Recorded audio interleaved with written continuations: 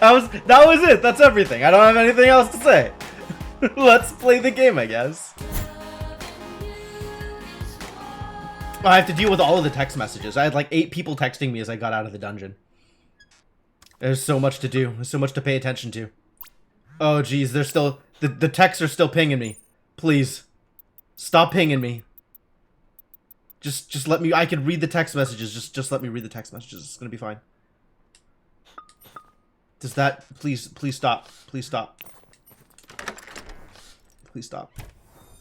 Can I make the phone shut up? Can I mute the phone? Want to chill in the park with me? I mean, probably. Alright. They've stopped pinging me. Now I can read a text message. So I'm gonna go read a text message. Oh, I've definitely met them, Devonok. We have had our fair share of interactions already. He is still texting me, and he is still a problem.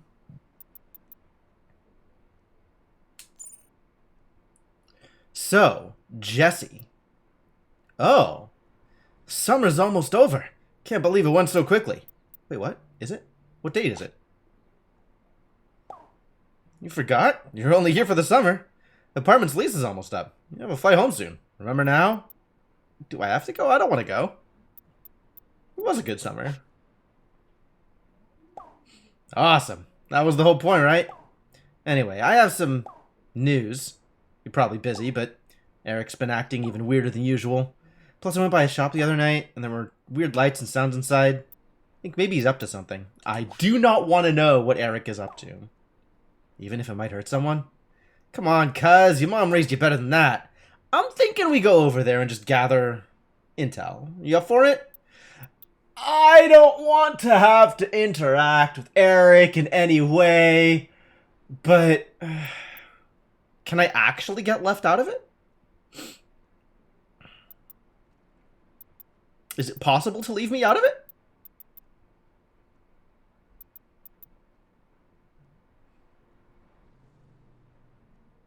Is this gonna work?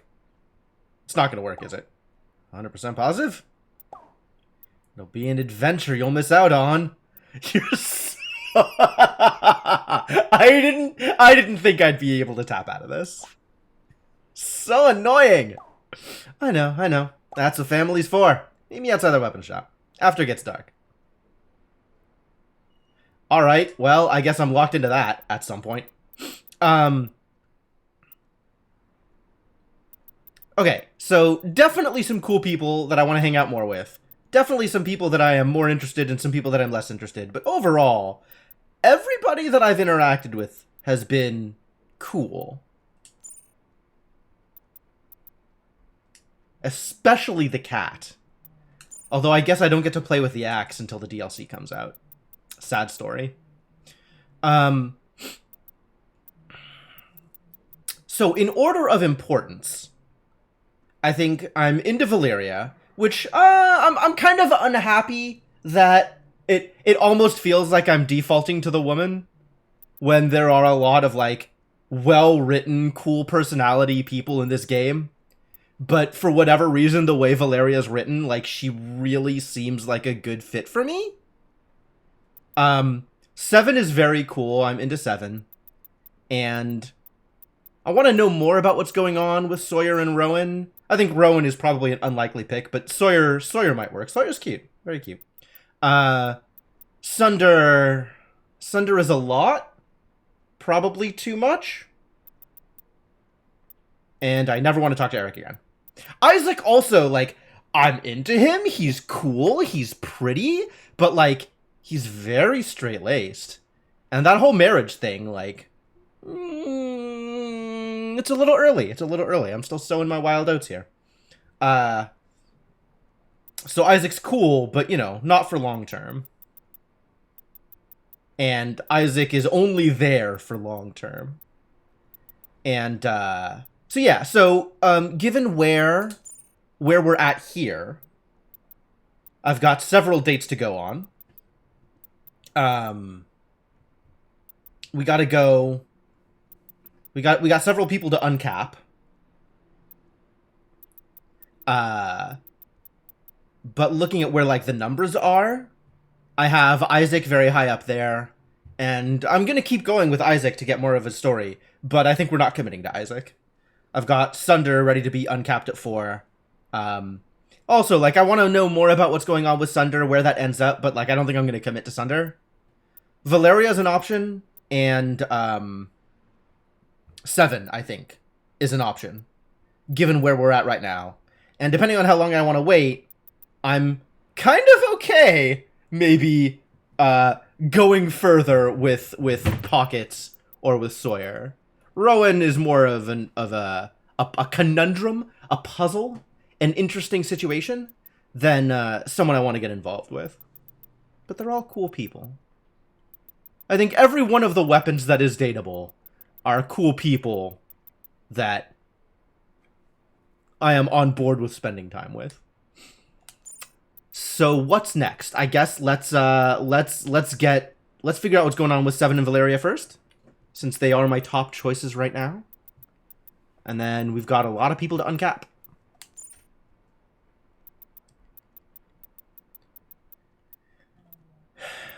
Want to join when I paint my new mural? You can be my muse. Is it illegal? Okay, I don't want to ask will Jake be there, because I really do not want to get involved with whatever is going on with Valeria and Jake. Like, that can be their business. It doesn't need to involve me. That's fine. That's fine. I'm not sure that I care if it's illegal, but it's better than asking about Jake. Well, it shouldn't be. What do you say? On board. I'm on board. Really? Ah, nice. Midnight. The museum. Wear dark clothes. Seriously, though. Black. Well, okay. And what's up with Seven? That guy's gotta chill. No kidding. Hey, been thinking about you all the time. Tell me if I get too clingy, right? You could never be! You could never be. Oh, that's, I actually don't think Seven could. Based on what I've seen of Seven's personality, he's not... I mean, maybe he acts differently when he gets really into someone, but, yeah. I'll tell you. I'll tell you. I don't want to take our friendship for granted. Talk to you later, Kay. Okay.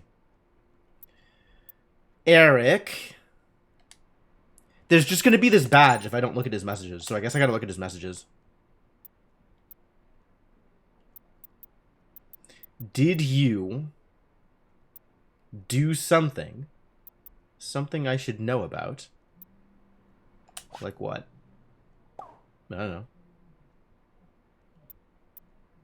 Alright, well, good talk. Oh, you do you?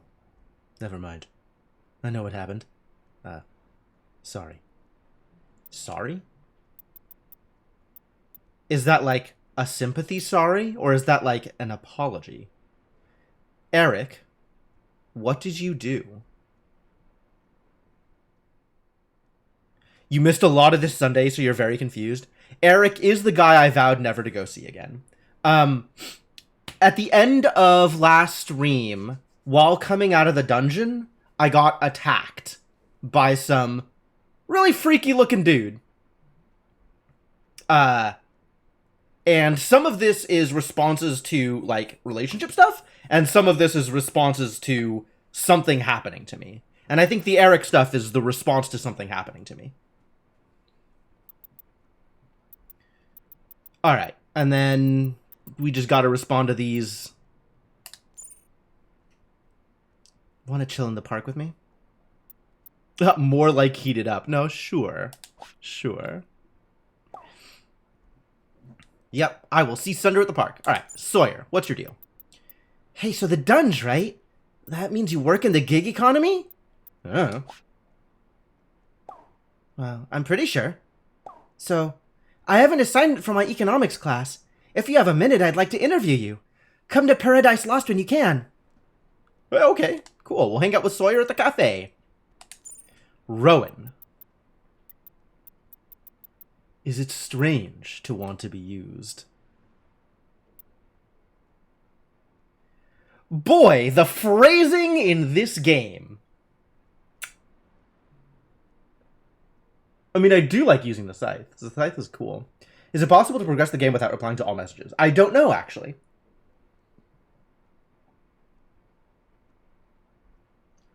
I definitely get antsy leaving the badge up on the messages, so I'm gonna reply to everything anyway. Yeah, I don't have an answer. Maybe? I guess I don't really know what progress looks like in this game, other than completing a path with someone. Like, it's not...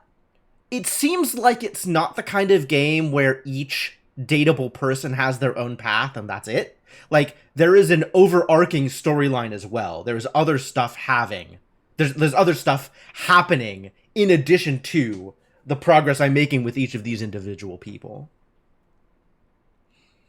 Considering the leave Eric on red option. My understanding from the complaints is that there is a minimum of Eric interaction that needs to happen in order for the game to progress. I don't know how much. I've definitely never taken him up on his offer to go meet at the shop. And it seems like stuff with Eric is progressing regardless. Like, now there's, this Jesse thing to go hang out, find out what Eric is up to. And that means that I guess I've skipped several times of Eric being like, hey, come by the shop, I want to tell you something.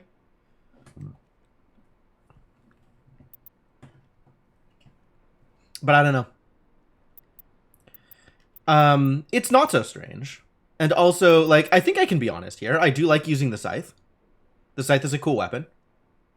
I don't know if Rowan will react weirdly to this. So I kind of want to try it just to poke him. Them.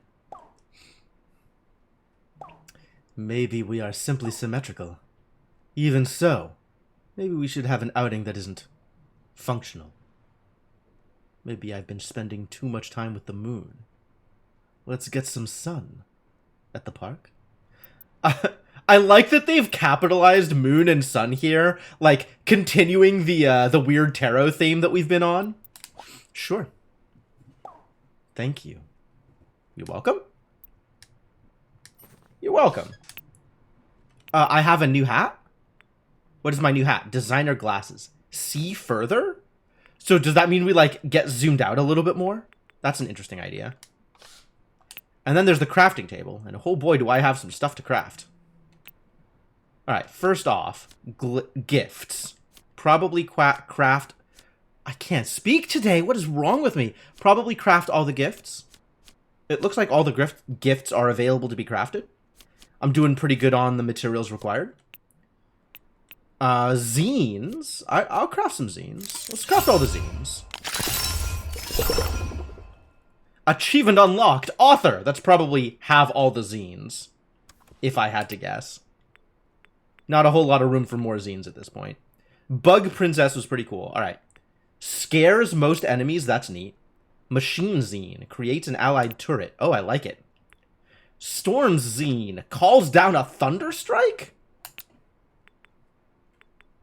Alright, so there's several still to play with. I want to know what a Thunderstrike looks like.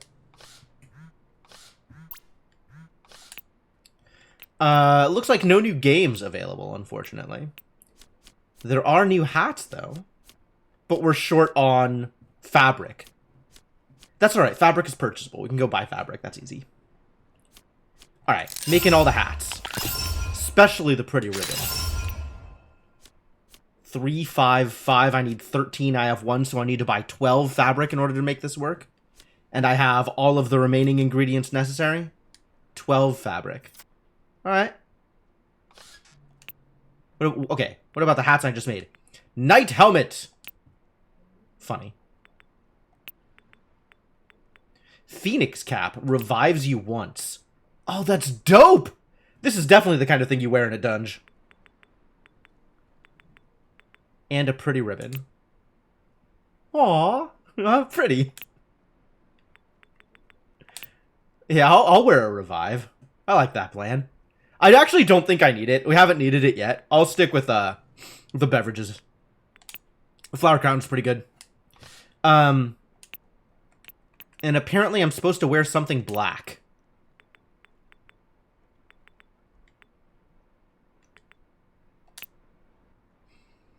I was gonna wear this to go meet up with Zunder, and then never did. Is that a mesh shirt underneath the leather jacket? That is a lot. Maybe I should craft an outfit that, Futurist Knight Armor True Royalty? Starry Night? What does this look like? It's a dress.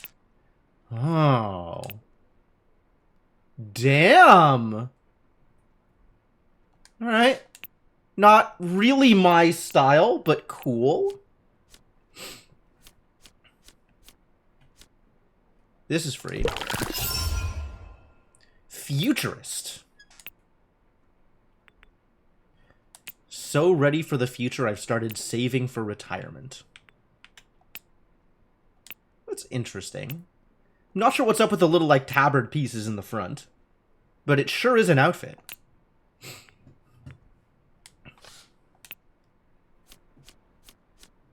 Knight armor? What in the hell is true royalty? This is no Game of Thrones. This is real life. Okay. Also, haha, Game of Thrones reference, I guess. That's an outfit.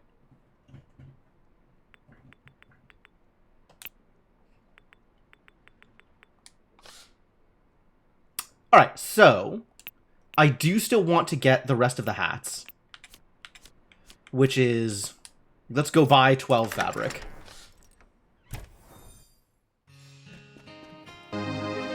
Yo! Inkling, thank you so much for the continued support.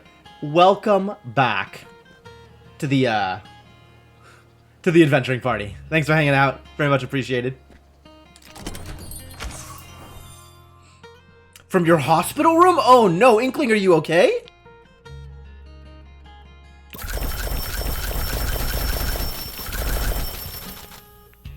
What happened, Inkling?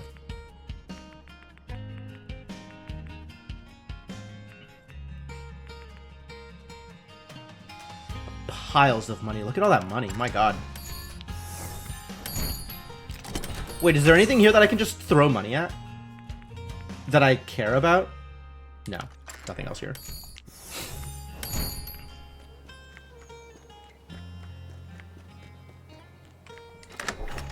Alright, we got more hats to craft.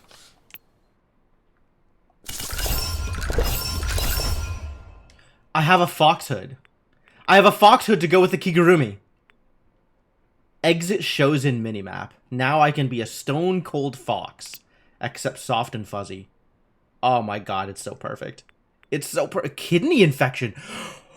Oh no! Airlifted across Costa Rica? That sounds like a lot. Wow. Sounds like you're better now? Better enough to hang out on stream. Wow. I'm assuming you're okay now. I am glad to hear you're okay. Wow, what a struggle.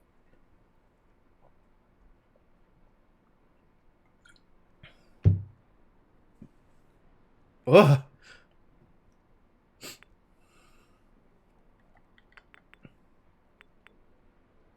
Top hat and monocle.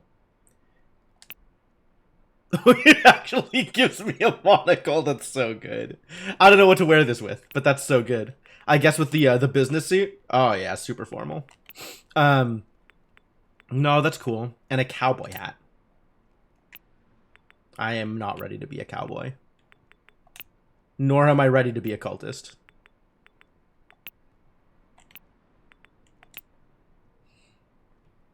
It's been shit, I believe it. Whew. Well, I'm glad to hear that you're better. Congratulations on toughing through this one. What if I need to yeehaw? That is a valid question. I have to admit I am currently unprepared for any situation that requires yeehawing. But, cowboy hat might help with that. It is possible cowboy hat improves that process. Well, knight armor, summer dress, cultist robes. I do kind of want to make the cultist robes. Wanderer recipe. Do you think a wanderer pairs well with a cowboy hat? And then we just have to make all the gifts. Any gifts that are capable of being made, we need to make. So that means we need 3 more fabric. We're shopping again. Back to shopping.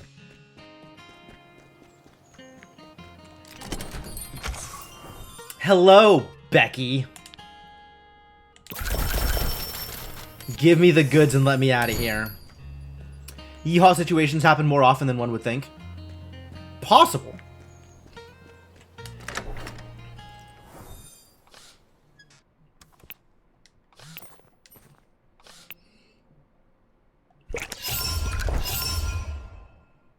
Alright, all of the gifts are now crafted. In case I have gifts to give anybody, we can do it.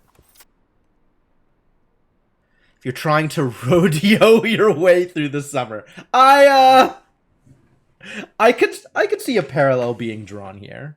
Although, on the whole, I'm not trying to ride every bucking bronco. Just, you know, the particularly appealing ones. Speaking of, we have a midnight date with Valeria at the museum. I was told to wear black, so I guess I'm gonna wear black. Gonna wear some cool shades, best worn at night, and this sweet leather jacket combo. Oh yeah, what a badass. Alright, Valeria. I wore black, special for you. Hot boy summer indeed. Oh, yeah.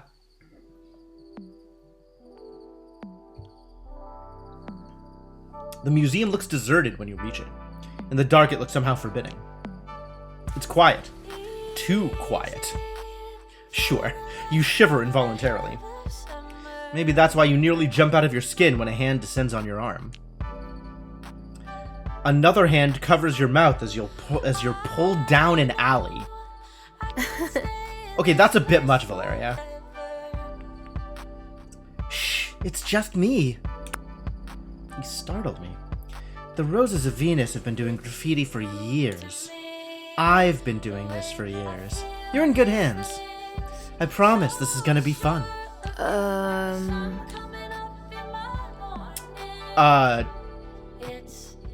Okay, I'm willing to believe that this is gonna be fun, but what is going on here? Stage manage this infection to take an epic joy flight across Costa Rica. I mean...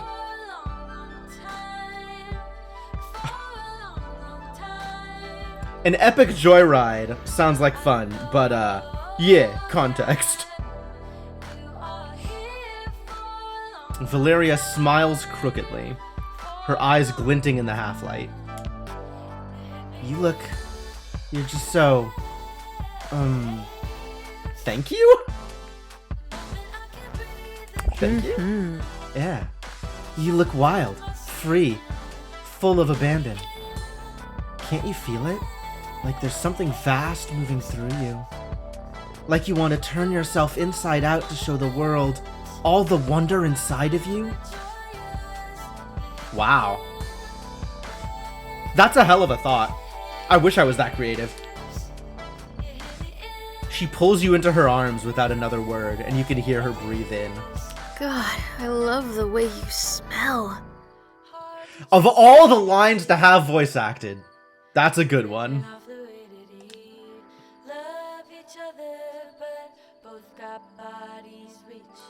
One of the routine tests the hospital ordered came up with a positive COVID test? Oh no! Her lips touch your collarbones at the hollow of your throat. Mm-hmm. And the way you taste. This game's getting good! By the time she reaches your lips, you've forgotten your own name, why you're here. Yeah, that sounds about right. That checks out. Valeria's foot jostles the black duffel bag at her feet, and it jangles. She springs back with a hiss and glances around. Don't think anyone heard that. Lucky. I mean, if you're worried about people hearing us, maybe don't start gnawing at my collarbone? Because somebody's gonna hear that. I'm not capable of being that quiet. I think you're watching porn.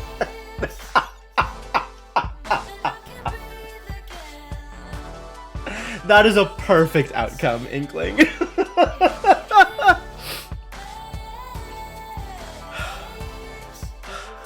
What a great night.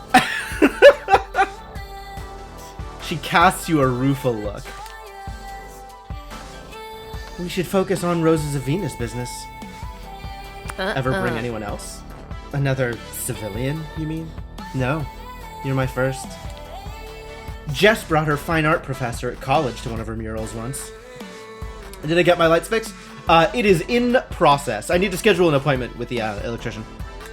Appointment. Whatever. She tried to convince her to accept it as a final project. Did it work? Not at first, but Jess convinced her. She's good at convincing people to do things for her. Interesting. That's interesting that you would phrase it that way.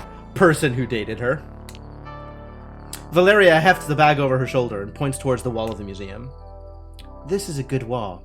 See how nice and smooth it is? I've already primed it with satin paint. Takes up color better that way. She zips open the bag, revealing an array of spray paint cans, paintbrushes, and paint. Pick a color for me. I need inspiration. I like purple. Huh? Purple's royalty. But it's more than that. It's mystery. Maybe even a little bit magical. Valeria hefts the paint that you chose, juggling it from one hand to another. Heck yeah! Can attack in the middle of a roll! Ooh, that's cool. Nice. Her face is thoughtful, almost preoccupied. She turns to look at you, and her eyes... For a moment you feel almost alone, as though Valeria isn't with you. As if the world around you is tissue thin. Beneath it, something blazes with color. And just as quickly, the moment is gone. It turns out we're actually playing Cultist Simulator? Huh? Did you feel that? Her voice sounds shaky. You're not sure what your voice will sound like when you say, yeah, I know, I totally felt that. I wish I could say that's never happened to me before. But right now, we have a job to do. What was that? It sounds like it's something you're familiar with. What just happened? Wait, Valeria! Valeria, I need to know more! After a moment's hesitation, Valeria hands you the paint can. You're my muse, aren't you? Paint something. Shape? Just let the walls speak to you. That's what I do. You take a deep breath and lift the paint can in your hand. When the sound of sirens tear through the night air all around you. Ah, shit. She grabs her bag in your free hand and begins to run. A voice hisses softly from a nearby shadow. Psst! Valentine! Over here. This way. Is that Jake? It's probably Jake. Jake? What are you doing here? Saving your asses. The hell do you think I'm doing here? Did you call the cops? Hey, listen up, buddy. I may not like you, but I'm not gonna call the cops on you. This is a Roses of Venus job, and I'm still a Rose. I'm here to help. Come on, Valentine. I'm on your side. Pick your side against my own sister. And Jim, whatever's between you and me, I'd never betray Val. Huh. I believe him. A siren sounds far too close for comfort. If you want us all to get arrested, we need to go. Fine. I don't trust him, but I trust him for this much. This I'm on board with. You all start running, following Jake, 3 silhouettes flying down the alleys. Soon you leave the sirens behind, the only sound your own breathing and the crunch of gravel. You can't stop your hands from shaking for some time, even after you arrive home. Phew. Busy.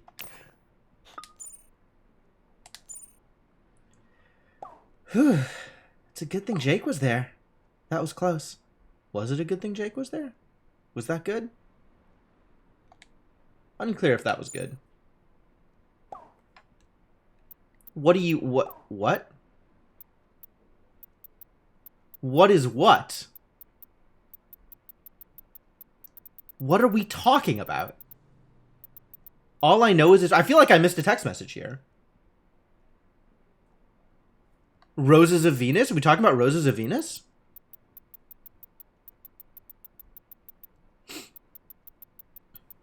I definitely missed a message here. A band. On the assumption that we're talking about Roses of Venus, I'm willing to say a friend of mine. Oh, Blade Generation. We're talking about Blade Generation. I should have said a band then.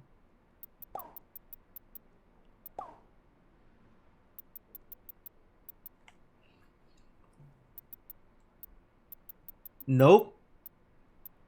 Alright, well. Yeah, I missed that. Alright, cool.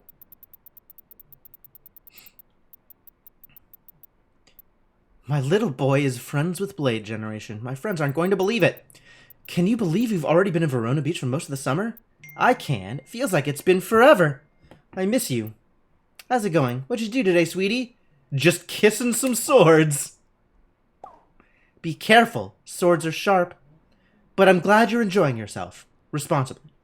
You're only young once. Mom telling me to go sow my wild oats.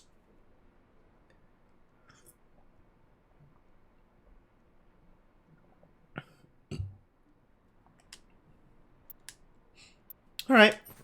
Well, now I don't need to wear black anymore, so we can go back to my preferred outfit.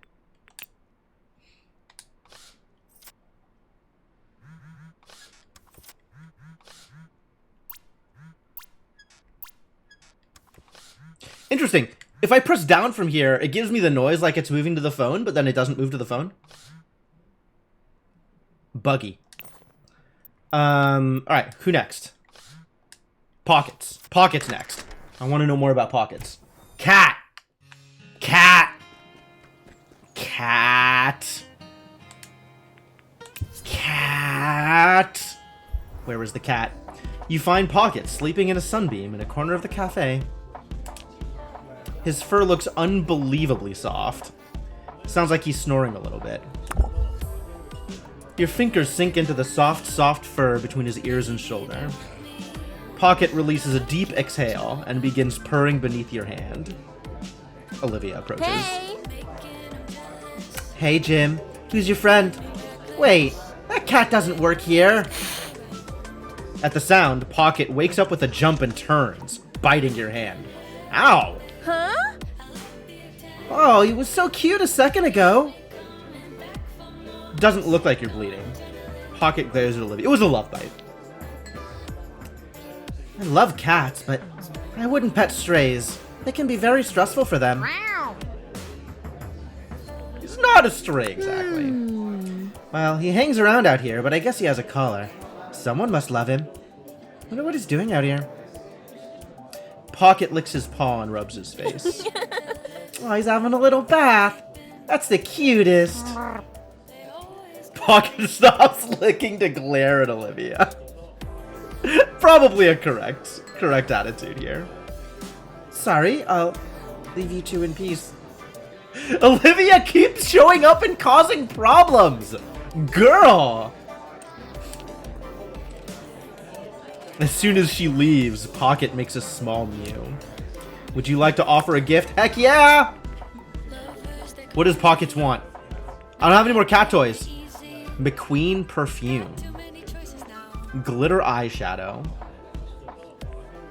I don't think any of these really work as gifts for a cat.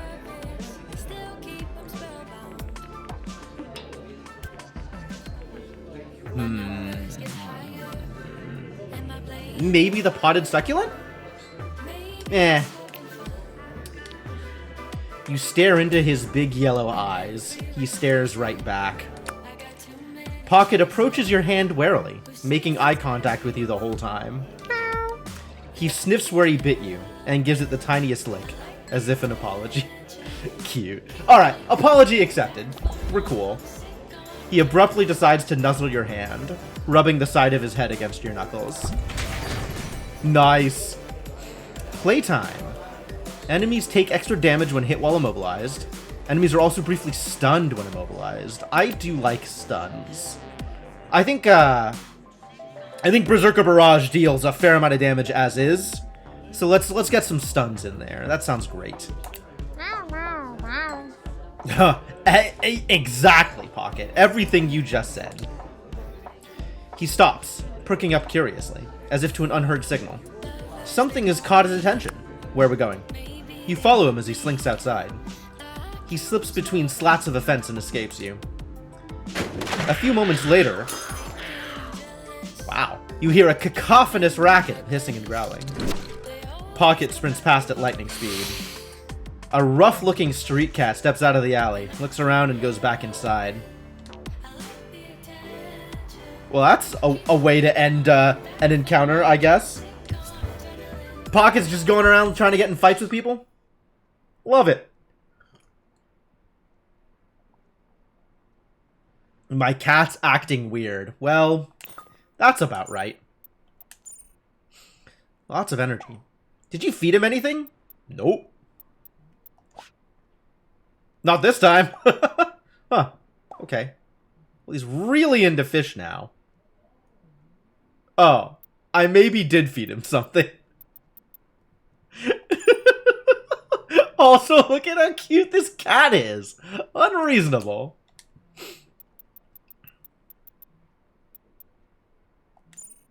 Man. 100% the best inclusion in a dating game. This cat is adorable. Alright, let's go, who's next on my list? Sawyer? I think Sawyer is next on my list for people I want to spend time with.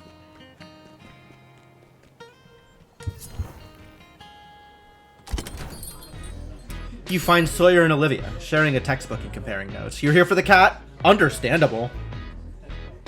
Hi! Oh, good, you made it! Olivia, meet Jim. Oh. Sawyer, my dude. Sawyer. Friend, pal, buddy. We have most certainly met. Jim is my boyfriend, I think. What? We haven't even kissed. You... This envy's gonna get me in trouble. Hey! Oh, we already know each other a little bit. We hung out here, in fact. Funny. Well, Jim fits the bill of a gig economy worker who has college education. He fits the assignment. So let's start the interview. Well? Aw, Kitty. We should interview you instead. You're a gig economy worker too. Does the cat have a degree? I need to know more. Not sure a cat cafe counts as a gig. He gets room and board, you know. Oh, so it's not a gig, it's slave labor. Cat's not into it. The cat wanders away. Well. Huh? Sawyer! How could you be so rude to that poor exploited kitty? Hey, if you want to start a cat union, I'm on board. But we have homework to do. Okay. So, Jim. How much do you think a college education helps someone work better in the dungeon? Maybe a little. But not a whole lot. Olivia furrows her brow a little. Okay. We know it's a dangerous job, but do you get any benefits from working in the dungeon? I mean, meeting people has been pretty good. That would be true of any job. That's not really the kind of benefit we mean. Traditionally, workers get health or life insurance, unemployment pay, minimum wage, or even a company car if the job requires it. This isn't that kind of job. This is less gig economy and more scrounging. Uh-huh.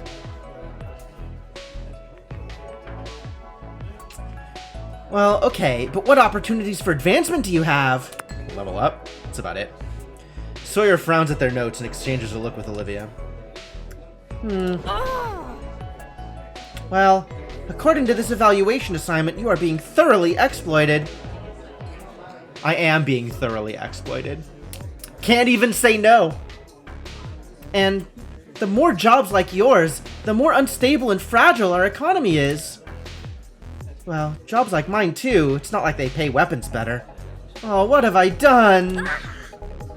Now on top of exams and homework, I have to worry about contributing to exploitation. You're doing fine. Jim's right, you know. Sawyer, chill. It's not your fault. You're doing your best, and you're still a student. Once you graduated, you can do whatever, you know? Why is the cat's back? The cat is back. Sawyer sighs, and the cat returns, jumping up next to them and staring curiously. Well, I'm gonna go. I have other homework before my shift. See ya. Olivia waves and gives the cat a neck scratch on her way out.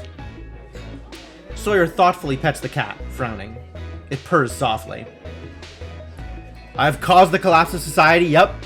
Me and my gosh darned exploitation. Causing problems. Yup. Yeah, I'm fine. Nothing new anyway. It's been like this for a while.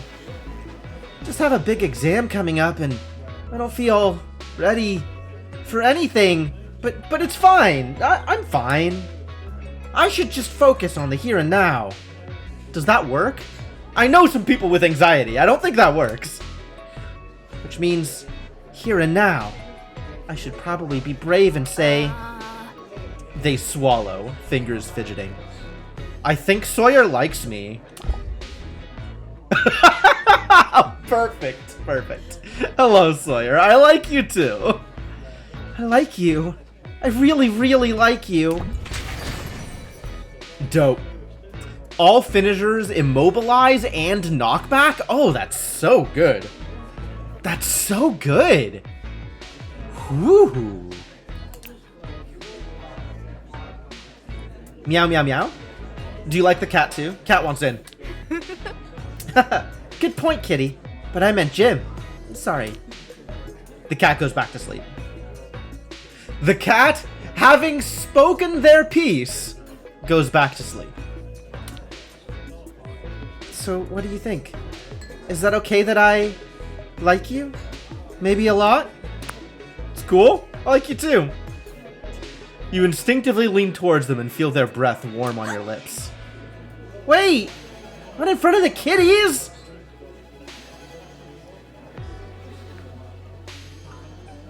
Oh, okay. Okay, Sawyer, okay.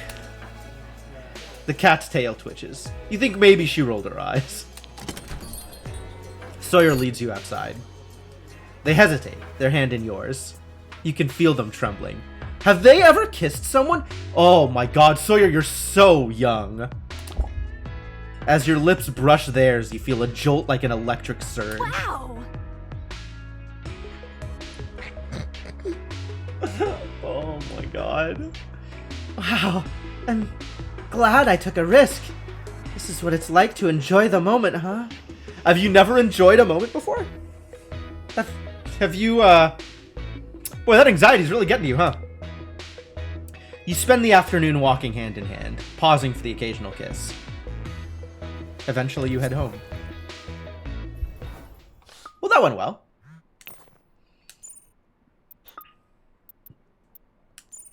Got an A on the interview assignment! And I can't stop thinking about you. Nice work. Good job. I'm pumped! Let's dunge! Yep, that is, in fact, the next step. Alright, who's still capped? We gotta go see Sunder, and we gotta go see Rowan. We're meeting up with Sunder at the park. And also Rowan at the park. Ah, how convenient! Nothing going on out here.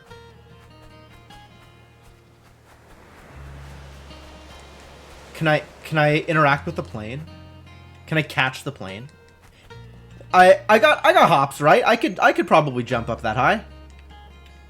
I'm pretty big. Where's the plane going? Other than away. Probably just away. Goodbye, plane. That's kind of a joke because it might be a biplane. I don't think it's a biplane. I think that's not a good joke. Pretend I never said anything. All right, let's go see what's up with Sunder.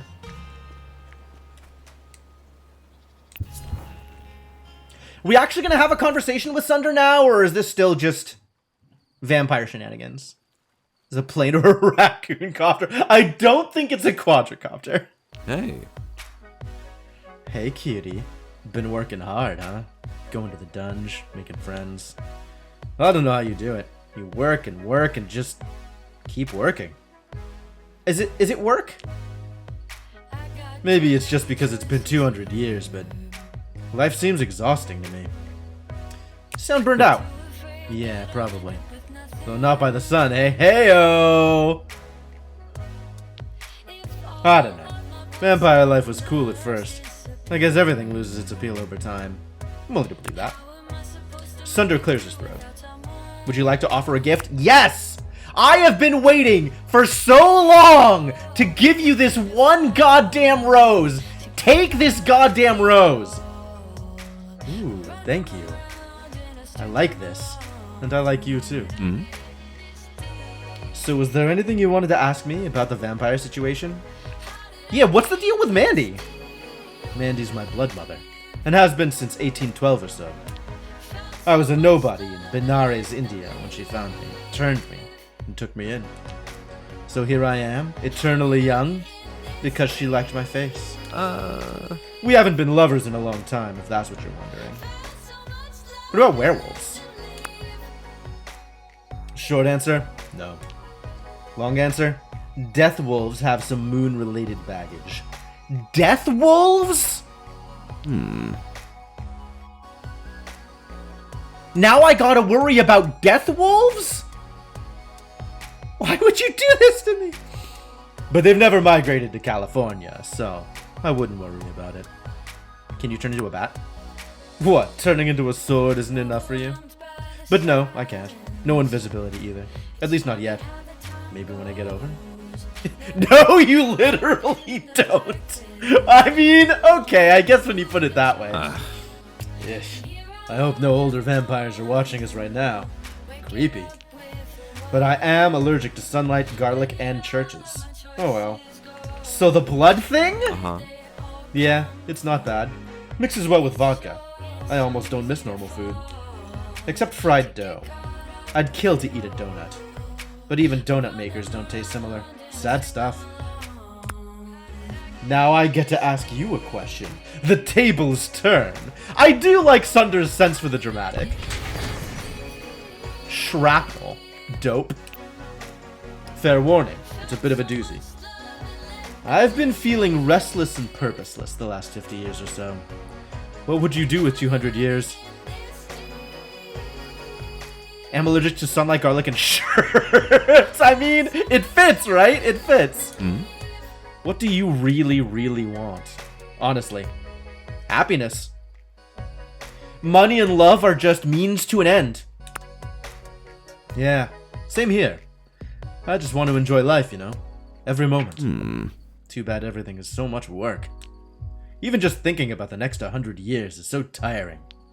Everything reminds me of death. Like it's all rotting and doomed.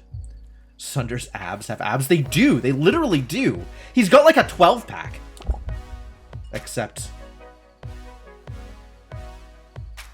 Oh. Suddenly it's Vampire Sunder. It was not Vampire Sunder previously. Wow, that's kind of creepy.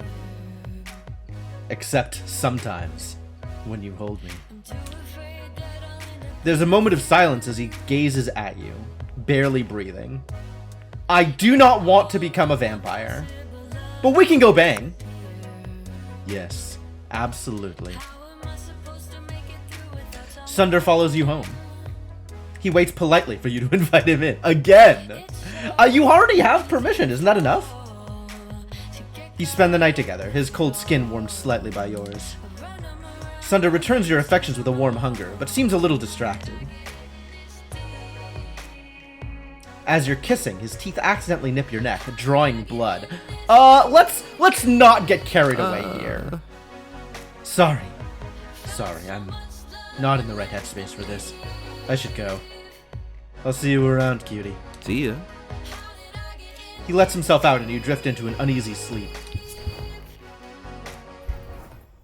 Boy, it sure did give me a lot of options to get myself turned. Not much to do in the daytime here. Mostly just talk to the spiders. Daydream about you. How's your day going?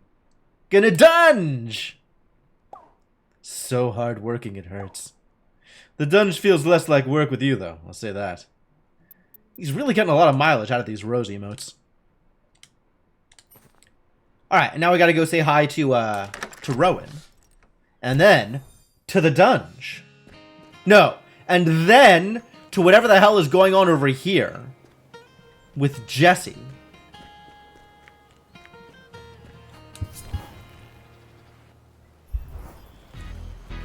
You find Rowan staring off into the distance as a cat creeps up on them. Is that Pocket?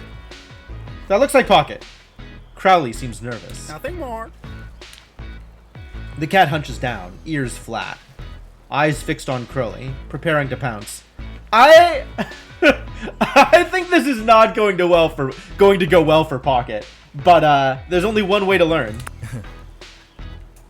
I wouldn't do that if I were you, little feline. Crowley makes a low caw, a bit like laughter. The last cat that tried to eat Crowley lost an eye, I believe. Pocket pauses, tail lashing.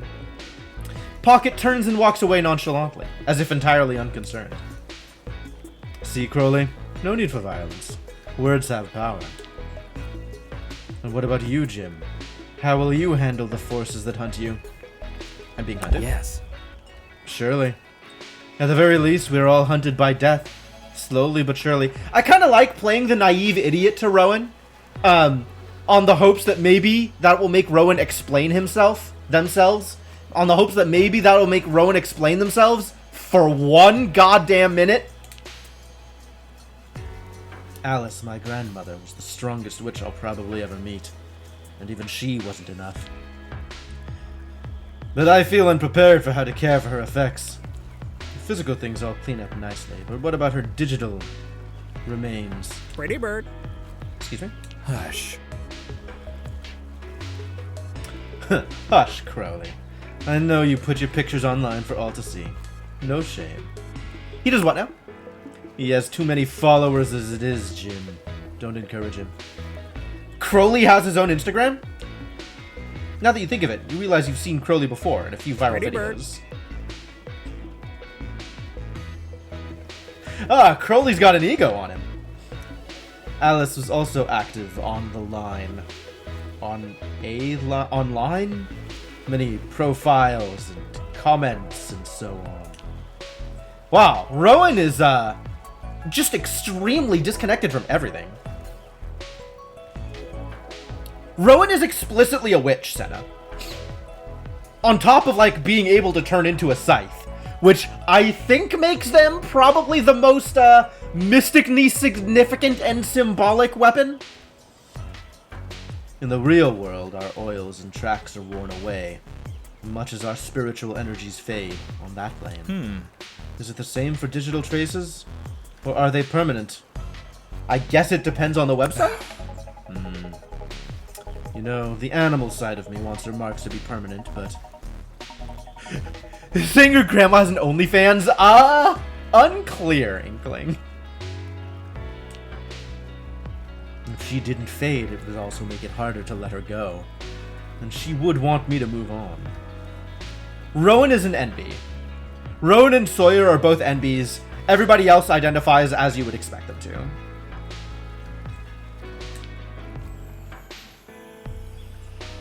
She was a big believer in growth. Her weapon shape was even a garden trowel. She was a trowel? I guess that fits in with the world. I did, but that was me slipping. I have more of a problem with Rowan than I do with Sawyer. I'm working on it, but I am not perfect. Who is it? Was it Valeria that said they dated a pool cue for a while? The qualifications for turning into a weapon is pretty broad. Sorry. You're probably tired of me talking about her. I just don't have anyone else to talk to. You know what I mean. Someone who isn't also grieving. Someone more normal. Are you calling me normal? How dare you? but maybe my sense as normal is a bit skewed. How often do you think about death, Jim? When I have to? Okay. I cannot believe that's healthy, especially for one who kills with such frequency. Monsters aren't real! Monsters are kind of real. If one deals death as a profession, such as a wielder, it's irresponsible not to consider the consequences. Somewhere out there, someone turns into a garrote. I mean, that's the premise of one of the TV shows? Like, in universe, we have already sat and watched TV with someone. I don't even remember who anymore. But we sat and watched TV with someone, and they were following this, like, detective show. And the premise of the episode we watched was there was someone in town who turned into a garrote, and the detective got on their case because the detective could also turn into a garrote. And it was like a Highlander situation. There can be only one. So yeah, actually.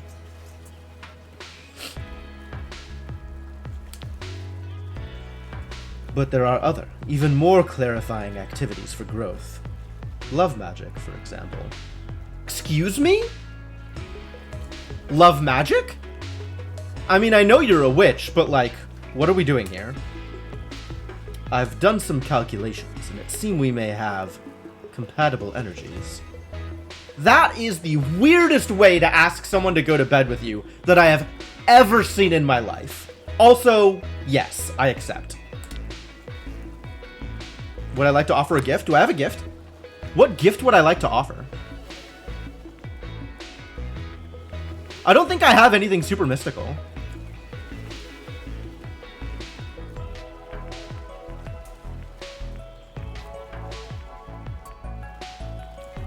None of this really fits, does it?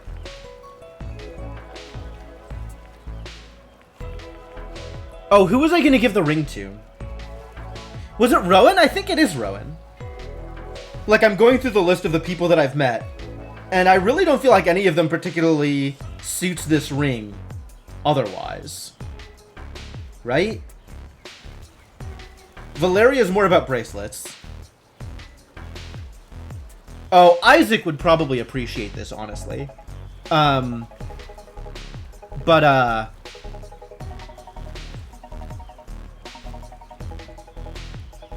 actually gonna not give this to Isaac because there's a little bit of symbolism around giving somebody like Isaac a ring.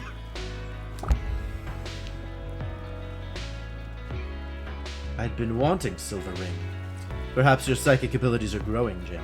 This feels like a standard, thank you for this gift, it is not anything special line.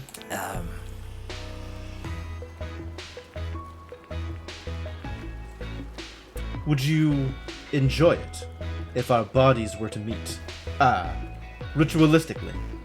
But also physically. Oh my god! You are so awkward! I mean, yes! Where is yes on this list? Where is yes? Where is yes? None of these are yes. Maybe? Sorry, I can see I've startled you. Let me ask this a different way. Would you be interested in a kiss? We may or may not explore sex later, as you wish. Yeah, absolutely, I'm in.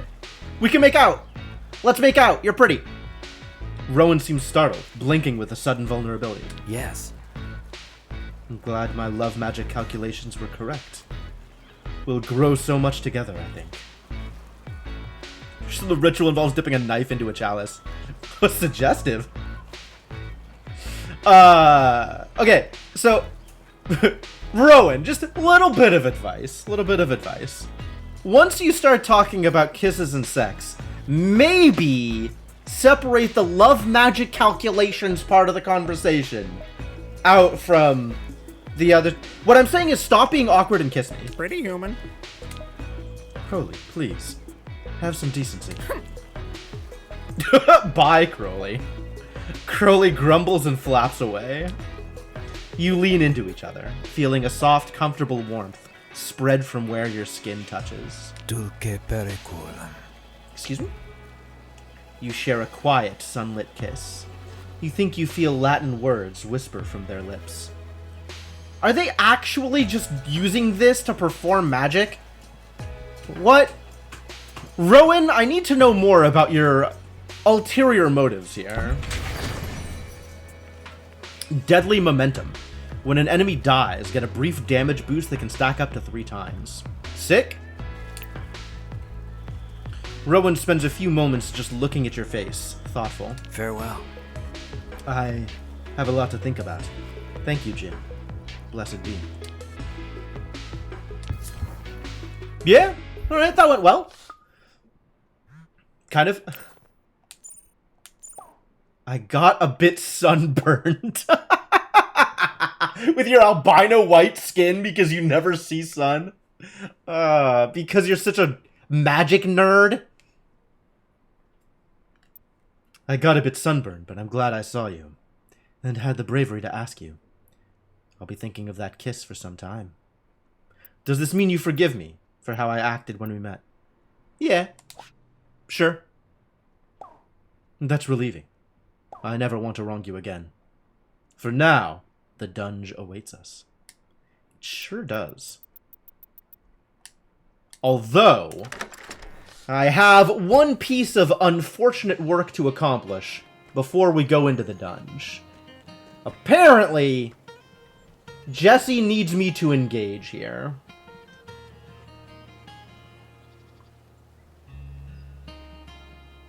Alright, Jesse. What are we doing? Why do I have a love rank with Jesse? That seems weird. You really couldn't phrase this differently? The weapon shop is locked, but there's lights on inside. You look around. You don't Over see anyone. here. You spot Jesse hiding behind a car. You duck into a shadow and join him. Shh. This is He's ridiculous. coming Oh. You hear the shop door open and take a peek. You see Eric and his friend conferring. Oh? Okay, so this is the whatever it is, this being, this creature. This is what attacked me. Coming back from the dungeon at the end of last stream. Repeat your orders once more. I don't want any mistakes this time. Kill. No. No killing. Come on. Focus. I'm glad I double checked. Look at Eric. Look at Eric. Just look at this asshole, right? And his attitude here is, oh my god, I can't believe these contractors. Such substandard work. Watch. Yes. Watch Jim. Yes, absolutely. A cookie for you. What kind of cookies do you like, macaroon? Then attack Jim. No. What about Oreos? Oh, this isn't going to work at all, is it? Eric is such a veteran. Eric hits strong, like 4chan incel vibes for me. I love. Is it Oreos? Are they gonna say Oreos? Do you love Oreos? Yes, I know you love me. I created you. It's only natural. I love to kill. Oh. Well, snickerdoodles. Perfect. Well, that's unacceptable. I made you to obey me. I don't want you to hurt anyone. Lies. Ooh, the monster knows better about Eric. I mean, everyone has thoughts, but I don't actually want to hurt anyone. Lies. Ugh. Fine. Come back inside so I can fix you. You're in no state for a mission. The stranger hisses and turns to look straight at you. No. Target acquired. Mazamune! Inside! Now! Mazamune smiles widely at you, staring openly. Eric follows its gaze and his eyes widen. Well, Eric has been talking about forging a weapon. For the record, I am aware that given it's a Japanese name, it would be pronounced Masamune. But, it's Eric. How do you think Eric is going to pronounce that word? Jim? And Jesse? What are you doing here? Hey, Eric. We just, we happen to be in the neighborhood. You made this thing? His name is Masamune, but yes, he's been a work in progress. Aren't we all? And Jesse just tried to put a veneer of normality on top of this mess. Nice try, Jesse. Nice try. Ugh. He has some flaws in his design and some serious problems. Don't we all? Stop saying that! Now, as it happens, I could use your help. I put in a lot of effort gathering the materials and smithing it. But now I think it's time to deactivate Masamune. How? Well, I didn't think to put in a self-destruct button, if that's what you're asking. That was your first mistake. I always put one of those in my Frankenstein monsters. Genius takes time. I have a smithing technique that'll make me rich here. So I guess this is like, we have people that can turn into weapons. So if somebody makes a weapon the right way, a weapon can turn into people? I knew there'd be kinks to work out on the design, but I thought they'd be the sexy kind of kinks. That sounds about right, Eric. Actually, Eric into smithing just because he gets to make his own real doll. I had hoped it wouldn't come to this. Sorry, old boy. Eric pats the monster's shoulder awkwardly. The katana creature continues staring at you hungrily, shrugging away Eric's hand. So now you want us to kill it? Him? The thing's attention snapped to Eric. No. Ah. Ixnay on the Ilke. Masamune slashes at Eric, slicing open his arm and chest, exposing flesh beneath. Whoa. Ah! Eric shrieks and faints as Masamune melts into a nearby shadow. Jesse dials 911. Yes, there's an emergency. We need an ambulance. 542 Tibble Lane. Eric will be fine. Eric will be fine. Don't worry about it. Chase the monster. You take a single step after Masamune and stop, frozen. You remember you don't have a weapon. A frustrated curse comes to your lips, but you swallow it with a familiar feeling of helplessness. I'm dying. I can feel it. My life force slipping away. I give my weapon shop to you, Jim. Take good care of it. Remember me. Nah. Dude, you're gonna be fine. Stop the dramatics. No. You don't know that. Maybe I'll be dead any second. Then how will you feel? An ambulance pulls up. Dude, it's a scratch. Remember me. A paramedic ushers him into the ambulance and drives away. Well, that could have gone better. At least we found something out. The katana creature's on the loose, though. You better be careful until it's found. Why did Eric want it to watch you anyway? He's a stalker? I guess he is, isn't he? Jeez. Disturbing.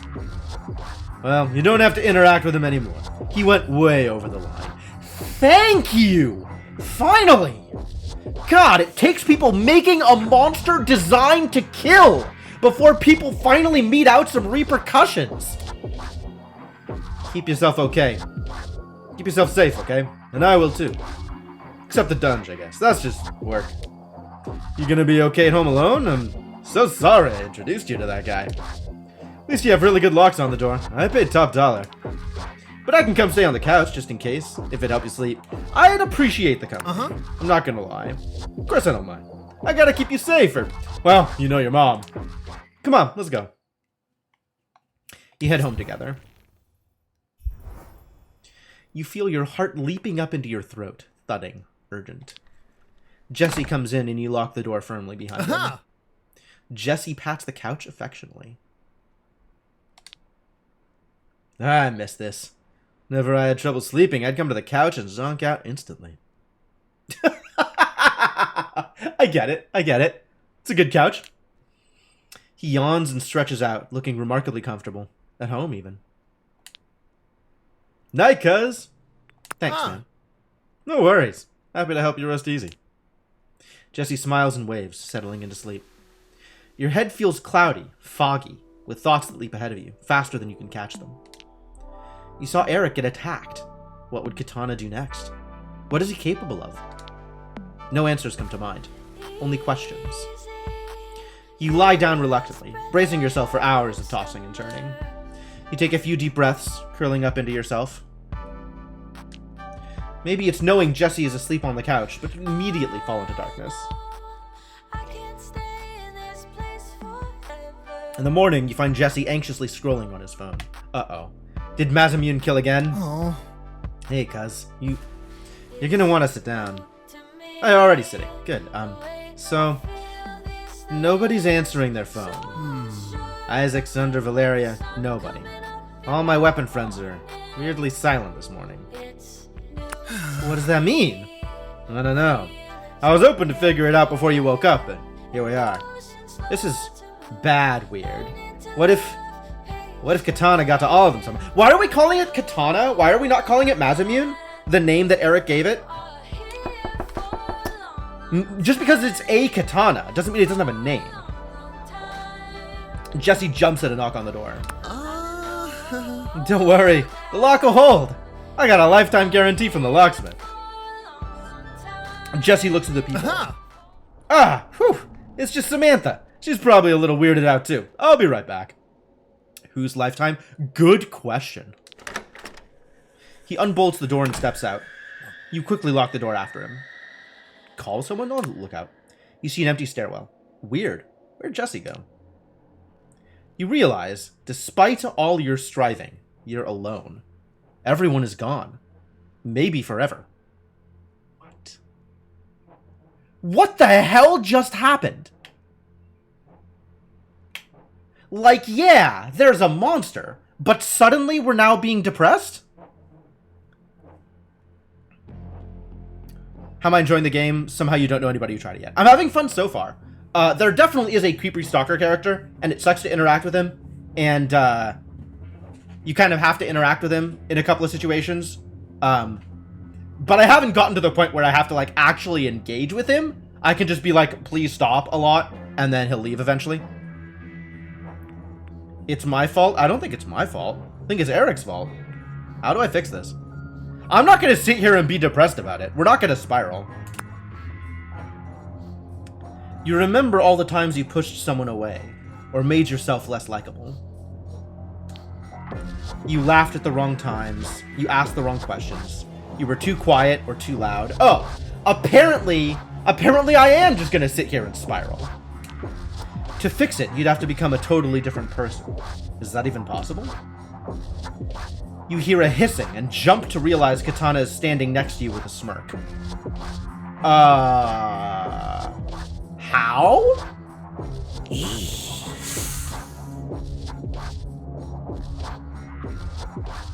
I can fix this? This one thing I can fix. You grow in power and strength as you decide this is a fight worth having. A fight worth winning. Do I? Okay. An extremely weird time to have this epiphany. Yes. Yes, I agree. Alright, well, suddenly I've decided to fight. And because I have something worth fighting for, the power of anime and God is on my side. Katana shrinks back from your newfound resolve. You rush to meet Katana and demand answers for your missing weapon friends. He melts into darkness. You chase him for what feels like a long time until you're panting with exertion. Oh, this is a dream. You wake up with a trace of sweat beating on your back. Was that just a dream? Jesse shares a simple breakfast with you. You tell him about the dream. Whoa! Whoa! Well, I'm glad you're feeling better. No, I don't think Mazamune is a god. JRPG powers do not apply. Well, you don't need the power of God to fight a god. To fight a god, you just need the power of friendship. But for anything else, you need the powers of anime and God. And there were no incidents last night, so I guess it's back to life as normal. Plus locked doors. Locked doors indeed. I'll try prying some more info out of Eric. Maybe he has some idea to get rid of the thing. You should take care of it. True, but you and I both know he can't, so I guess we gotta try. Can't use the powers of friendship on losers like Mazamune. Alright, fair enough. I'll keep that in mind. I'll let you know what he says, if anything. Alright, please don't force me to interact with him. You can do everything. See ya. That sounds great. Stay sharp, cuz. Keep your friends sharp, anyway. He lets himself out. You take a deep breath and feel a clarity thrill through you, from scalp to fingertips. You take another deep breath. Whatever happens, you're ready.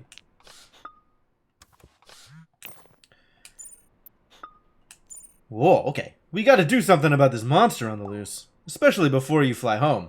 Gonna be the end of summer before you know it. No! I don't want to go. I know. We gotta make the most of the time we have. Like hunting monsters. I'll try to grill Eric. He's in the hospital, but that means he can't run away. But taking blacksmithing classes. Maybe I could use that? I'll let you know if I find out anything. Well, okay.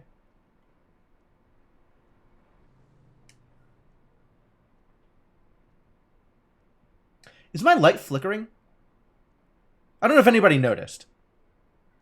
Definitely felt like it was flickering. Oh, I'm outputting 30 FPS. You wouldn't have noticed anyway. Well, I believe that makes everybody uncapped. So all that's left is to go to the dunge. Continue to dunge. Because we're sure as hell not meeting up. Yeah, Naked Steel's empty. Okay, that's about right.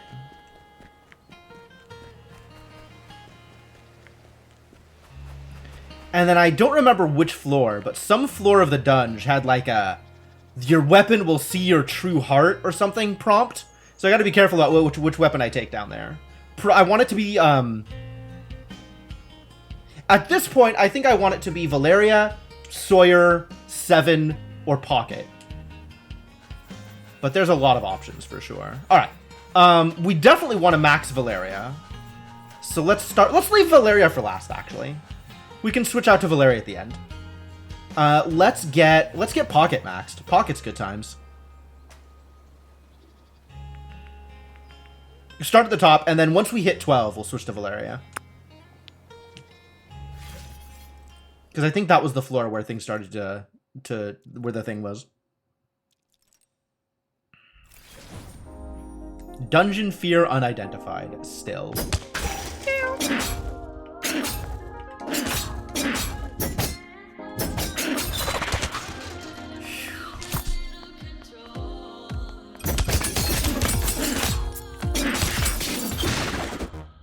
Your Pockets is such a badass. Oh, wow.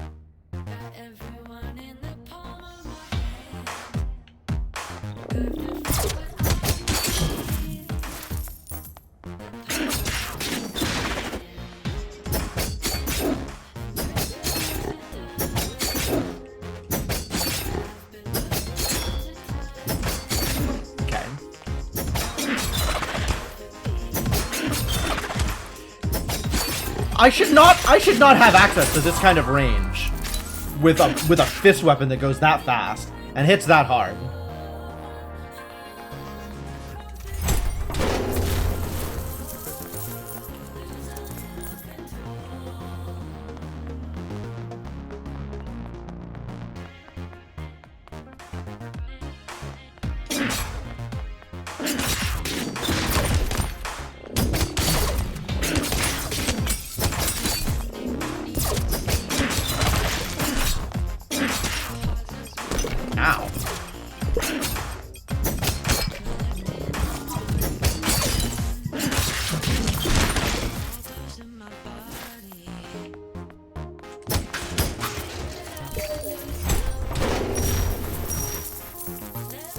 Good haul.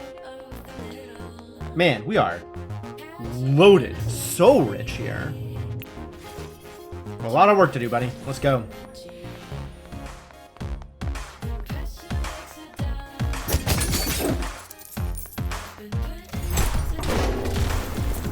Nice.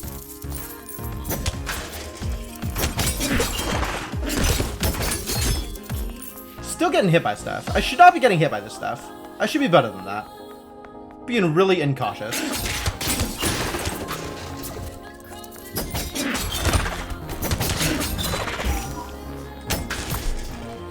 Ooh, that range!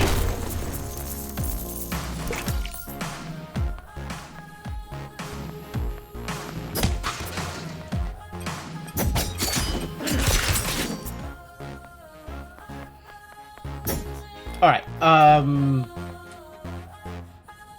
let's access. Since I have all the money in the world now. And we'll come back to this at the end of the floor. Transistor meets Hades. It is a combination action RPG dating game. So, I would call it more, there's not a lot of Transistor in here. The action RPG part feels kind of like Hades, although not quite as deep. But yeah, it's like Dream Daddy meets Hades.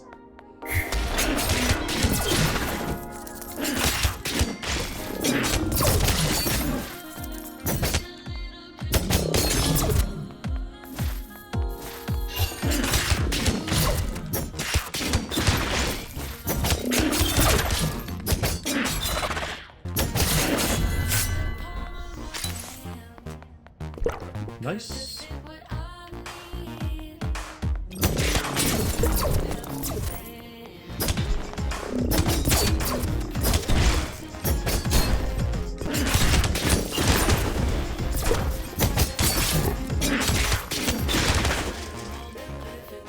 There we go. Good work, good work.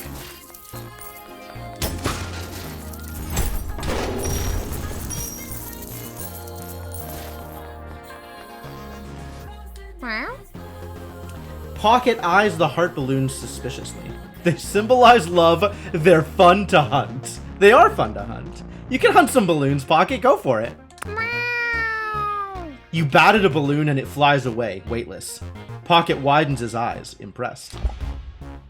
He rubs his head hesitantly against your shin. Aww. Do I have any gifts for the cats? I still don't have any gifts for the cat, do I? Not gonna give the cat vodka.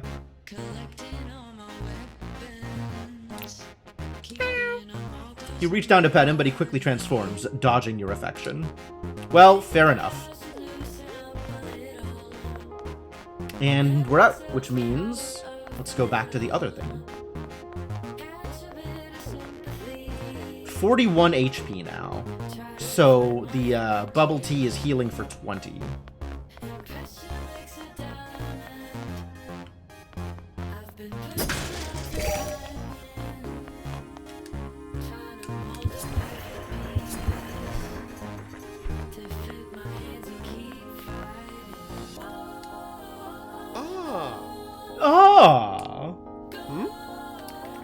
Do I need anything here? You don't have gifts for me. I guess I need to go to back to the other dungeon to buy the random crap that you had on offer?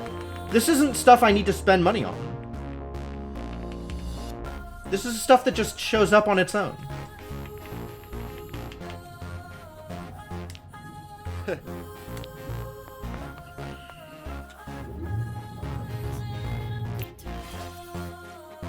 More work to do, Pocket. More work to do.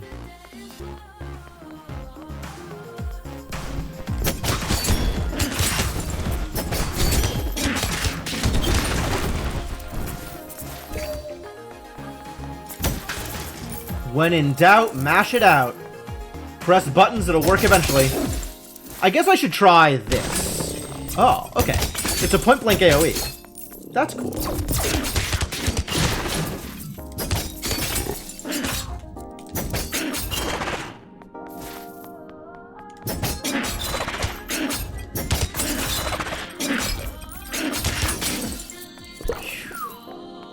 Yeah, it's got a lot of, I'm still not sure what the word is. It's not range, but like, it attacks around the sides of you in addition to just going straight forward. So it's got a lot like a small AoE around you.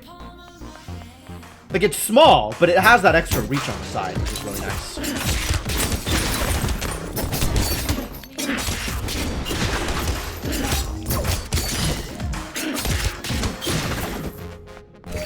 Good work, Pocket.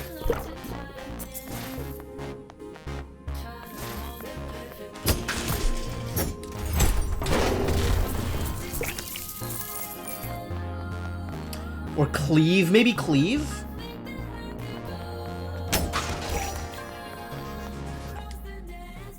Find an empty stage ready for performances. Pocket leaps up onto the stage and sniffs around. Would you like to offer a gift? Eh. Pocket curls up next to one of the stage lights, cozy against the warmth. Aww, cute. Pocket's fur against the light casts a spiky shadow behind him. You gently smooth his soft fur, much to his delight. After only 10 minutes, he springs up, awake and alert after his power nap. Pocket meows a defiant battle cry into the dungeon. Nice. Nice.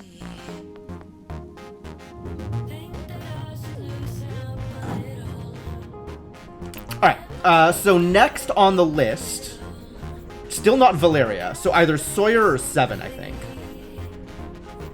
Let's go with Sawyer. We'll play with a Naginata. But... Hello? Oh, I got a message from Pocket. Cool. Okay, from Pocket's owner, presumably.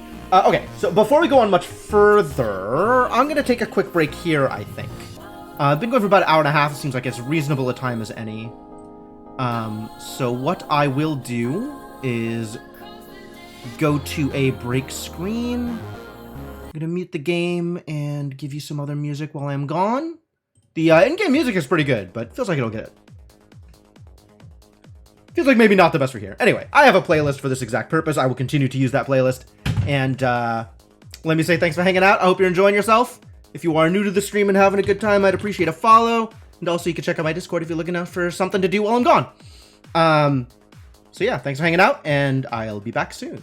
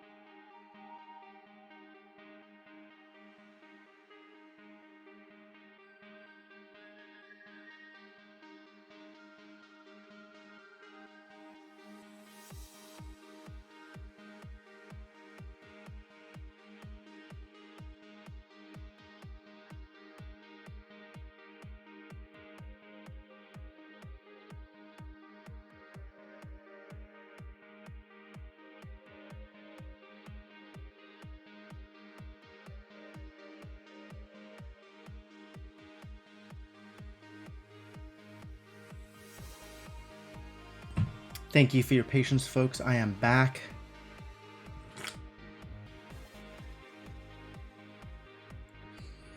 Ready to keep this going. Let's pause the music and bring the game back up.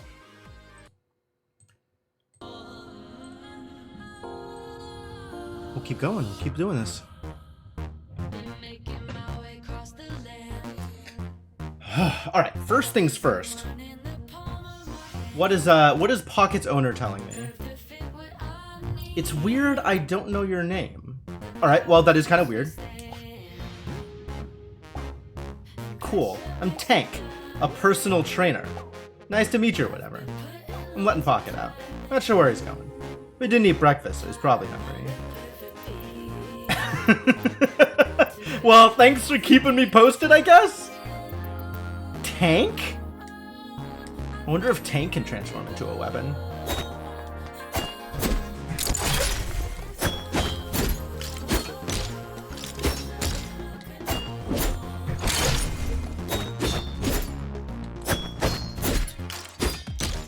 Seems relaxing for once. Oh yeah, we get to talk about the great outdoors. Sawyer stretches, enjoying the night air.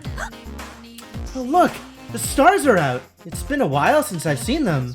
We're in the middle of a dungeon. I don't know that these are the real stars, but I used to go stargazing with my aunt. She'd tell me about the constellations. Oh, we've had this conversation.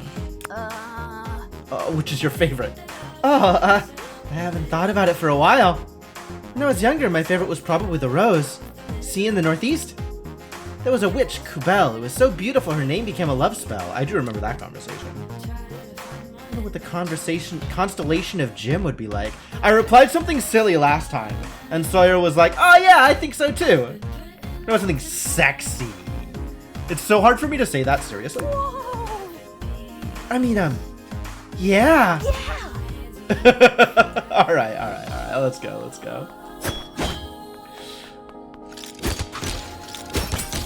Whew.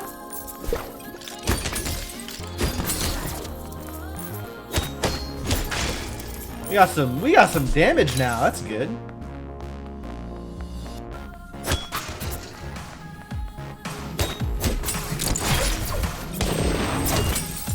Oh, and it stuns too. Ow. Whew.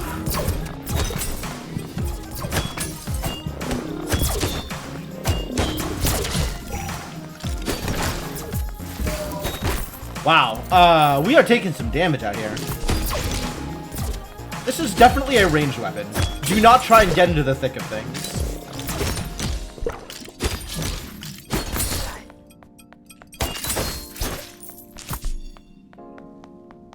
Okay, I'll keep that in mind. People put weird things in safes. Fair enough.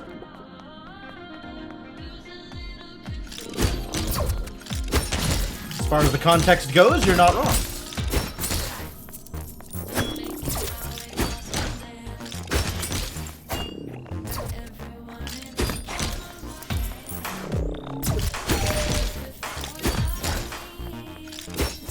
We're amazing. Or at least you're amazing. Aw, Sawyer. No, you're amazing too. You're amazing too. Don't worry about it. Should give Sawyer the racing game. If I get the opportunity. I think it was Sunder that we played the racing game with. I don't think I need to give Sunder any more gifts though. I think me and Sunder were cool.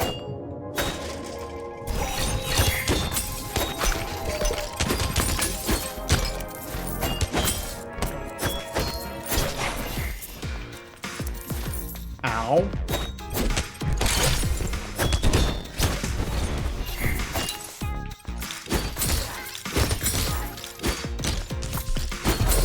Nice. And we have the updated soundtrack for floor 5 through 9.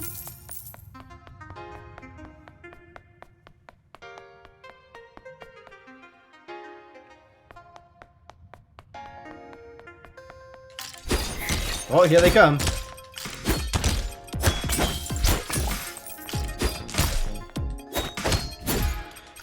I think Sleepy Time actually would pair really well with this scene. With this weapon. Like, having a get out of combat free card seems very useful.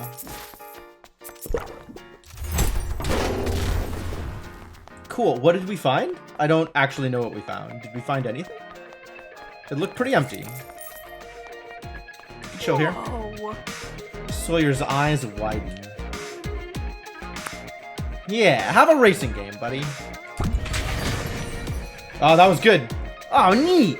I don't know if I can 100% it, but I'll try.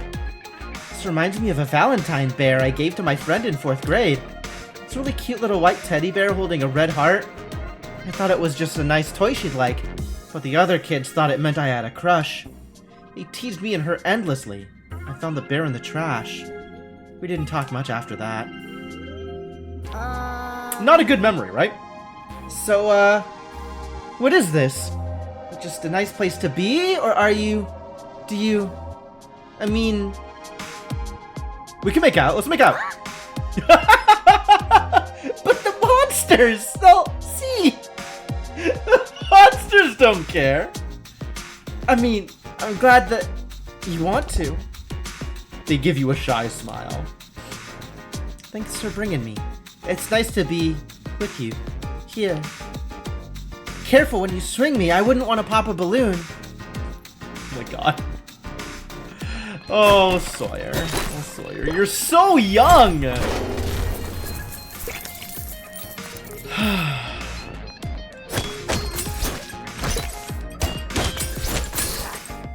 I don't know how I can deal with Sawyer being like an 18-year-old.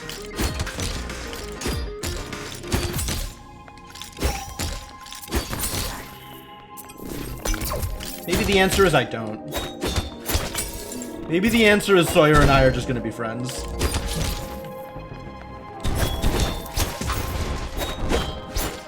The monsters will like it. Heaven forfend. Marsky Cologne. Oh, just like the McQueen perfume. We got McQueen perfume and Marsky Cologne. Okay. I don't know who I give those to. But those are things I can give to people. I didn't miss a bubble tea somewhere, did I? I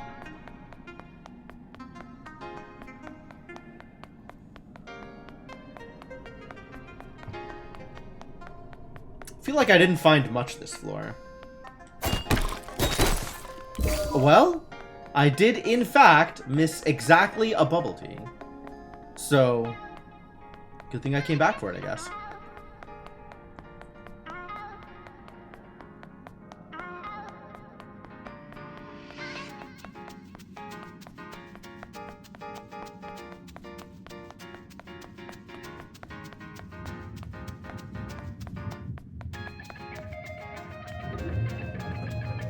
And we are maxed. Alright, let's go somewhere else. We're saving Valeria for last, so I guess 7 is next.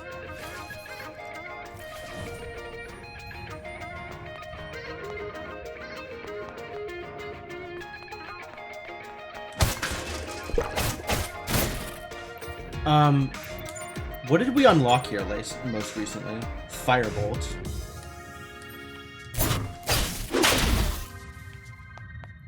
Wouldn't mind chillin'? Yeah? You're up for some chillin'? Alright, 7, we can hang out. Ah, the best part of a concert. The backstage hangout afterward. You don't like performing? Mm-hmm. Of course I like performing, but it's a lot of work. In fact, it's so much work, everyone at Blade Generation never gets any time to actually hang out. It's training and rehearsals and events, it never ends. I really liked escaping all of that in Verona Beach. You made it really relaxing. Mm-hmm. Backstage might be really different next year. I don't know what'll happen. Do I have a gift for you? I don't think I have a gift that I know will necessarily work out well for you. Oh, I should have saved that ring for you! You wear rings? You might have liked the ring! Oh well.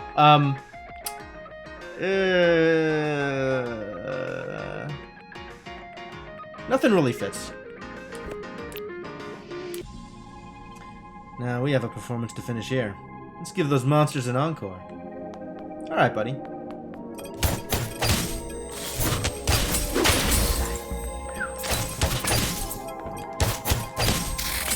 Oh! Alright, chain lightning business is working out.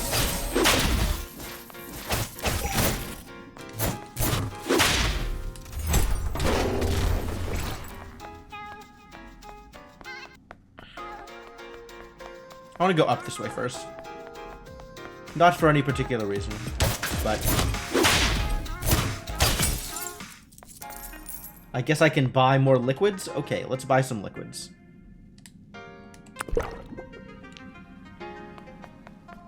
I chose correctly.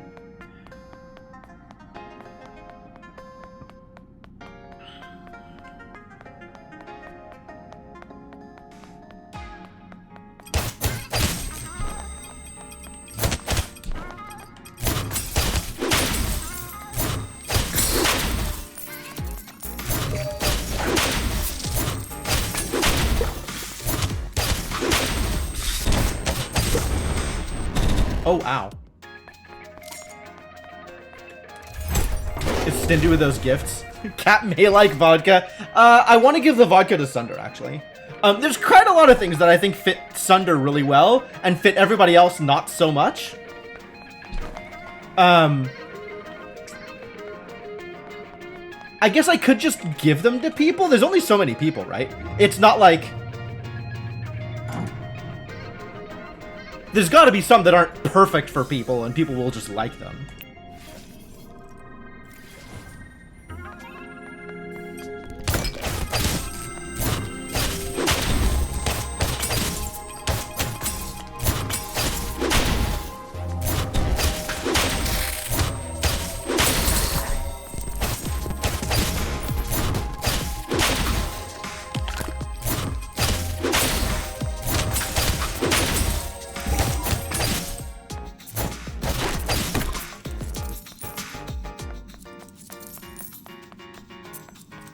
There's a hangout spot here, and I just missed.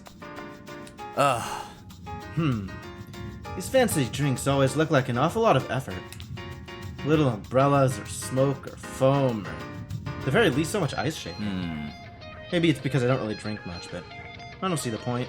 I said novelty last time. Let's try there isn't one. We don't have to waste time at bars. Win-win. We have way better things to do together anyway, like beatdowns. Alright.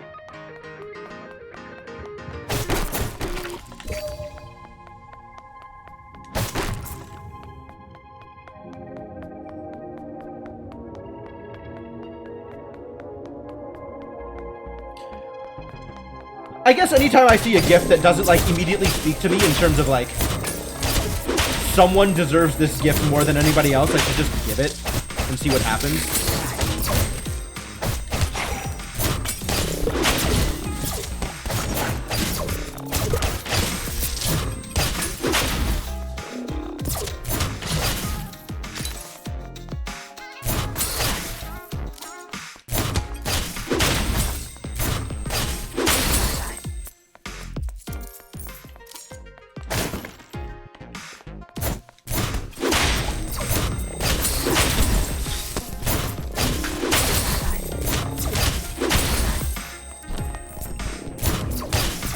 Ah.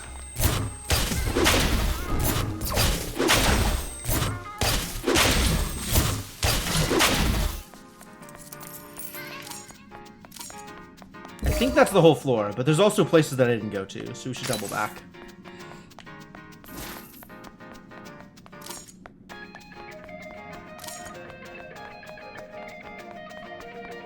Maybe I did go everywhere? Maybe I did go everywhere. Never mind. I guess we're good.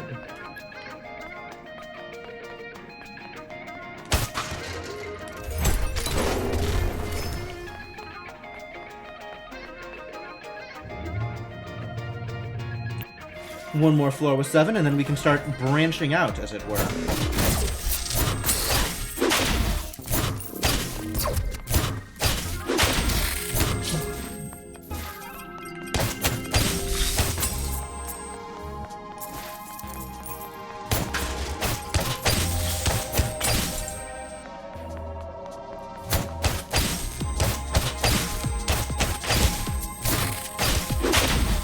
Still not much damage on the lightsaber, but with the stun, you can just kind of mash out and it works.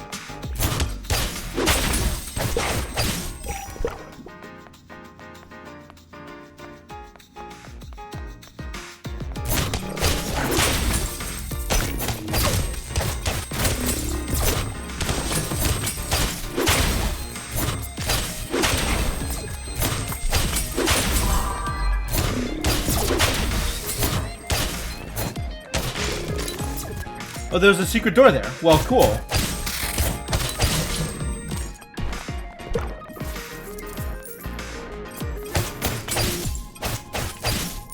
Ow.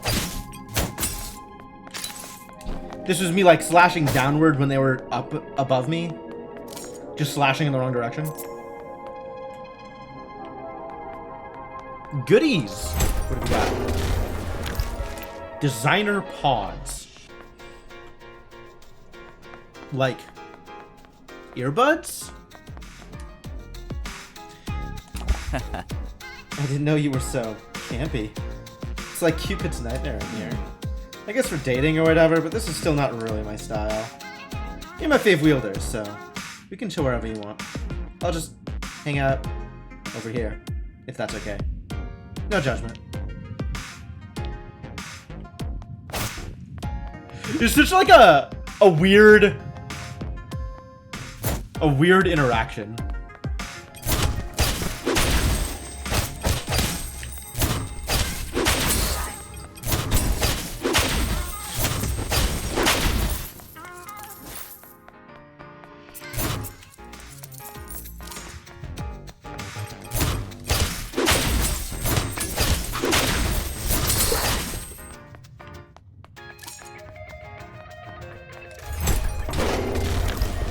Do we need it? We're getting it anyway. Need is such a strong word.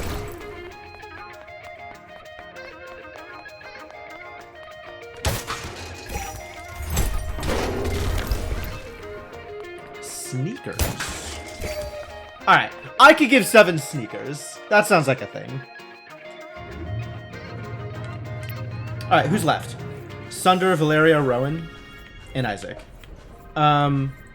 I guess move on to more Sunder? Sunder or Isaac? I think Sunder first. Sunder before Isaac. I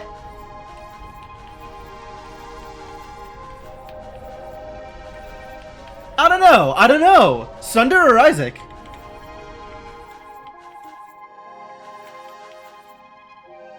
Man, I like this boy, but he's just not quite where I want to be, you know? I mean, not like Sunder's any better. And we're saving Valeria for the final floor. Sunder or Isaac? Come on, help! Help! Somebody say something! Who do we want to see? Chad, I can't make this decision alone.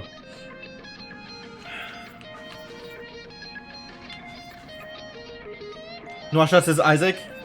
Okay. Lots of people say Isaac. Alright. Okay with Isaac. We can hang out with Isaac. Oh.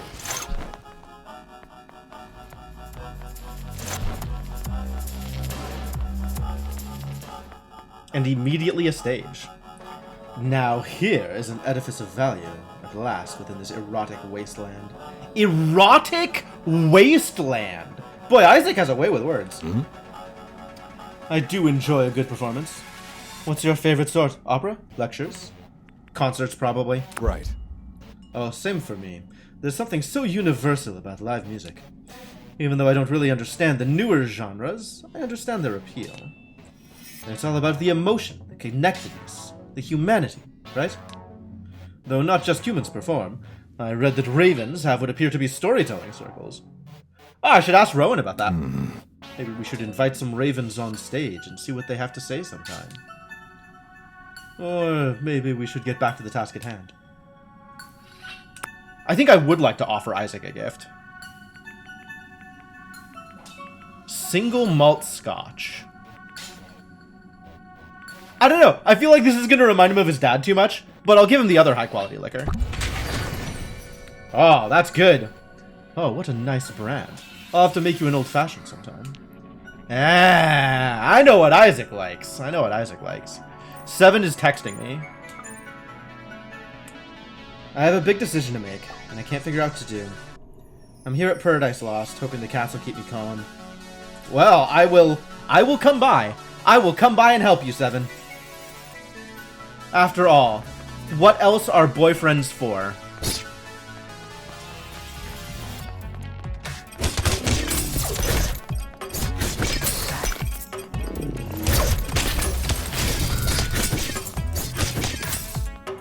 Oh right, I got that spread attack on the third lightning. That's nice. Cool.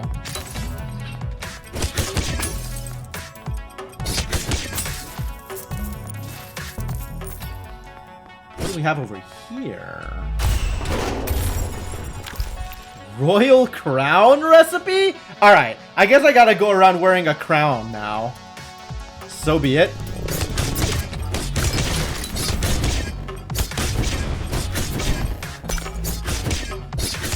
Oh my god, Isaac is so fast. He's just swift attacker.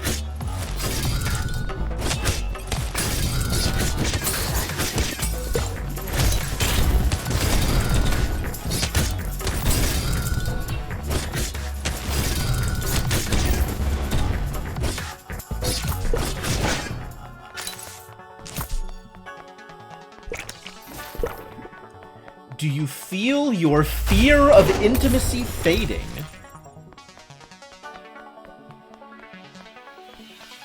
Is that what you think we're doing here, Isaac? Fighting my fear of intimacy? I suppose it's plausible.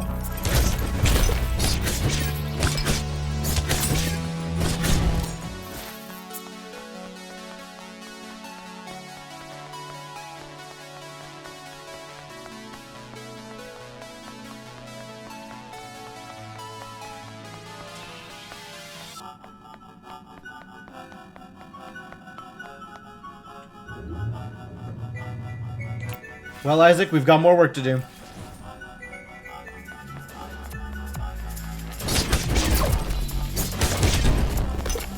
Aya! Whoa! 24 damage. That was a big hit. Wow, I've never gotten hit by those. I didn't realize they do so much damage. Unbelievable. I'm a vanquisher now. I can vanquish.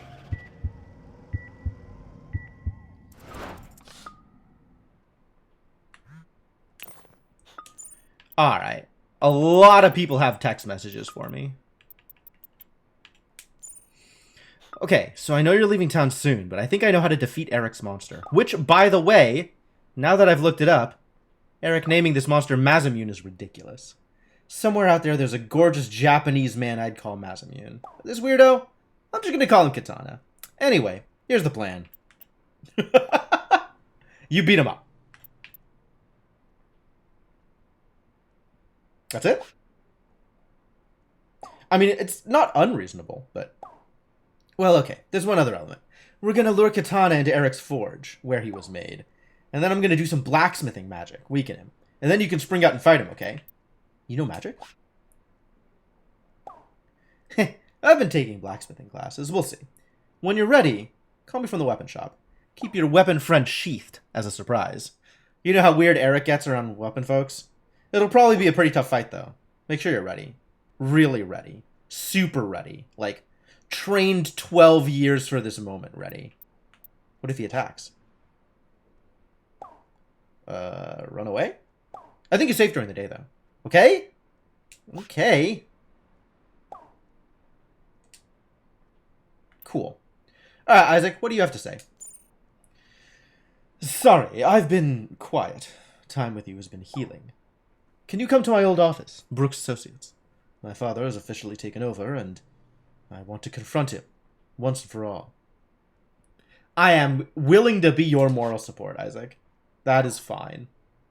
I can do this. I mean, we can do this. We? I think you. Jesse said not to worry, and now I'm worried. You've gotten so strong and independent this summer. But I'm still your mom, and I'm still here for you, so Is something wrong? Yes, sad face. No, Mom, I'm doing fine, probably. I don't... I can't get over the sad face emoji. Don't make her think she'll fly out here. I know she will. She'll just fly out here. I'll handle it. Everything's gonna be okay. My God, Mom is just sending me ellipses. Okay, but just, I want to say, everything's related. You probably know who's hurting you. Bring the fight to their doorstep. But if you decide to just hide in your apartment till it's time to come home, that's okay too. Thanks, Mom. Big thanks, Mom energy. At every opportunity, just thanks, Mom. Mom, chill. I'm gonna see you! Lots of party horns here. Wait, you better not be thinking of staying there forever. I mean, I support you becoming fearless and independent, but you gotta come home first, okay? I know, Mom. I know. Okay, I'm trusting you. Come home now and then, baby bird. Please. Feels like years since I dropped you off at the airport. The house has been so quiet without you. What do you want to eat when you get home? We'll order takeout. Sounds perfect. I'll get the menus all sorted for you. See you soon! Wow, they're really pushing this end of summer thing. I have so much left over! Vegan cheese everywhere. I'm sick of grilled sandwiches. Thought my plan was foolproof, but here I am, a proofed fool. Let's cook something else then. Yes! Whoa! Oh! I see. Suddenly Sawyer. Okay, well, I'm not complaining. Sawyer arrives a few minutes later. You wanna... Is it... I mean... Can I... You share a quick but intense kiss. Yes, we can smooch. It's safe. Nobody's looking. Not even monsters. Not even cats. Okay. That's better. Sawyer is A, adorable, and B, I have been exactly where they are, and I get it. I get it. So what are we cooking today, Chef? I brought all my leftover cheese. Oh, mac and cheese sounds perfect for that, actually. Whoa.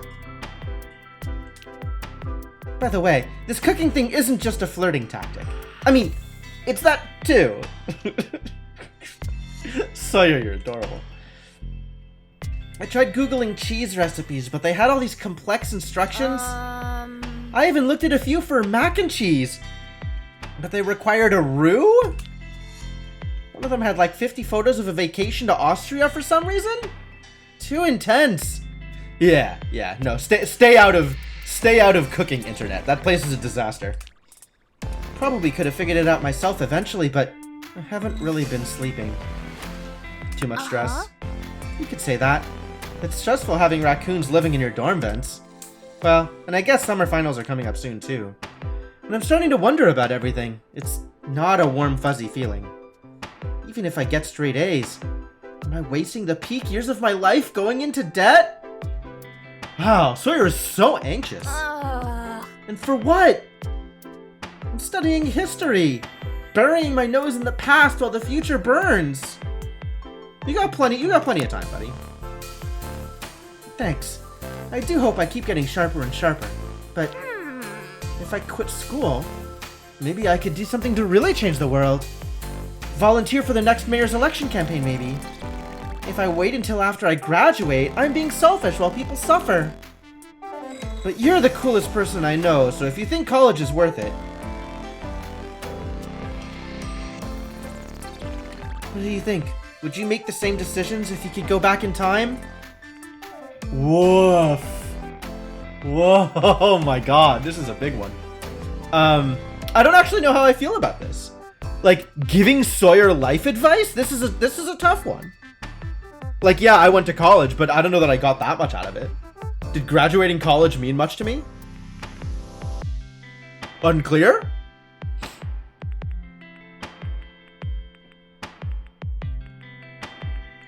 You can always come back to college. You can always finish up a degree later. Follow your heart. I would if I could. I don't even know what my heart wants. Except, I know I'm drawn to you. With your support, I feel like I could do anything. Immobilize lasts longer or more range? More range, please. Enthusiastic. Sawyer is too much.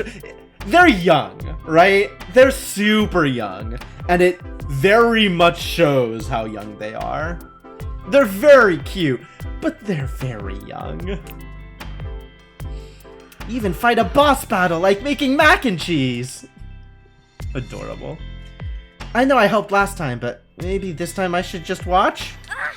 I mean, if I touch it, I'll just ruin it. Nonsense! Be brave! Okay. Yes, sir!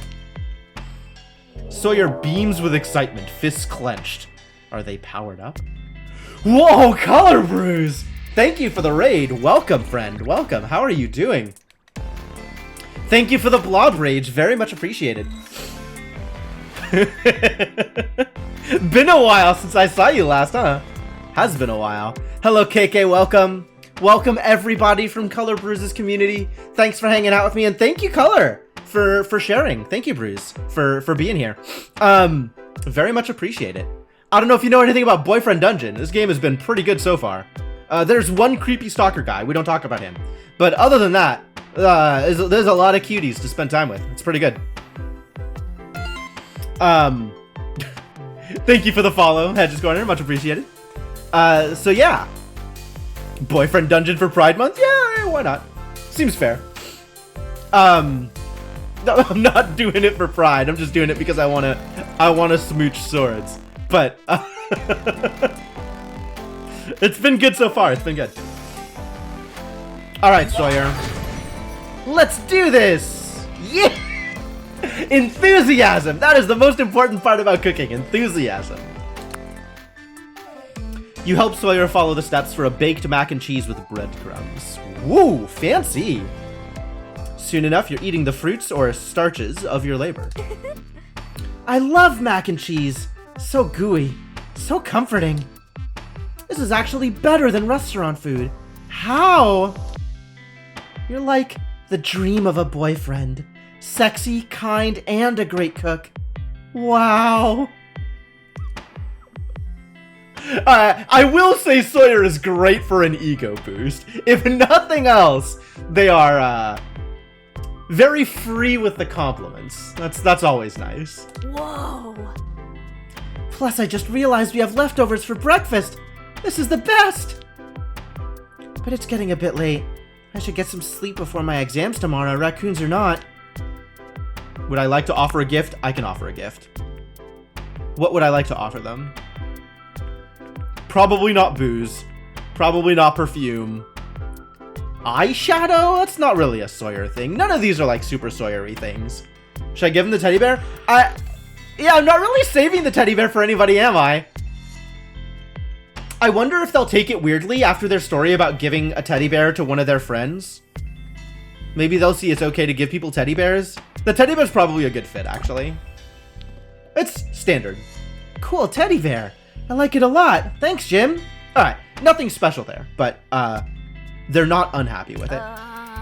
So, I don't mean to be a burden or in the way. Do you want to sleep over? Sawyer, you can absolutely sleep over. And I feel weird asking, but I can't help thinking it would be so rad. It's okay to say no and change your mind. Just get comfortable. I'm already comfortable. That isn't what you meant, is it? You feel your heart beat faster in a moment of silence. I'm so excited for the extremely awkward makeouts. Oh, I see. You spend some time on the couch together. It's cozy. Sawyer's eager and wide-eyed. After a moment, they stop you with a fingertip to your sternum. Can you show me? I don't want to do anything wrong. You guide them gently with your hands and lips, your breath hot as it mingles. In the morning, they're rushing, late for class. Got a jet! Thanks again, chef! Bye! Sawyer gives you a hesitant, shy kiss goodbye, their lips warm on your cheek. Yeah, they're not particularly descriptive about, you know, the sort of the more physical scenes, but you definitely get the vibe of the scene, which is great. Like, that's about as good as you could do it, I think. Well, that went well. Help, urgent? What's urgent?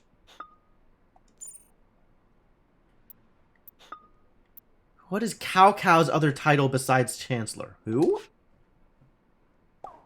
Emperor something, I think? Of China? No time, please! Cao Cao's other title! Emperor Haughty. I don't know, who's Cao Cao? It's not Wu of Wei, that's too silly.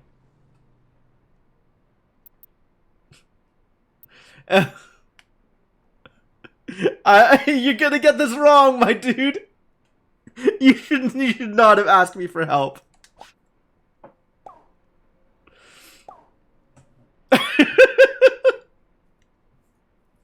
He was a key figure in the collapse of the Han Empire. Completely lacking on my Three Kingdoms era historical knowledge. It's true. I never played a lot of Three Kingdoms.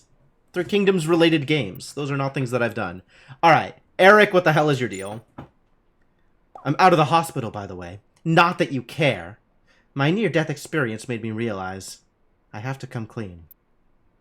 Leave me out of it. I can't. You're the only person I can talk to. I stole parts of weapons, of people, to make Masamune. A chip from a dagger, a pin from a laser saber, and so on. I had fallen in love with each one, but they turned me away, all of them. After they rejected me, I felt like they took a part of me with them. So I took a part of them. I thought I'd reshape it into something new, something beautiful. But it knew my heart better than I did. So it became a monster. Well, I guess now we know why all of these weapons have been waking up after being kidnapped and chipped. I'm helping a child cheat in their exams? I don't know the answers! I'm probably giving them wrong answers. I'm helping them cheat, but badly. Romance of the Three Kingdoms told with the mechanics of Dragon War. Yeah, no, I know there's a ton of games set in that era, and I have not touched any of them.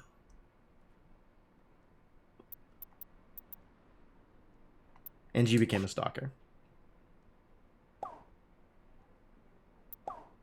Yeah. I was obsessed with your every small kindness.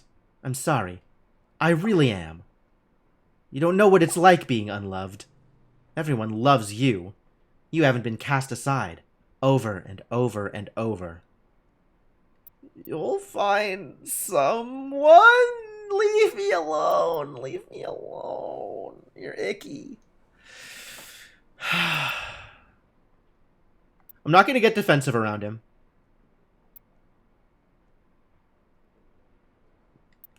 I don't need to play support for you. Sorry. Sorry again. I shouldn't make excuses. I don't deserve your pity. I'll figure out how to put things right. Somehow. I'm happy for you. Apparently we're hanging out at your shop anyway because we need to beat up on,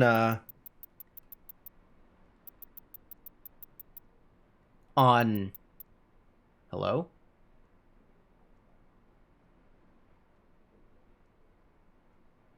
Katana. We need to beat up on Katana, and that's going to happen at the shop, I guess. Alright, so now we have stuff to craft, right? Designer pods. Designer pods. Lucky earrings. Cute. Royal crown. Okay.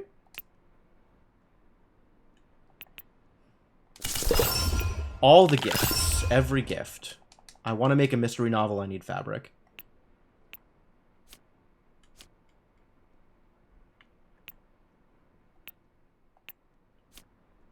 I don't really care about any of these, I don't think.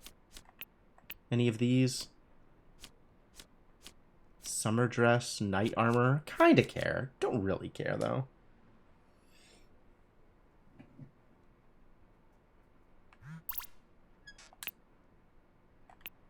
Alright, new hats. We got earrings. Must be working because I'm lucky to have them. Yeah, pretty good. Designer pods. Different soundtrack. Beats by Dr. Blade. Okay, I have to go into the dungeon at least once with these. Royal crown. Not wearing the crown.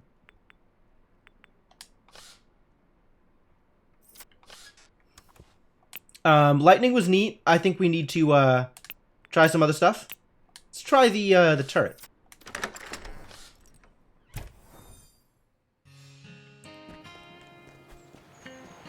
Alright, so Isaac wants to hang out. We didn't end up capping Valeria, because we didn't get all the way down. Alright, let's go, wait, where's Pockets? Where's Pockets? Resto Bravura. I think this is Pockets.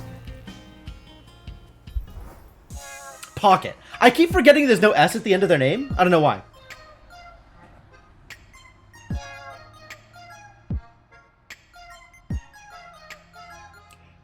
Is this because I'm wearing the earbuds? I feel like we haven't had this song before. You find Pocket sitting outside Bravura. It seems closed for the afternoon. As soon as you arrive, he stands and walks up to meet you. Pocket rubs his head against the bottom of your legs, purring. He puts his front paws on your legs, looking up into your face. Nice kitty. Pocket suddenly darts around you, pawing you playfully as if in a game of tag. He runs toward the restaurant and you notice something hanging from his mouth. It's your wallet! The cat took your wallet? Alright, where are we going? He pushes his way into the restaurant door. How did he know it would be unlocked? You follow him, determined to get your wallet back. You're alone in the restaurant except a tired-looking man you assume is the owner. Hmm? Yes, hello? Can I help you? Are you single? Did you see a cat? A cat? No, certainly not. This is an eating establishment. You see your wallet on the floor of the restaurant. You go pick it up. All the money is still inside. A clamor rises from the kitchen. Something's gone awry. Now what? Pocket runs past a giant fish hanging out of his mouth. Ugh. Oh lord. I suppose we should call animal control. He's already out the door. I'll pay for the fish. The money is only half of it, you know. I source my ingredients carefully. Just please leave. And make sure your animal does not come back. My animal? Outside, you don't see Pocket anywhere. You head home. But after just a block, you hear Happy meowing. Looking around, you find Pocket, enjoying his fish immensely. Alright. Territorial. Finishes knock enemies back further. Absolutely. Looks like he's saved half of it for you, untouched. Trying to bribe me? Pocket flicks his tail casually. Would you like to offer a gift? What do I give to Pocket, you guys? Help. Help. Pocket probably wants some nip. I don't think this is nip. I don't know what this is. But maybe Pocket likes it. Oh, it's super good. Pocket's eyes light up as he gnaws on a stubby, succulent leaf. Abruptly, he freezes, and his ears flatten against his head. A growl starts in his throat. The cat from before stalks into view, eyes fixed on Pocket.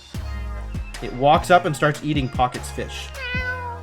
Pocket doesn't seem to know how to react to this fish thief. He's frozen, eyes wide.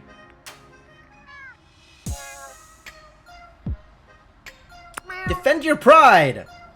Pocket puffs up his chest with new bravery. Pocket leaps to the cat's throat and the two become a writhing mass of fur and claws. Uh-oh. Maybe I should have stepped in. It's quickly clear that Pocket is outmatched. Pocket is nearly pinned, but squirms free and runs away at full tilt. Kick it? Seems like a good way to get rabies. I'm not gonna kick the other cat. Jesus. What kind of monster do you think I am? The street cat sits down and preens, cleaning its claws free of orange fur. The cat flicks her tail with a hiss and stalks away.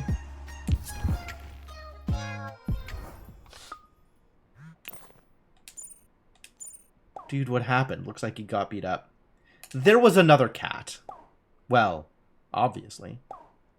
He's gonna do what he wants, I guess. Toby's more careful. Yeah, alright. Well, that went about as poorly as could be expected.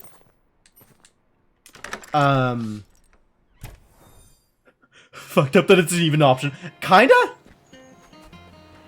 Let's go see what's up with Isaac. Well, hello. Hello. You meet Isaac outside Brooks Associates and knock on the door. You can't go in there. Oh, can't I? Come in! The assistant shrugs and gets out of the way. Here goes. Can I really do this? I'm with you. Thanks. You hold his elbow and go inside together. Ah, Mr. Brooks. I don't believe you have an appointment. Your assistant wouldn't make me one. Why would she? Apparently I'm not your father anymore, so you're a nobody to me. Worse than a nobody. You're just the failure I've replaced. Isaac places a calming hand on your shoulder. But why are you doing this, Vincent? Why replace me at all? Even if you wanted to spite me, you must hate this. You always said jobs were for people who paid taxes.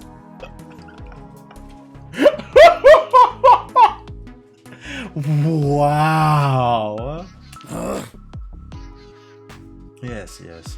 But you were making such a mess I had to step in. My name was already on the door. This is a new low. But I only came here to tell you to your face that I don't care. Yes. It's your company, and I don't mind. All of my money is going to charity anyway. It was a mistake to think I could help people with venture capital. Good. I'm so very glad that you're happy. I'm selling off this Dunge nonsense, by the way. Some Silicon Valley nutjob can have it. We'll be investing in solid, timeless products. Dunge. Fascinating. Computers, coasters, pens, staplers. Wow, Vincent really has no idea, does he? Are those just things you can see on your desk right now? No. I don't even own a stapler. Ha! I haven't seen a stapler in years. They must be in hot demand. I should double my investment. You know what? It doesn't matter. Right. When you want to be a part of it, and you can treat me with respect, let me know. Right of way. Riposte does more damage. Sure. Isaac? Turn to leave together. Wait 1 second. I won't have you thinking this is all about you. Taking over my firm isn't about me. Well... Father and son stare at each other in silence for a moment. Very well. I suppose it is. A little bit. I thought having a son would give me an ally. A representative. Instead, I find you intending to give away everything and ruin the Brooks legacy.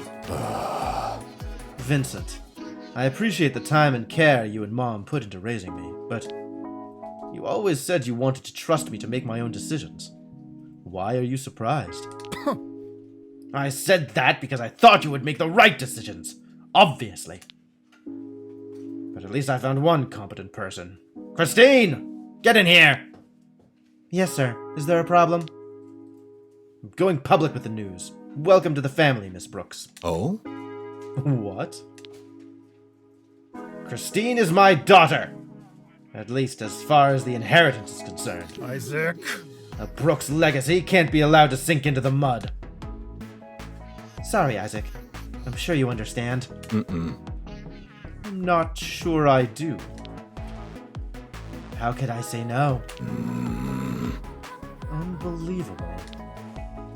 Vincent clears his throat. Isaac leaves without a word. Alright, Isaac doesn't want me fighting his fights for him. I'm just moral support. The door slams firmly behind you. You don't see Isaac anywhere in the office. You find him outside, seemingly enjoying the sunshine. Well, hello. Well, I'm free. How should we celebrate? Free? Sorry, that's probably the wrong word. I'll be sad later, I'm sure. But I'll mostly be sad thinking of what my father and I could have had. What I wanted us to have. As for the money, I wanted it to go to charity, but that's out of my hands now. Right now, in this moment, realizing I owe nothing to that man is a relief. Well, not just relief. Also an emptiness. I confess, I'd rather not be alone tonight. Well, that, ladies and gentlemen, is a solvable problem. Well, some things are between me and God, like the bathroom. But you're right. Spending time with you would be nice tonight. Maybe at my place? I mean, I don't want to push you if you're uncomfortable. Or we could just find a restaurant instead. Where do you want to go? Your place! Absolutely. He did say he's like a waiting for marriage kind of guy.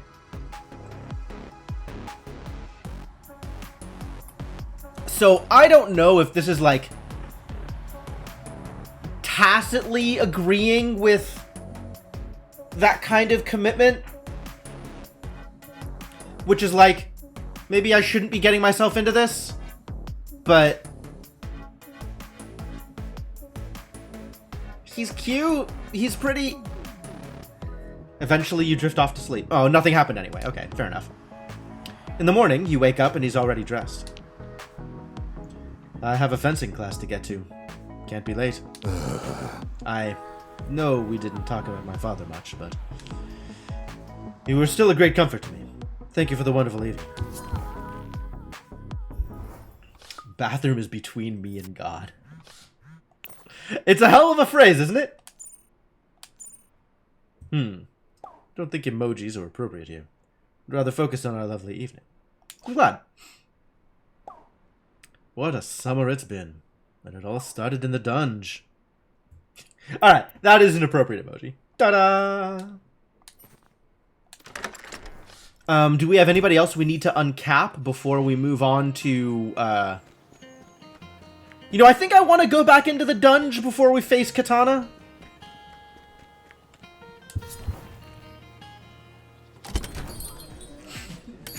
You pet Cass for a little while with Seven. He seems on edge. I get upset thinking about how sidekicks die. In Chronocyte, and in that movie, you know. He's still thinking of himself as a sidekick. He's identifying very heavily with people who are not the lead in their shows. Yeah. Psh, yeah. I'm just angry. Sidekicks are always sacrificing themselves. It's dumb. He would have been a way better hero. But if he took over for the protagonist, that would make him a villain, right? Or a spinoff. So, maybe it's possible. Sungwoo says the name change wasn't his idea, and our agent talked him into it. Oh, I'm glad he talked it over with Sungwoo. That seems like a pretty big deal. He even invited me to make a duo with him. Lucky 7. I don't know if he means it. That's pretty good, though! Lucky 7? That's pretty good! Meanwhile, I've been thinking about going solo, without Sungwoo. It'd be tough. But if I'm ever gonna take the risk and go solo, now's probably my best chance. But if that fails, I could lose everything I've worked so hard for. Sungwoo is the more popular one, so a duo would be more guaranteed to succeed. 7 releases a long, unsteady breath. My thoughts keep going like this, around and around. How can I make a decision like this? This is a very interesting prompt. Why did you get into showbiz?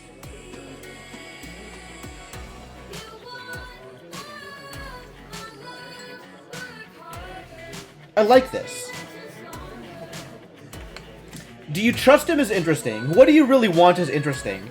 Like, all of these are very interesting, but why did you get into showbiz? Seems like kind of a roundabout way towards getting at what will make him happiest. And that seems like a good point to hit. Well, it was sort of an accident. Sungwoo was discovered by a talent scout first, and he dragged me into it because we used to dance together to make music videos for fun. I'm only in Blade Generation because of him. Maybe I'm being ungrateful. Is there anything else I should consider in my decision? What do you really want? I guess I want to be really good at something. And I want someone to love. Well, I can help you out with one of those. Do you trust him? I trust him. I don't trust our agent. And Sungwoo can be impressionable. I can't decide for you. Don't worry. You're not. I just really value your opinion. You're important to me. Please help me think it through. What would you do in my position? If it were you, what would you do? Please be honest. It actually sounds like he would really enjoy working with Sungwoo, even if it's Sungwoo's second fiddle. That seems like it would work out. I don't know if it would work out better or worse for him than going solo, but I think he'd get more value out of it, right? He wants to be with his friend. You feel like this is an important decision. Seven is listening carefully.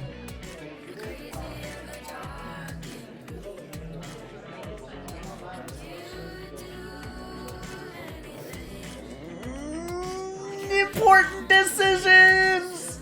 Okay, definitely duo, here we go.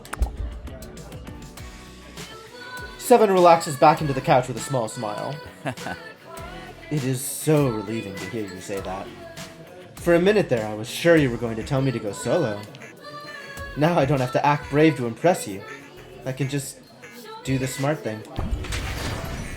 Cool. Chain Lightning has a chance to immediately fire a second time from enemies it hits. Nice. Sungwoo will be so happy. It's been a while since we've hung out just the two of us. Now we'll be on tour just the two of us. Well, and you maybe? It actually makes me look forward to going on tour. Is this Sungwoo? Oh boy. That is some glamour. Look at this man. This is like, this is very close to a JoJo outfit. Surprise. Did I hear something about a tour? Does that mean you made a decision? Seven sits up straighter as someone familiar looking approaches your table. Makeup kit recipient. No kidding. You realize you've seen his face on Blade Generation posters. Huh? Sungwoo? What? How did you know I was here? Sungwoo glances at Seven's phone. Oh, right. Our agent's tracking device. Well, now that you're here... Sungwoo, this is Jim, the wielder I've been talking about. Jim, Sungwoo. Whoa, he's been telling people about me? Only good things, I hope. Sungwoo shrugs. Hey. Nice to meet you, Jim, but this isn't about you, right? I heard he cut up some apples for you, so I guess it's serious. That's the metric, huh? Great. As long as you help Seven make the right decision, we're on the same side. Yeah, so I thought about it from every angle. There's only one way everything made sense. We should be a duo. Lucky Seven is the perfect combination. I mean, if you're still up for it. Seriously? That's the best news! Aw, man, we're gonna tear it up! Ah, that was a lot. That was extreme. I have one condition, though. Seven raises an eyebrow. We gotta fire our agent. She'll probably sue us, but it'll be worth it. She's toxic. What? But who's gonna line up gigs and promotions? We'll find someone. Maybe Jim can help us out? It's not really his job. But it does seem like he'd be good at it. You can't tell if you like him or not. He's out there. He's big. He's interesting. Who do you think, Jim? Do you want to be our agent for the summer?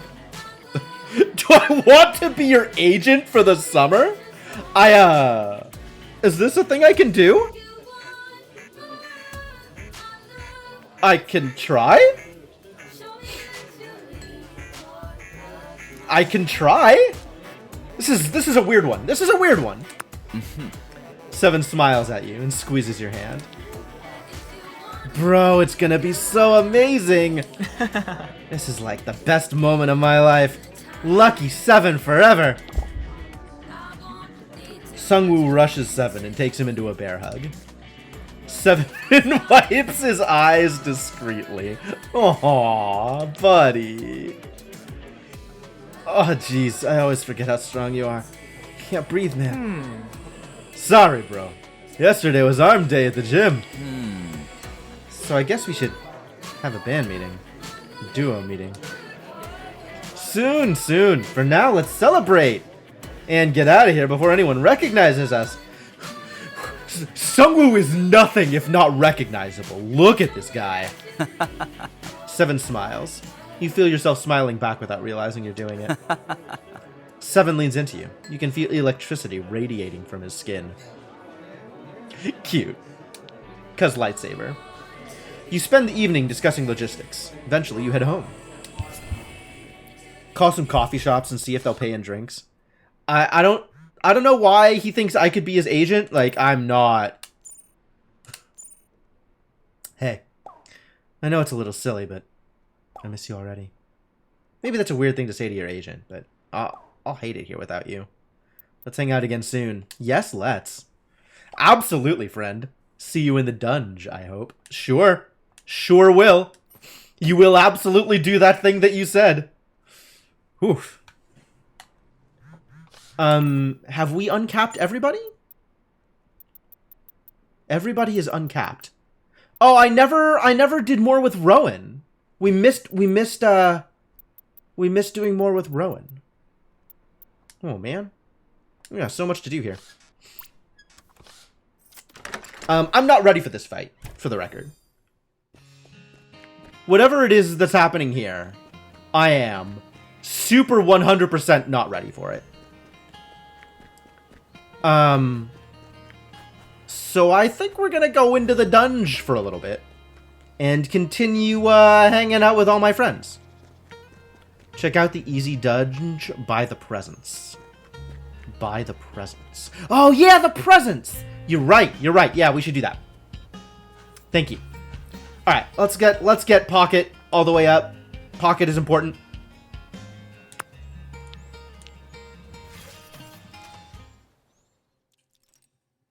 You're just gonna clean up in this place. You should be able to just massacre all these idiots in here. Which is not to say that we won't still take some damage. Because...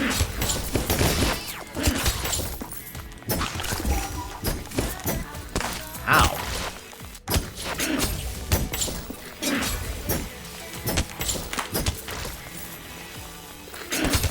Okay. Alright, so that's not invincible. I can't just go through projectiles. I will still take damage. Oh, I'm still on the earpods. I have the alternate soundtrack up. That's neat.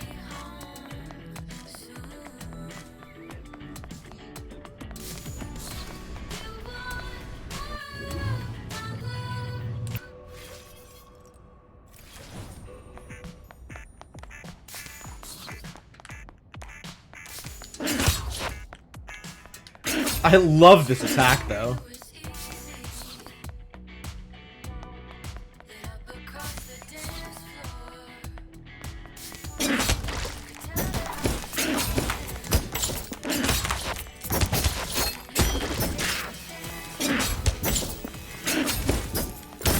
Ow.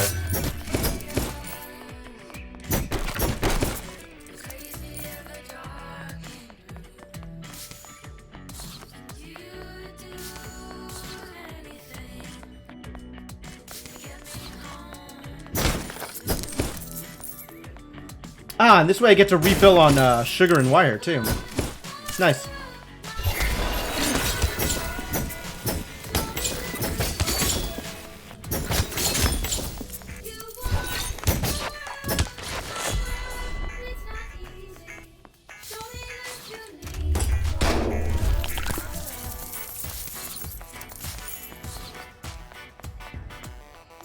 Oh, this floor is huge. Meow? Yes, Pocket. Tell me how you feel about video games. You put a token in a machine and start playing.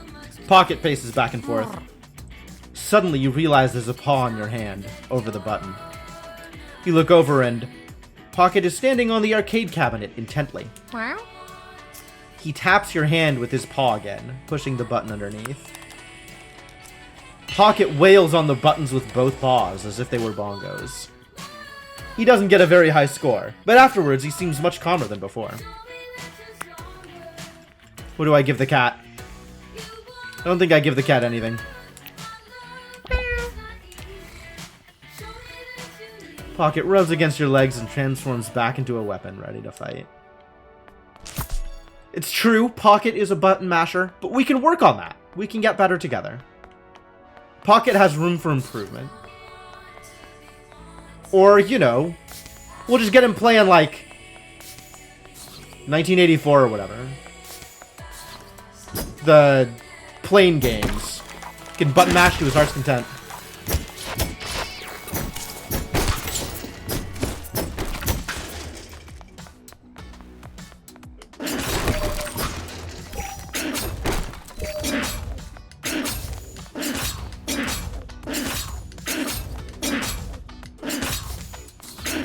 I figured out fast travel.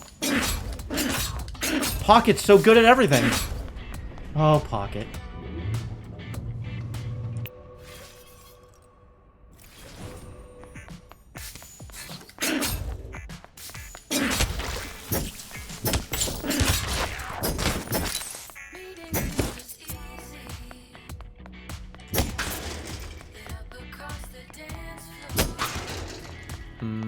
Sure.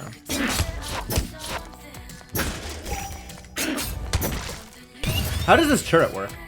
Neat. Does it actually go anywhere, or is it just hangs out? Apparently I can push it, which is neat. Oh, and then it disappears. Okay. Pocket jumps on one of the chairs, sniffing curiously. Pocket accidentally pushes a button, and the massage chair starts vibrating. You settle into a chair nearby and turn it on, enjoying the massage. Pocket stops hissing, but still stares at the chair, wary of betrayal. When the shaking stops, he gives the chair a single claw swipe and stalks away. Alright. I understand. Chairs are frightening technology, they're not for everybody.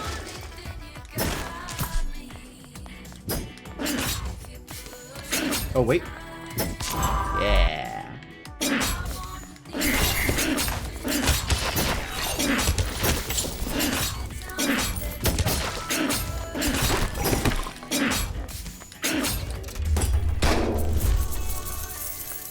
The adventure of Pocket. No kidding.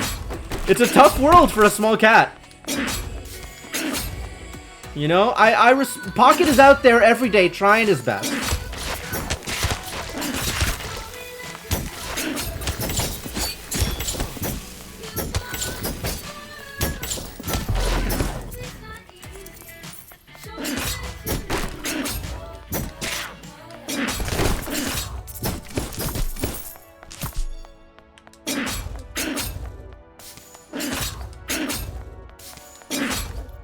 Is there stuff I missed? There's absolutely stuff I missed.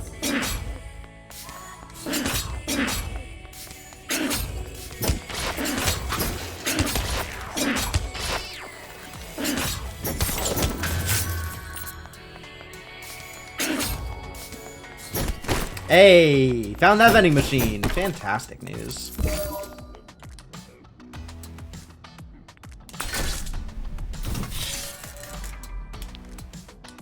Finally, we have the money to spend at the heart of Verona. Also, we get to talk to this guy anyway. Gotta save up my money from the dunge and stop getting defeated by the likes of yous. Ah. Vitus Varnus. Hmm?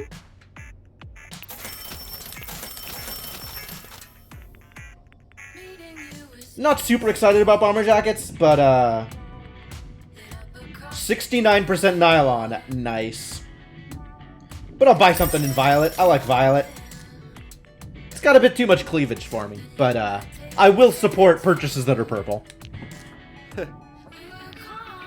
Who is this guy? This guy has a story, I'm sure. Nobody has like a full drawing like that, and that doesn't mean anything. Alright, one more floor with Pocket.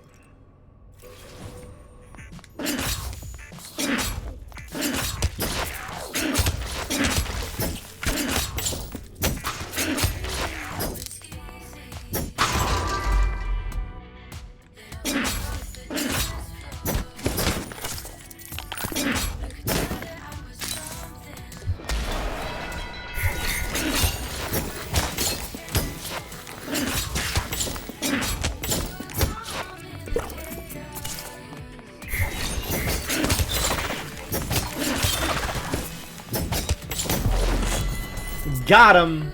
They did kind of get me a little bit. I did take and damage.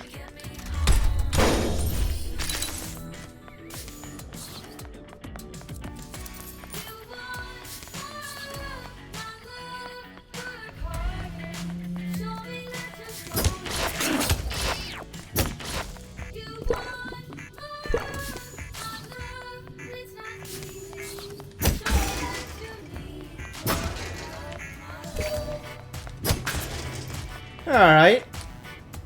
Pocket looks at the ice, then at you, then at the ice again. You demonstrate ice skating for Pocket, moving your feet slowly to show how it works. Pocket curiously walks onto the ice to follow your example. It doesn't look like they carry skates in his size. Although that is an adorable image. His paws slip and slide. Pocket not happy about this. He tries to run back to solid ground, but loses his balance and falls. You help him get off the ice, and he begins licking his paws and sides furiously. Eventually, Pocket finishes his bath and sighs, recovered. Pocket perks up, ready to return to the dunge. Alright. Dunge it is.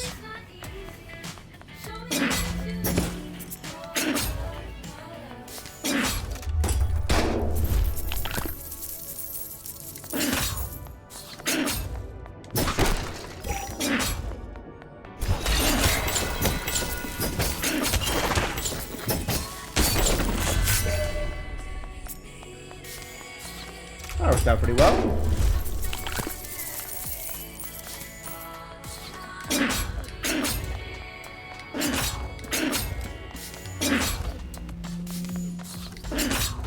I wonder if I can give the blue lipstick to 7. I wonder if 7 will like lipstick.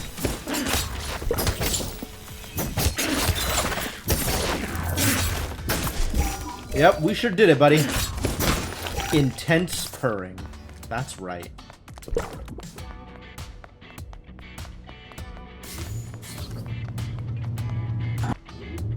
Alright, so same deal as last time.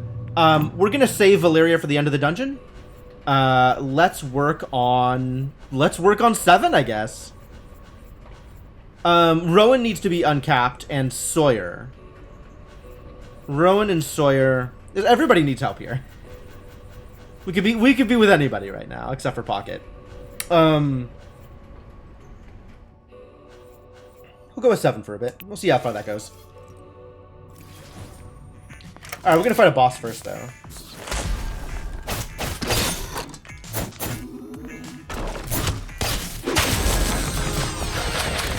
Whoa!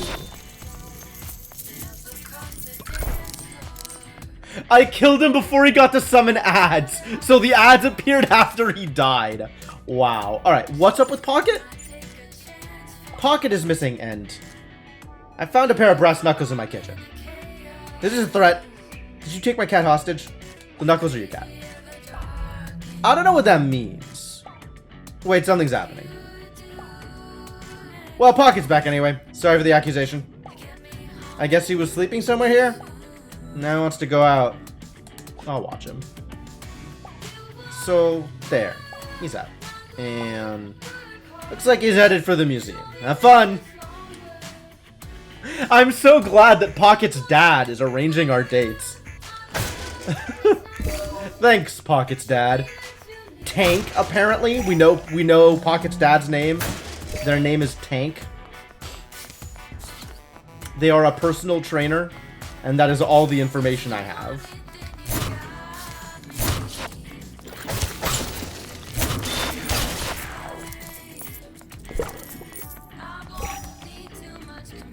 I will say, the amount by which I overpower this dungeon is pretty silly. It doesn't even look freezer burned. Looks fresh. Handmade even. But I'm not supposed to. Ice cream's like the best way to gain weight. That and rice. It can be our secret. Ha, I wish. My agent has an app that tracks my vitals. She can fire me if I gain even 2 pounds, so... no such thing as an ice cream secret. That's okay. I'll keep an eye out for other secrets we can share. He smiles slightly at some unspoken thought. For now, we have work to do. Yes!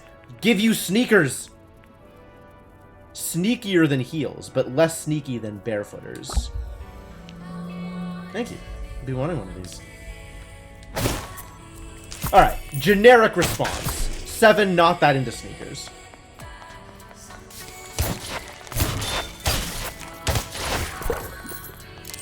They don't scare you, they shouldn't scare you. We're basically complete monsters here. They can't do anything to us. We're wildly more powerful than everything in this dungeon. Everything in this dungeon. It's kind of crazy just how much damage we're dealing these days.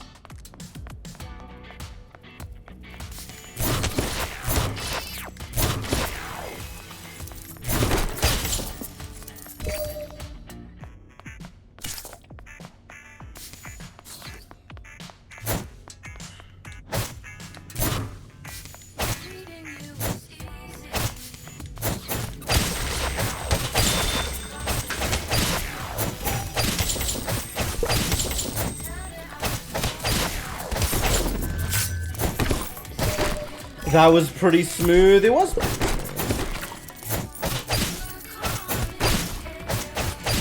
Huh.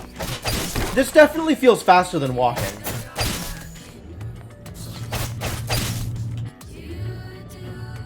Good progress. Keep going.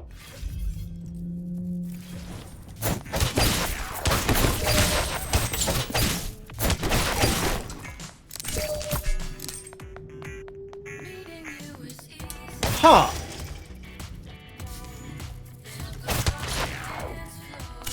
This, at this point we normally get the next soundtrack, the next song in the dungeon.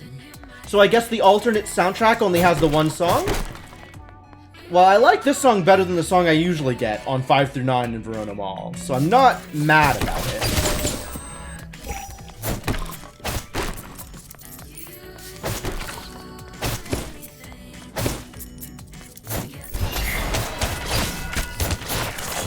Challenge complete. Okay.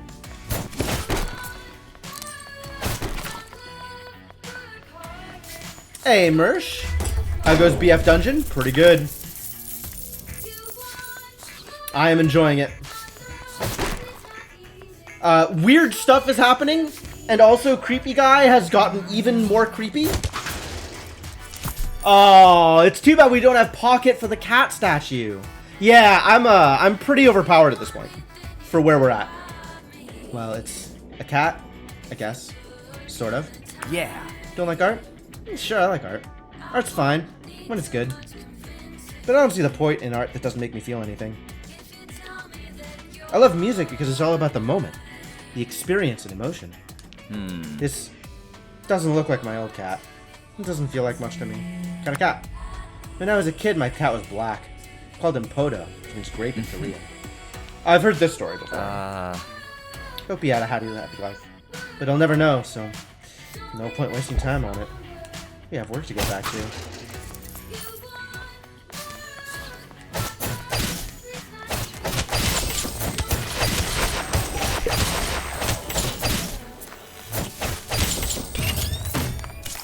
Get him, tank!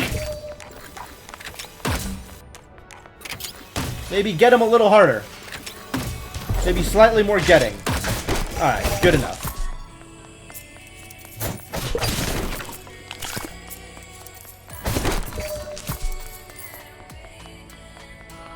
Any favorite weapons and love interests? So I'm on, I think Valyria, which is the daggers, is, and Seven, who is the lightsaber I'm currently wielding, and Sawyer are my current top love interests.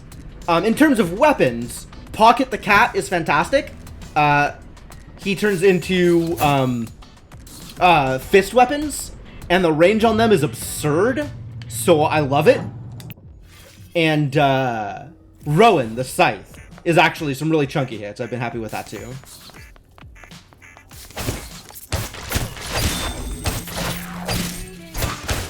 I'm going through an older dungeon, the first dungeon, because there's some stuff that I wanted to pick up from the secret shop, which I have now picked up, so there's really not a lot of reason to be here. But I'm just kind of still going. Like, the enemies here are very, very below my power level.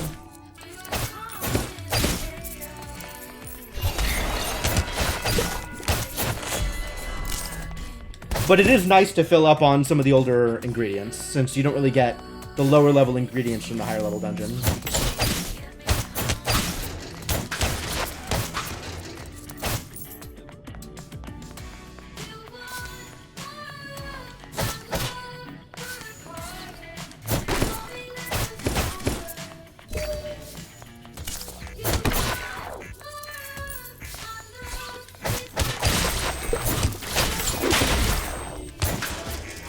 Big hits.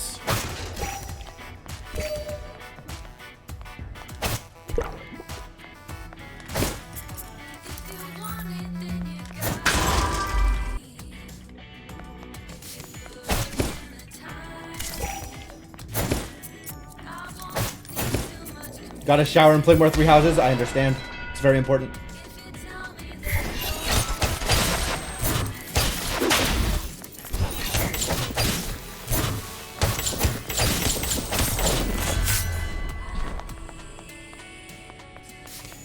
When I go to the next floor, I'll go through all the cast. You can see who I like. It'll let me change weapons, so I can show you all of the different weapons you can see. I think at this point we've unlocked all of the dateable weapons for where the game is right now. I know there's DLC coming that includes more weapons, but I think we have access to all of them at this point. He scuffs at the ice with his foot. I don't feel like skating right now. Oh, that's okay. You can skate without me, though. Another chat. Sure. How you feeling about the monsters lately? They seem less scary than usual. You chat about the dungeon for a while. You feel your monsters relaxing. Eventually, you fall into a few minutes of quiet, companionable silence. Guess we're done here, then. Let's keep taking it easy. No rush. Monsters will wait for us. True story. Monsters are good like that.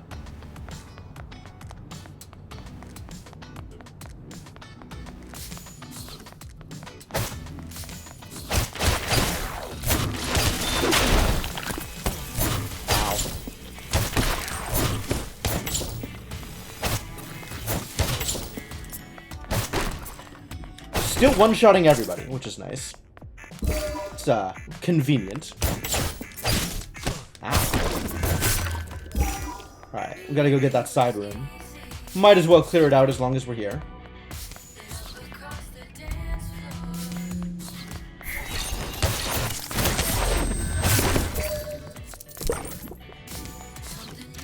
Goodies!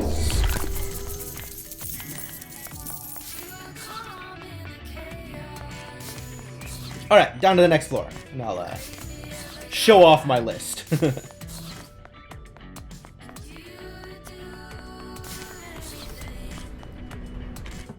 Alright, so let's go. Here is the cast.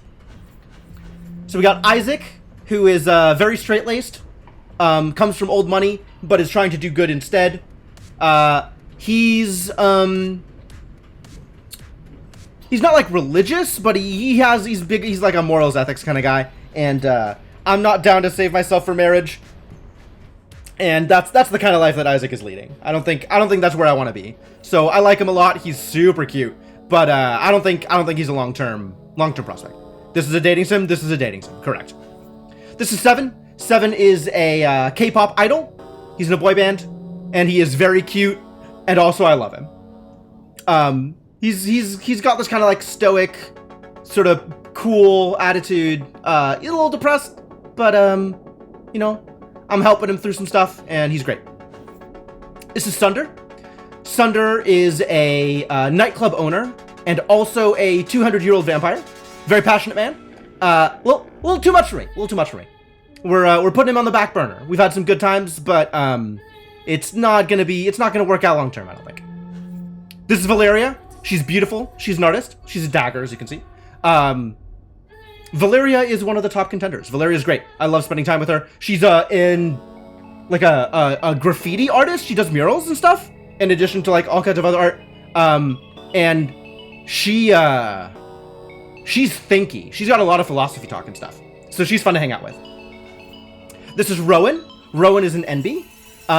Rowan is a witch. Rowan is a scythe. Rowan's got a pet crow named Crowley. I hate that. The crow is cool though. The crow has their own Instagram. Rowan is also a lot. Rowan is kind of detached from modern life, and I'm not sure that I'm the person to guide them through the life that they now find themselves needing to rejoin. Cute though. We'll hang out with them. Not super interested in becoming their one and only.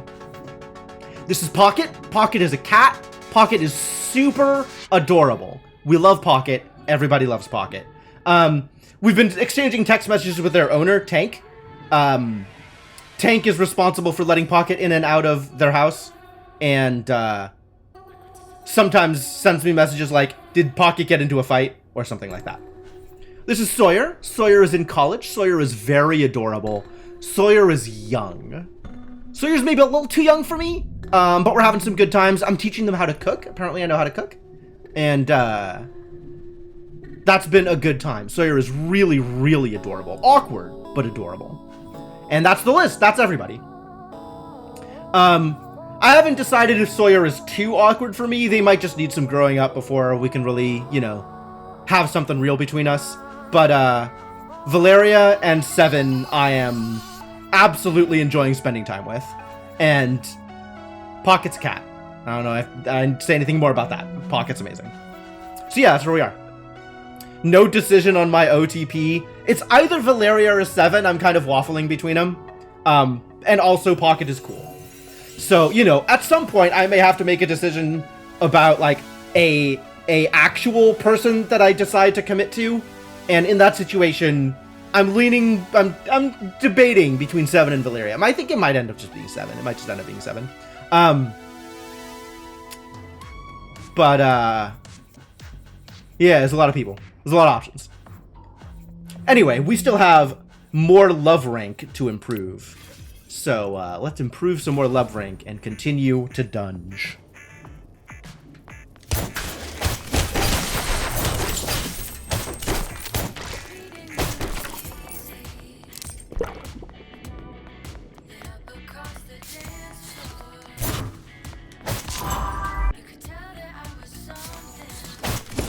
Challenge room? Alright. How challenging is this challenge room gonna be?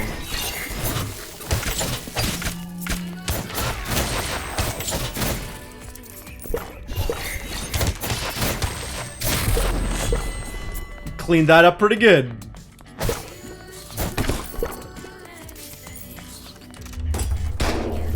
Goodies. Love it. More goodies. Love it. It's literally just a plastic. You could have done better. That was a big goodies room, and there was just plastic in it? Come on, man. Have fun grinding that love. Okay.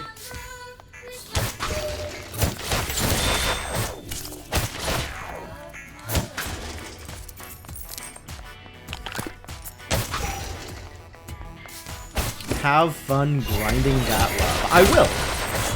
Challenge complete.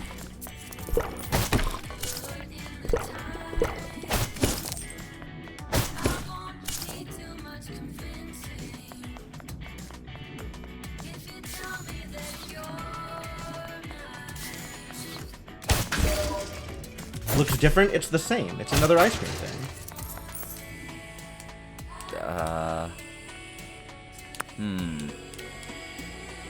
It'd be drama. When Sungu gained weight once, girls cried and cried. Maybe there would be drama this time, because I'm not important like Sungu. Not sure which would be worse. Either way, no ice cream for me. Not today. Fair enough.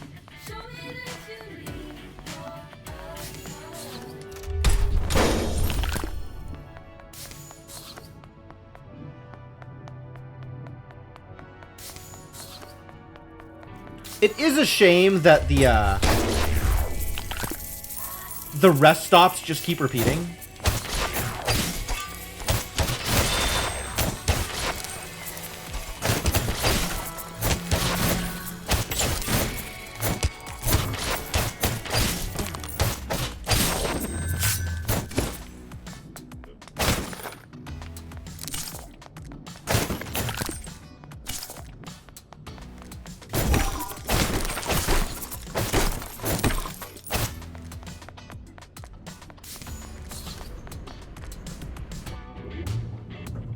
Maxed. Alright. 7 is important. We're saving Valeria for the end. Let's work on Sawyer then. Verona Mall Deeps. Oh, there's the boss room over here. Yeah, let's fight a boss. That's fun.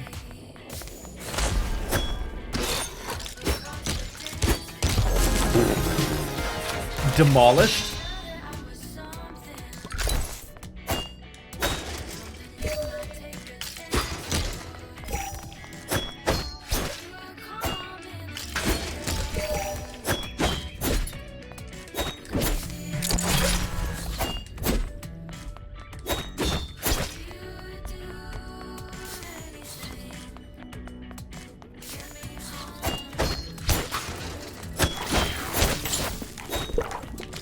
Oh man, this is gonna be a little tricky because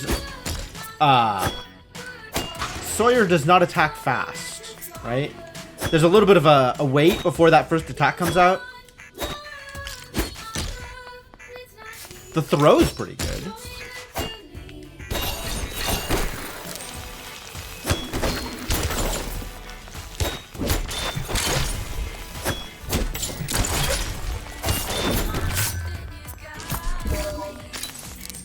But that means I have to be a little bit more cautious in terms of how I'm swinging this weapon around. Can't just go in and start mashing. Yeah, you like cats? Aw, cute kitty. I wish I had a cat, even though I'm a little allergic. You mean you and Pocket wouldn't want to hang out? Or, more accurately, I wish I had the time and money for a cat. I can introduce you. Introduce me to a cat? Wait, are you talking about Pocket? Everybody knows Pocket. Yeah, Olivia told me he sometimes does the weapon thing. That rascal. I don't think he's looking for a new owner, and he seems high maintenance. He is kind of high maintenance. You're not wrong. That was a boss? That was a boss. That was a boss from like 3 bosses ago is what that was a boss. Thanks, though. You need... I don't know what you need.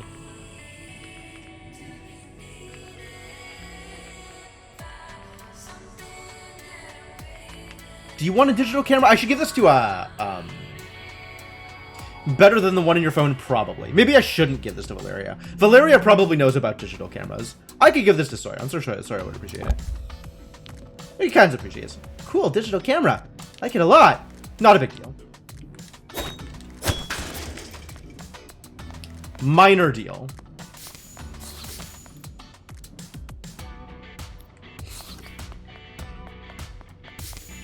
We'll work on it.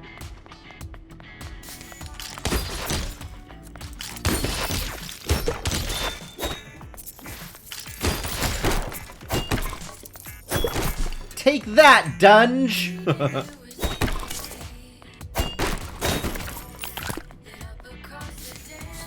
Alright, so I should still wear the earpods into La Rosa. But, I'm okay with being done with this particular track.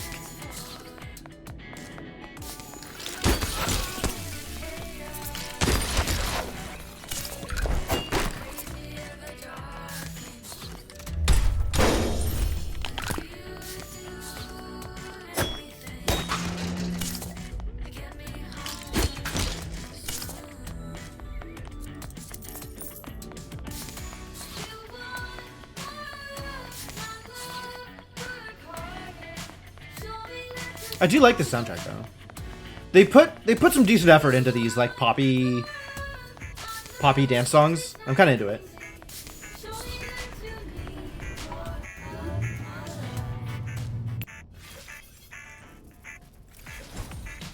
Floor 10.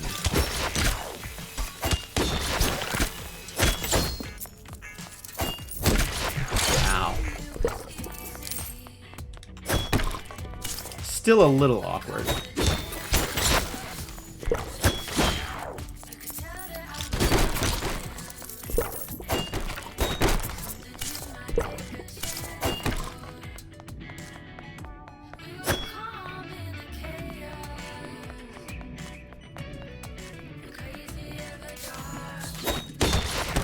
Ow.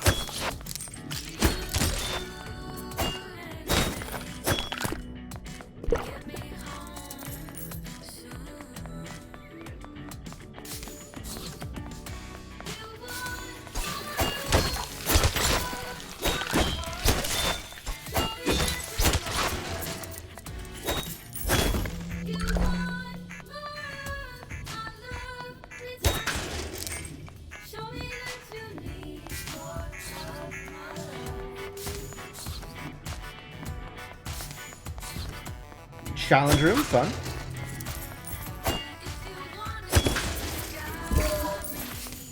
I guess I don't need to take the challenge to get the gear. Okay. To get the reward. That's nice of them.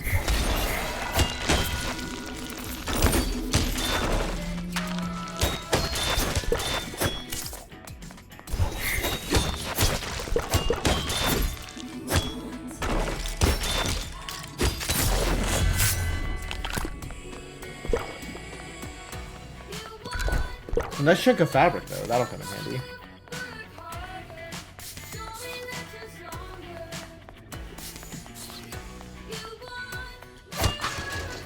Alright, Sawyer. Show me how good you are at video games. Ah, cool. I love video games. That's how you took me here, right? Whoa. Wait, what even are these? Wait, is that Driving Mania? Whoa. That came out in 1998. That's before I was born! These are relics! Ancient! Wait, how old are you? 20 and counting. Hope that doesn't make you feel weird. Little bit! A little weird! So you're very young! I mean, I wouldn't want you to think of me like a kid. But whatever, let's play! I mean, when faced with that logic. Your virtual cars race around the tracks. You get the sense Sawyer is going easy on you. No, let's battle. Huh? Let's be real. Okay, you're pretty good at this. Alright, time to break out the nitro. Oh, they're gonna cream me, aren't they? You play for a while. Eventually you run out of tokens. I'm still not sure what to offer them. Would they like some daisies? I feel like we're gonna cap the love here anyway. So I'm okay with not giving them a gift right now. GG! Now I'm revved up for the dunge! Alright, let's go dunging. Continue to dunge.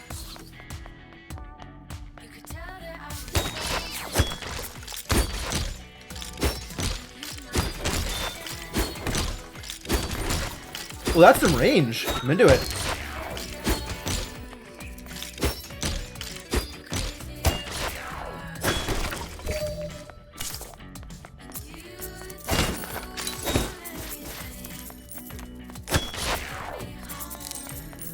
Another floor complete. Cleaned up.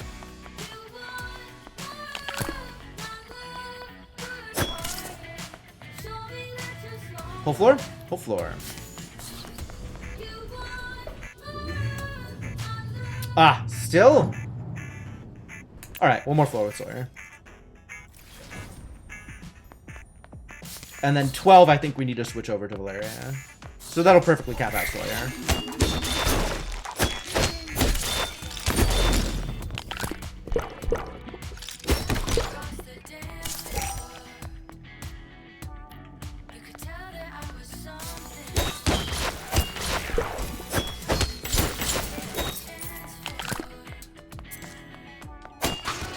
Nice haul, nice haul.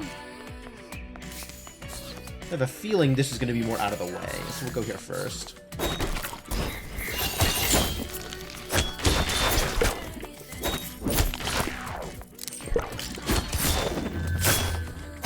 Got him!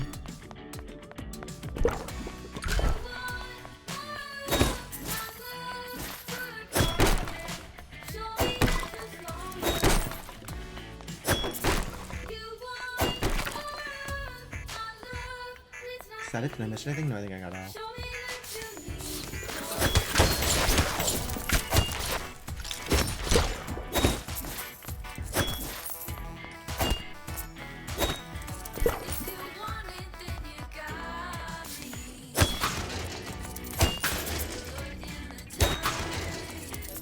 Alright, massage chairs. Here we go.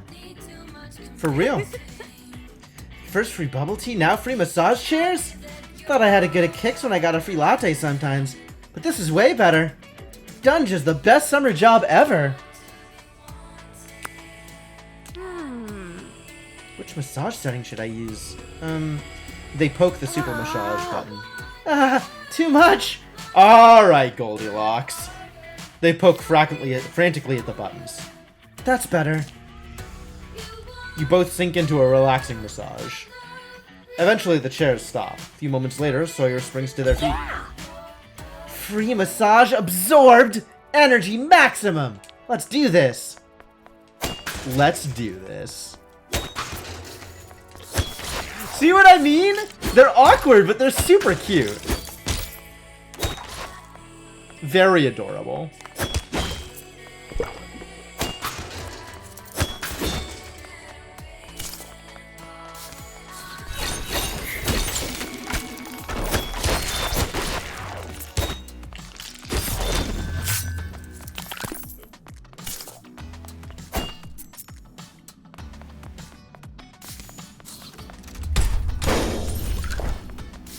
Cost $0. Value priceless.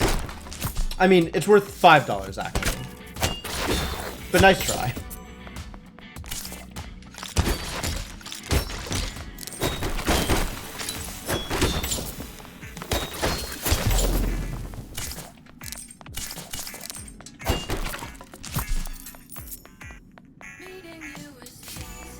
Is there not a bubble tea thing here? Guess not.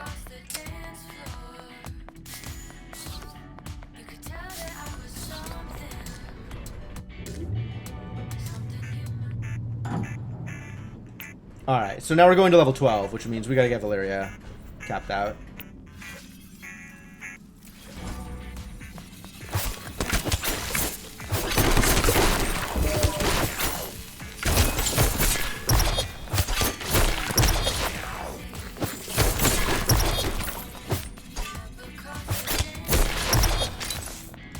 Oh man, gotta get used to fighting with Dagger again. Dagger is actually kind of a rough weapon to use. It is not my style at all.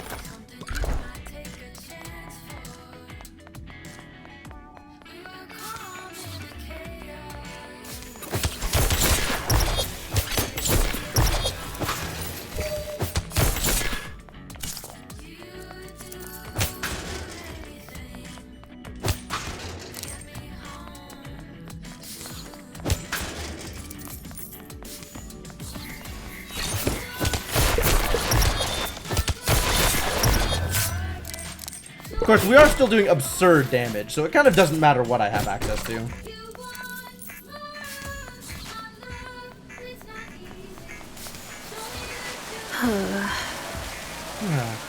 Feels nice to stretch out after a long session of stabbing monsters.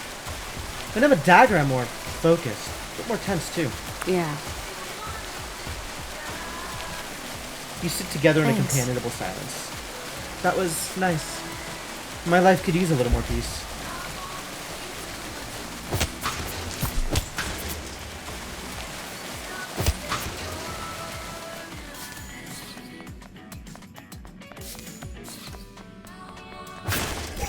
Alright, here we go. The final boss.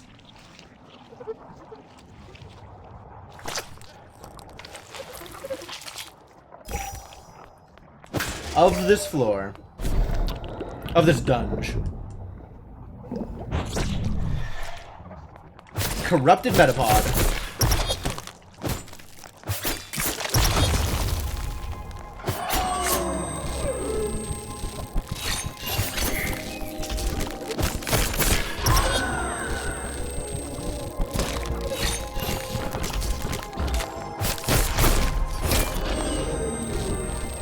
Yep, fine, no problem.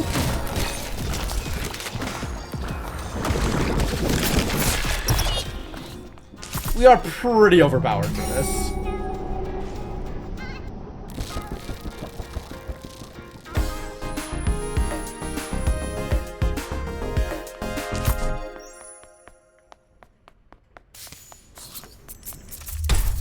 That'll do.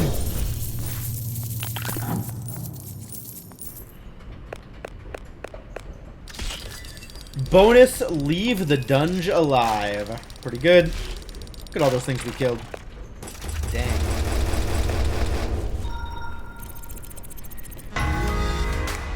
Level 32, now I'm an expert. Cool.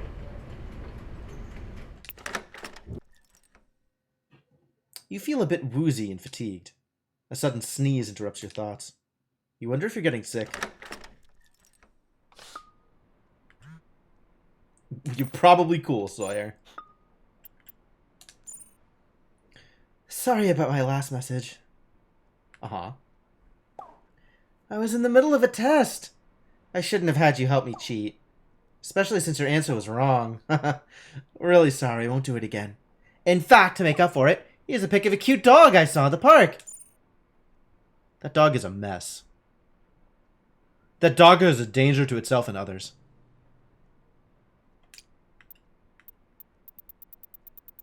I don't know. I'm just not into pugs. It's not my thing. How are you? I think I have a cold.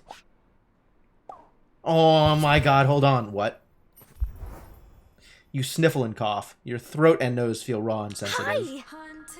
Sawyer offers after a few minutes. What? Oh, you look awful! I mean, you definitely have a summer cold. But check this out. I don't know if you believe in stuff like this, but you must have a guardian angel. Just this morning, I had the sudden urge to make chicken soup. Maybe I'm a telepath. I have had weird dreams. Whoa, me too. I keep having this dream where I'm in a giant frying pan and it's a dunge. Maybe that's not quite the same thing. But no matter how much I fight the other ingredients, I still get cooked. I wonder why we both have weird dreams. Maybe it's that time of year? All we can do is keep going and eating. Look, my crowning glory. A chicken soup. Personal medicine for Jim's common cold. Made with my secret ingredients, love, and MSG. I mean, I didn't know it was for you when I was cooking it, but I'm sure it still tastes good. I can't wait to eat it. Let me help you. You get comfortable and I'll take care of you. Aww. Sawyer pours 2 servings of soup and you sit down together. The soup is unusual. There's a floral scent, and the broth is a gray-blue color. As you dip your spoon, the surface wobbles. There's no way this is normal chicken soup. Yeah. Bon appetit! I bet you're gonna love the soup a la Sawyer. So what's in this exactly? I have vegetables, herbs, you know the deal. Like you taught me, I followed the recipe. Mostly. Anyway, come on, dig in! I mean, for you, Sawyer, I'll try it. You bring the spoon to your lips. The floral scent is stronger and slightly rotten. In a moment of bravery, you take a sip and swallow. All finishers also set enemies on fire? Wow. That feels like a lot. It tastes fruity yet familiar. The texture is chewy. I don't want my soup to be chewy. A warmth spreads from your belly. Watching you, Sawyer's face changes into fear and dismay. You feel as if a soft golden light has wrapped itself around your shoulders. What? What's happening? You lose consciousness.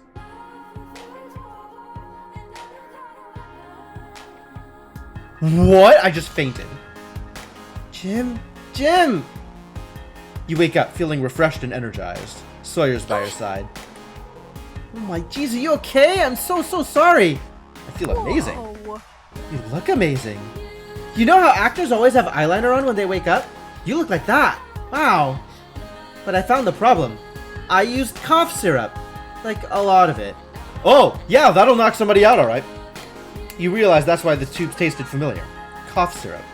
You feel like gagging. I thought it'd just add a fruity flavor and maybe some sweetness. Like a blueberry syrup. Nope, that's a different kind of syrup. You wonder how to break it to them that blueberry syrup would also not belong in chicken soup. I mean, maybe the syrup helped. You look much better than before. More alive. Maybe soup a la Sawyer is actually a healing potion. Even more than bubble tea. Also knocked me out. Hey, that was some seriously healing sleep. I should make more and sell it. Is this the kind of entrepreneur spirit that I've been looking to foster in Sawyer? They'll have to stock up on more cough syrup. Or blueberries while they're in season. Anyway, now that you're awake, I should go study for my last final. But first, I got you a little gift. A thank you for all the cooking lessons. Aww! You don't have to use them, but thought you might have fun with headphones in the dunge. I love them. Heh. Well, I'm sorry again that I asked you to cheat for me. I just got too worked up. Next time I'll think of your disapproving face. That'll keep me on track. Think of me kissing you. Yes! Brilliant! I'm a telepath too, so maybe you'll feel it. Cute. Wait, no. No, that would totally not make me focus on the exam. I don't even know if I can focus on studying. Oh, what have you done? Bye. They give you a quick kiss goodbye. Sawyer waves and closes the door softly behind them. Adorable. Alright, we gotta try these headphones. Ah. Nice. Yeah, I like them better than the earpods.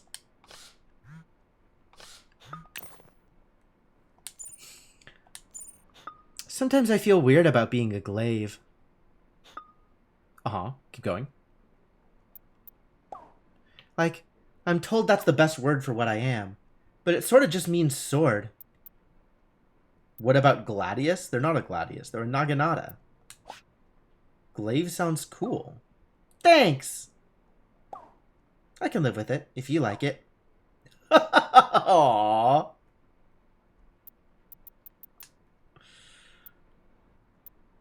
Alright, Valeria, what are we up to? Oh, you a drink for the other night.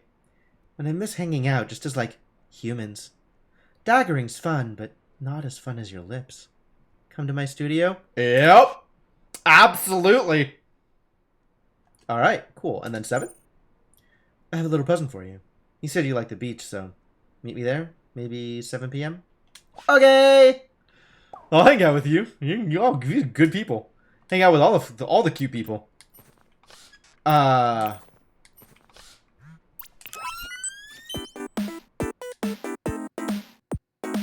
No real need to play video games here.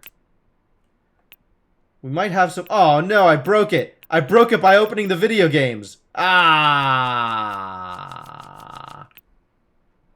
Well, make all the gifts. All the gifts have been made. We did it. All the hats have been made. And then there's stuff here that maybe I care about, maybe I don't. But I'm just going to pass on all of it for now. Outfits don't do anything, even though they might look good. What have we unlocked here? Oh yeah, the bomber jacket. It's actually like the jacket is cool. The like bra underneath, not exactly my kind of look, but I appreciate it. Yeah, I haven't really found anything that speaks to me more than just the plain starting sweater, because I like the blue pants, honestly.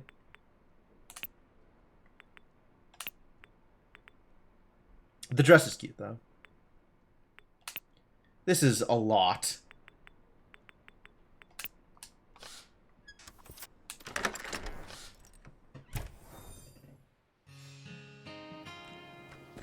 Alright, we got a date with Pocket.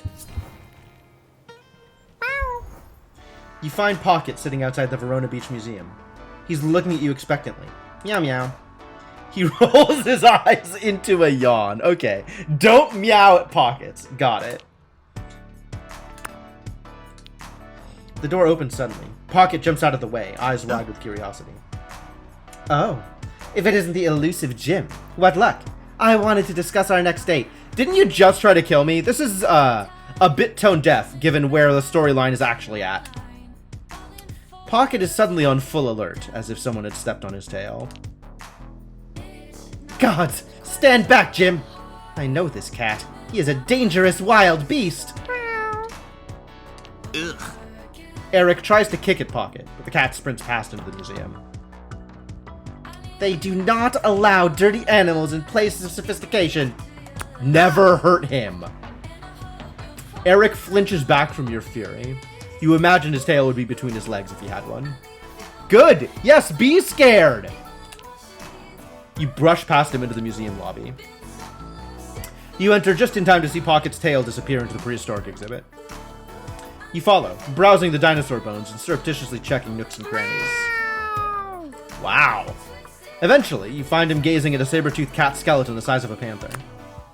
You take a moment to admire the skeleton's preserved ferocity from tusk to tail. The label reads, Smilodon fatalis, excavated in Verona Beach, California state fossil. Meow. Pocket releases a small wheezy sigh at the Smilodon. Is this your role model? Nice. Immobilized last longer or finishers have wider arcs. I like wider arcs. I like hitting more things. Go Pocket. Pocket's tail swishes with sudden mischief. He pounces on your foot playfully. His whiskers vibrate with excitement as he turns from the Smilodon to run out of the museum. Security guards approach, but he's already out the door and scampering down the street. You browse the rest of the exhibit before heading home. What the hell happened? Why? What's wrong? Pocket's really acting weird. He's more confident. Well, I wish he'd stop attacking my feet. My slippers are destroyed. Jeez. Ah. I can see how that would be a problem for you. Not for me, though! Me and Pocket just get to play. I don't have to feed him. I don't have to live with him.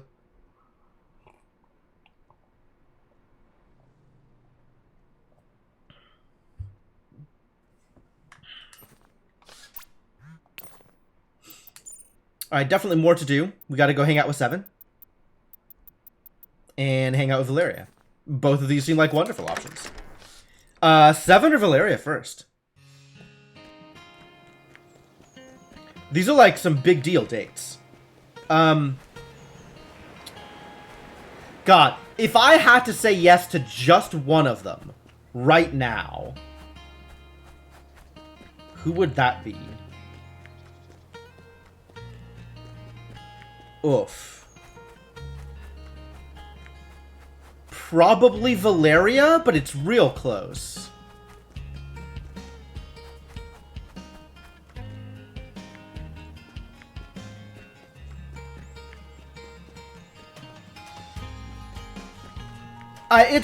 Time isn't real, Wash. Time is whatever I want it to be. This game moves at the speed of plot.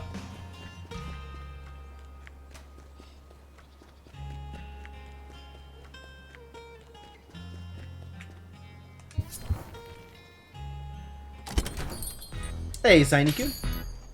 Jake is at the studio talking to Valeria when you arrive. Hey. Hello. Valeria gives your hand a squeeze and doesn't look away from your eyes when she says, Say hi, Jake. Ooh, this is a big step. Hi, Jake. Valeria glares at him till he drops his gaze. I thought we were going to try and be friends with each other. I saved both of you at the museum job, didn't I? Should count for something, especially since I wasn't invited. Ugh. That was my decision, Jake. You must have expected it with the way you've been acting. I'm a Rose of Venus, Valentine. You should have told me about it. There's a moment between them. You almost feel like you're intruding. You're right. I should have said something. I just wanted to show Jim what we do, though it turned into a disaster. I had a great night. Being a rose is exciting, but usually not that exciting. Jake shoves his hands into his pockets and clears his throat to catch her attention. I have something to tell you. Both of you. Huh? I spoke to Jess, my sister, and she wants you back, Val. That's an awkward conversation for me to be in the middle of.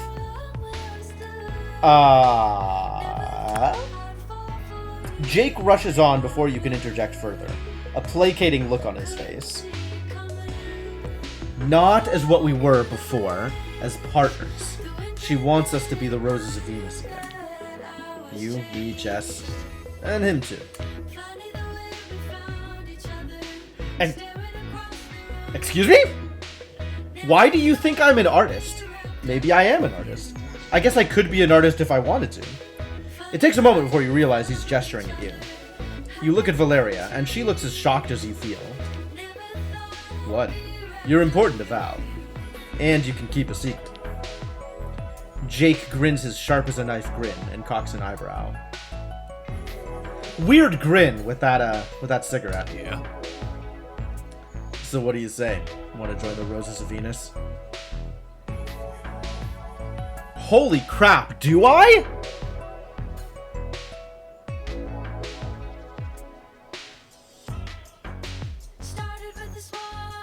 Does this mean I can't be Seven's agent?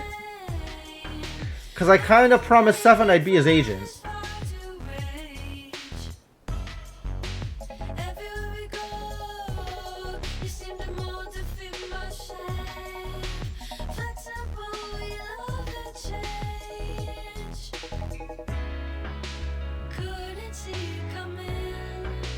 I don't know. Am I an artist? This is...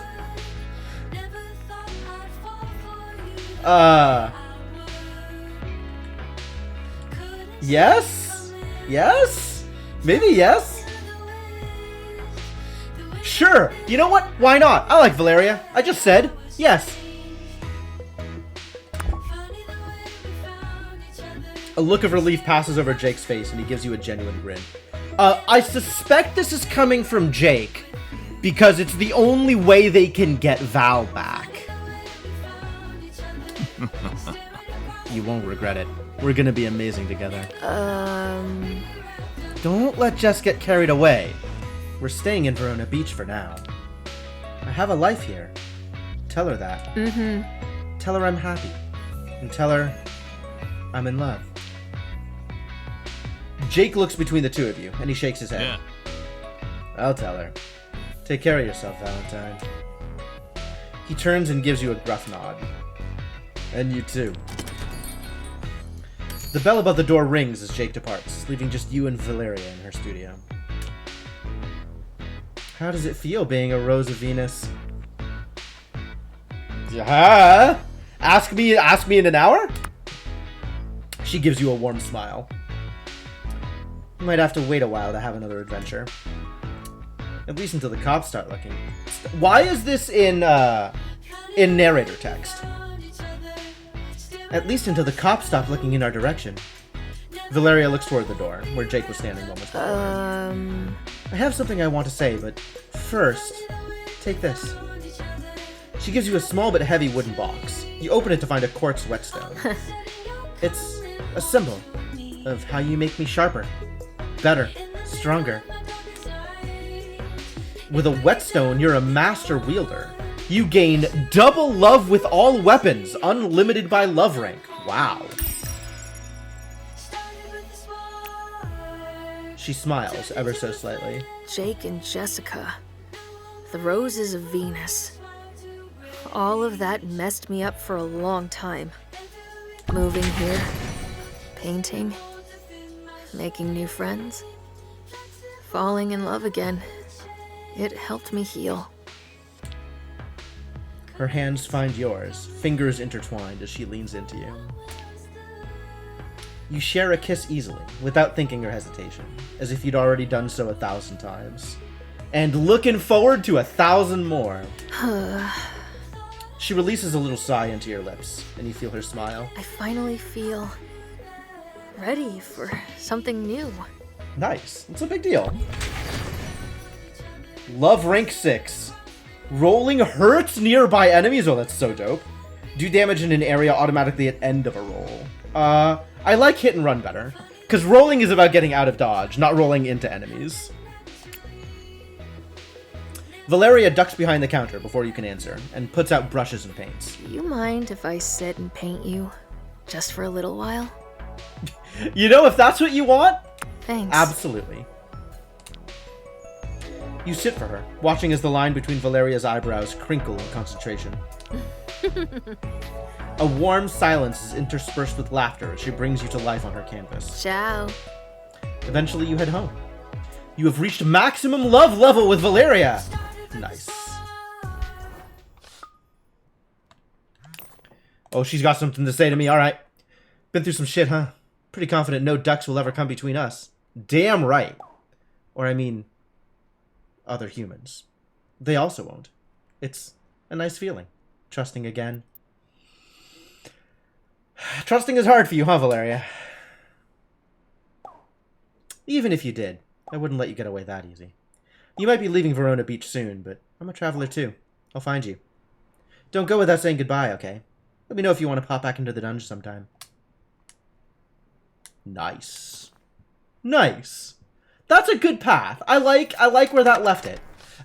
The other thing to consider is all of these end with me leaving, right? Like, I leave Verona Beach at the end of the summer, so I can't really permanently stay with anybody, even if that's the direction I wanted to take with it. Like, they all have to have an ending. You find Seven strumming a guitar on the beach. He's very focused and hasn't noticed you. He picks a few chords here and there, trying out a few melodies. Huh? Eventually, he notices you and startles. Hey. Hey. Sheesh. Way to spoil your present. I was hoping to surprise you. I wrote you a song. It's probably terrible, so it's okay if you don't like it. Stop being self-deprecating. Sorry. Wait, is that self-deprecating too? Oh, sorry. I just wanted to give you something small. Nobody else has heard it yet. It's called Jim and Verona. I'm more of a dancer than a singer, so there's no lyrics. Just my feelings, okay? Aww. Seven plays guitar. What? Oh, I have a skip option. That's fascinating. I didn't know that was real. Seven plays guitar, carefully avoiding looking at you as he plays. You can see the concentration in his jaw and neck, focusing completely on playing for you. You spend a peaceful moment together, joined by the music. Hey!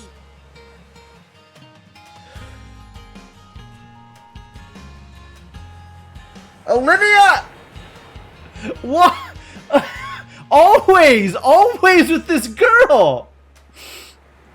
A voice yells out over the beach, interrupting your moment as the sun sets. You! Leave him alone! Excuse me? Ugh. How dare you, Jim? I trusted you. I pet cats with you. You Yoko? Excuse me? Uh-huh. Don't give me that. You know what you did. How many boyfriends do I have? I guess 2? I think Pocket doesn't count, and Valeria would be a girlfriend. Actually, maybe it's 1, because maybe Sawyer's an NB friend? I'm not actually sure how to use that terminology in that situation. The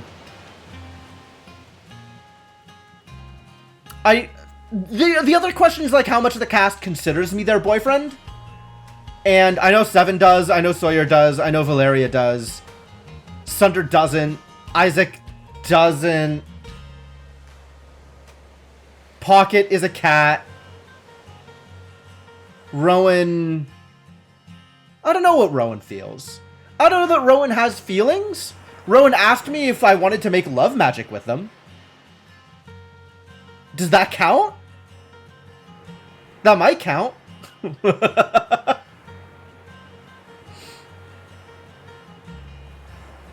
Yeah.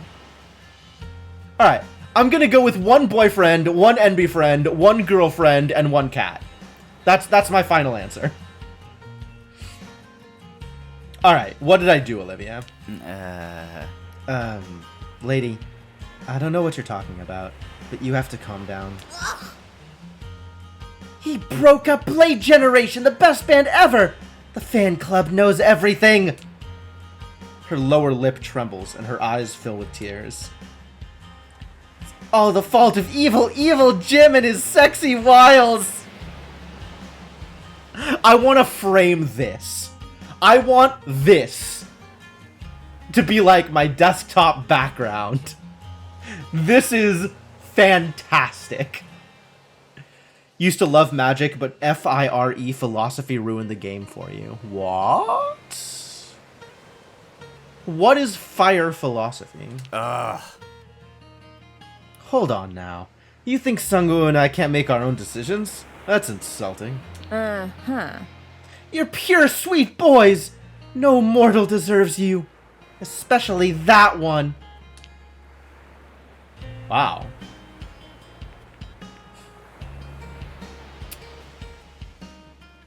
Talked about love magic? I did talk about love magic. Rowan wants to engage in love magic with me, which involves the metaphysical bringing together of our bodies, and also the physical bringing together of our bodies.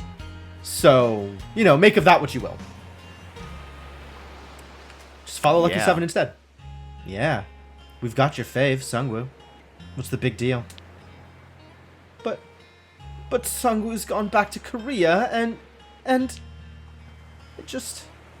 I thought I could be the one. Oh, you poor disillusioned fangirl. Love doesn't always work out the way we think it will. Jim is my best friend. Nothing you say can change that. Olivia's eyes leak and she starts making choking sounds. But you're still young. Lots of time left to make your mark. And cats love you. That's a big deal. I don't care about dancing or even cats right now. And I don't need your advice. I'm just gonna go. Later. Take care. Wow, that's a heck of a way to go through this date. Fire philosophy stands for fun, inviting, replayable, exciting. Which is all buzzwords, and the result was push the power of mythics very hard and ban them after we've sold enough boosters. Oh, wow. I agree that mythics aren't super good for the game. But, I don't know. That hasn't broken my love affair with Magic the Gathering. I still do like Magic the Gathering. I think Magic the Gathering is still a good game. Although maybe it is slightly harder to put together the deck you want to put together. You both watch her go, wishing the best for her. You blush to realize Seven's staring into your eyes. I guess the world is finding out about Blade Generation and about us. Yeah, there's no way Olivia doesn't spread the word about that. I guess everybody's gonna know. Number of standard bans total before 2019 has been matched or surpassed every single year since. Wow. I had looked at the numbers for that. I didn't realize. Wild. I thought it would make me have a panic attack to have a romance out in public. Instead, it makes me feel more relaxed. I want everyone to know how important you are. Aw. I feel so lucky I have your support in the adventures to come. When I met you, I was in a deep depression, consumed with envy and bitterness. Now, I have so much to look forward to. I have so much energy. Heard it here first, folks. I cure depression. It feels like a dream. One where you stepped in and made everything better. Magically. I magically cured depression. Yeah, that checks out. I love you. Aww. But you'll have to put up with my fans. Olivia won't be the only one who's upset. You okay? One step at a time. Achievement unlocked. Recharged batteries. That's cute. Chain lightning damage is higher when you're low health. I will never be low health. Affects 2 extra enemies. Sure.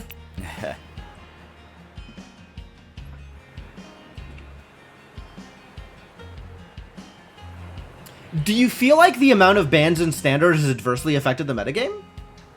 Chain lightning damage? Yeah, absolutely. 7 is a lightsaber. It's wild. It's great.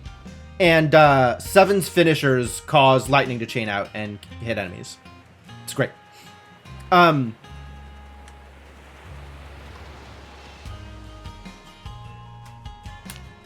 I'm thinking about magic. It's getting chilly, and I think a new Chronoset episode just came out today. You head home together and watch some shows comfortably together on the couch.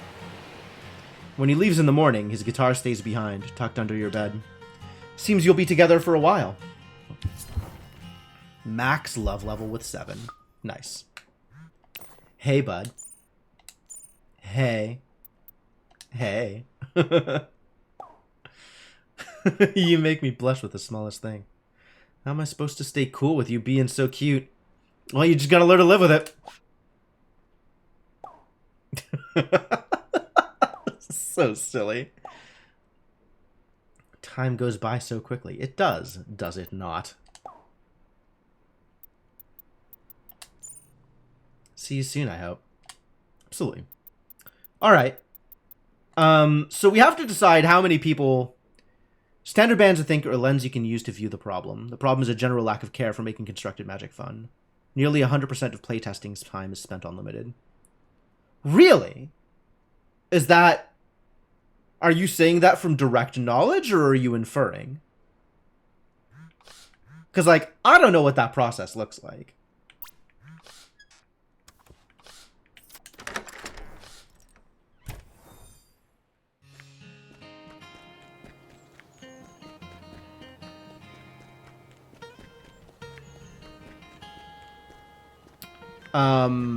How many people do I want to get to max before I go on to the next thing that is probably going to be game ending?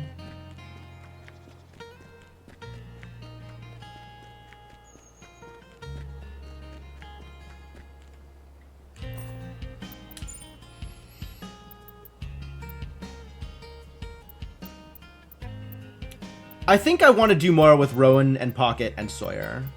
And I think Isaac and Sunder are okay. Love points are no longer limited by rank, and all love gained is doubled. Dope. Educated infer. Wizards is ultra secretive about how they do their business. That's fair. I mean, I know they've pushed power level a lot recently. And I think New Capenna actually, like the limited environment in New Capenna, suffered a bit from the kind of thing that you're talking about. Edging, like... pushing things to be more powerful rather than trying to bring them back in line. Bans are explained with "we missed it" and grief from ex-employees. Okay. That's interesting. I mean, the limited environments have been very, very good lately for the most part. New Capenna kind of stands out as a little bit worse. But, like, Kamigawa was a lot of fun. They keep a tight, underpaid staff. That's probably true. I'm willing to believe that as well. I don't know much about how the sausage gets made in this particular case. Or at least any knowledge I have about how the sausage gets made is about a decade out of date.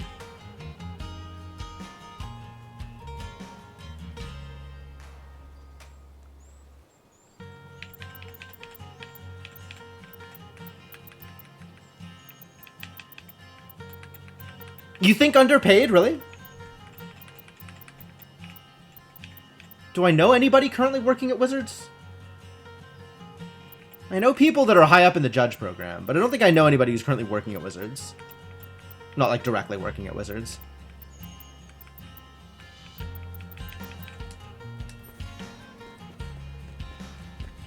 Well, I guess that's all I have open for dates, unless I want to go into Naked Steel, and I am not yet ready to go into Naked Steel. So let's go into La Rosa.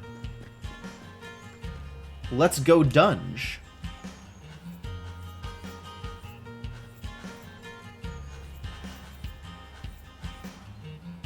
thing they admitted to that they probably shouldn't have. They deliberately pay below industry standard because they only want people to apply because they're passionate about the game.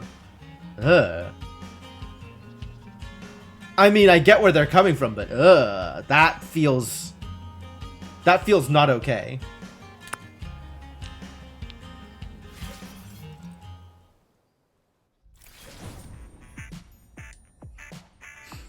All right, let's see if we can get through I'll try the. not to disrupt your focus too much with my chatter.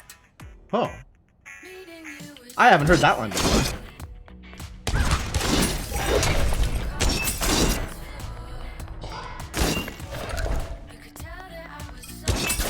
Oh, it's still this same song.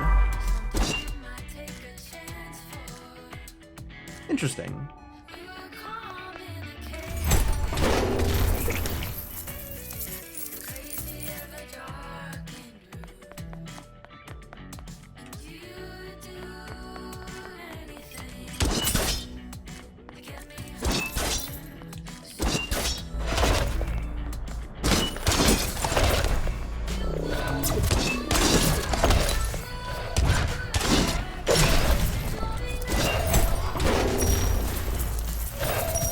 Money.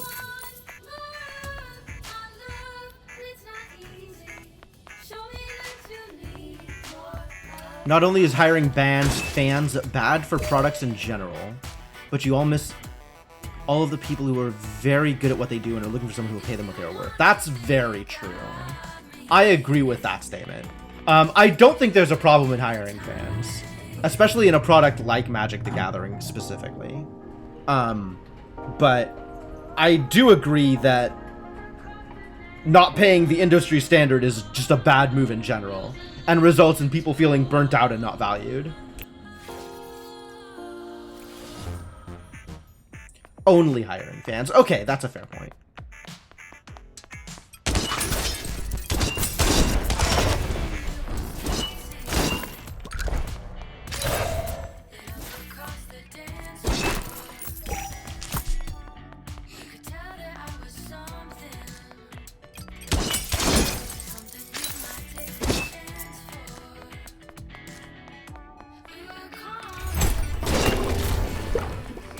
The Harvest.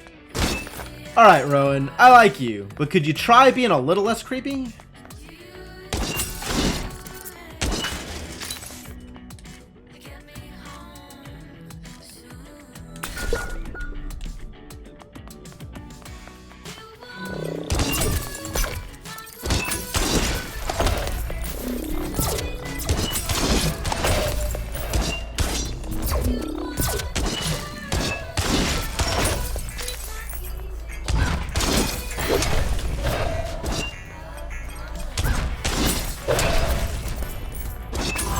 Scythe is a pretty cool weapon. I really should be hanging out with Rowan more often.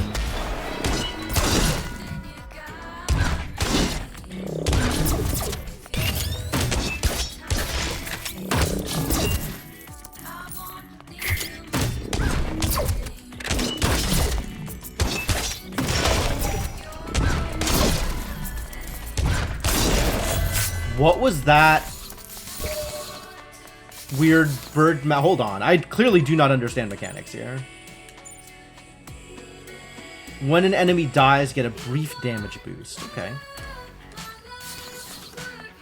That's probably what that was.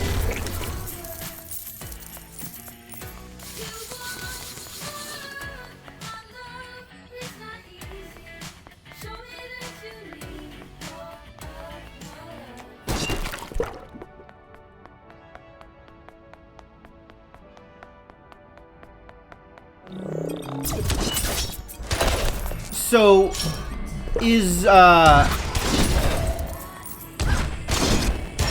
more of a protest thing, or do you legit think the game is just not fun anymore? Because of the way that they've been running design philosophy or whatever.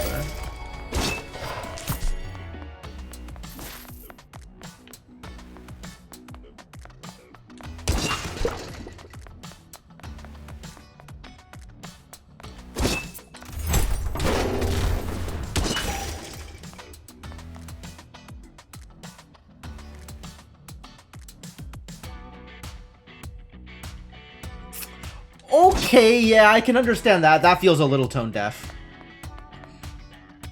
I get it. Oko was definitely a problem. They're bringing back competitive play, though. And from what I've heard, people are generally pretty optimistic about how that's going to look from what they've announced. You decorated this place. It's festive. Wasn't me. You're welcome. I didn't realize this sort of thing was to your taste. I suppose we don't know each other that well after all. They stare into your eyes with unnerving intensity, unblinking. Yes. I suppose that's how it has to be. I see. Well then. Huh? Nothing to worry yourself over. Let's continue. See, Rowan does this creepy, this like cryptic, mystical bullshit just a little bit too much for me to be into them. If they just explained things a little bit more, maybe it would work out better. You're already losing interest in the game. The way Wizards was handling itself and the decisions they were making made you lose hope in the game ever being good again. Okay. Okay. Yeah, that makes sense. Makes a fair amount of sense. Alright, so we capped Rowan. Let's work on Pocket for a bit, and then we'll go switch to Sawyer. Wow!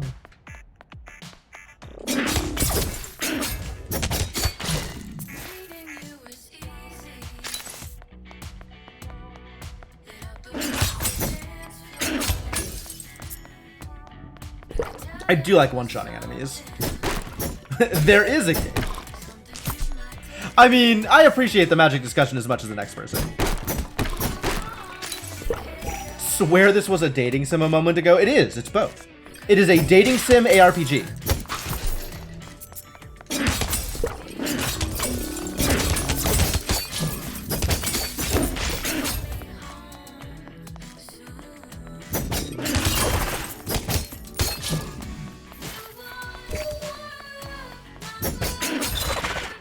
Just like, yeah, pretty much. Just like Hades, yeah. This is a little bit more explicitly a dating game than Hades.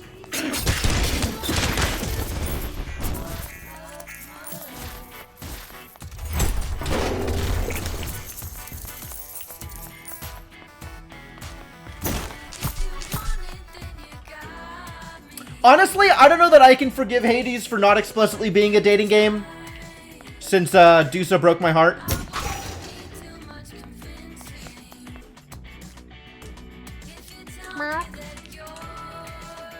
Are we offering gift? I said we're still not offering Pocket a gift. I don't know what to give Pocket. But I will continue to pet Pocket. That sounds wonderful. You gently smooth his soft fur, much to his delight.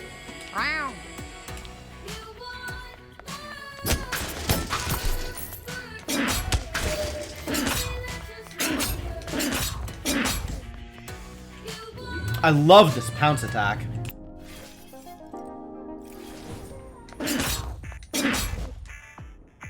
You find a more private part of the club. The ropes seem to keep the monsters away.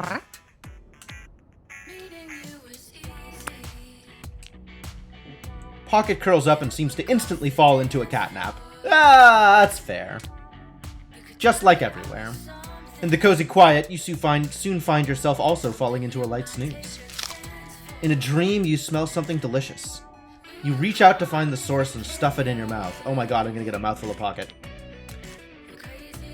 You bite down into... Oh no. Pocket, why? You bite down into something juicy yet crunchy. You slowly realize it was a tasty... mouse? You wake up gagging to find Pocket staring at you intently. Sent me that dream?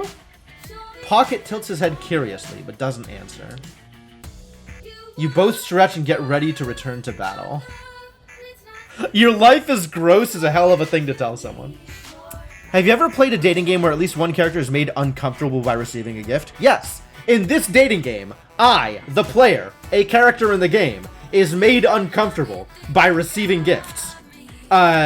This game includes a fairly awful stalker character who's just will not take no for an answer And I believe is intended to kind of explore rejection in relationships.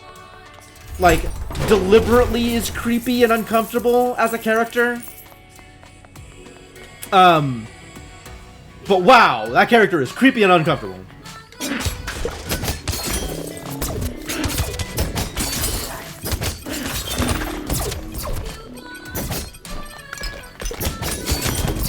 Whew.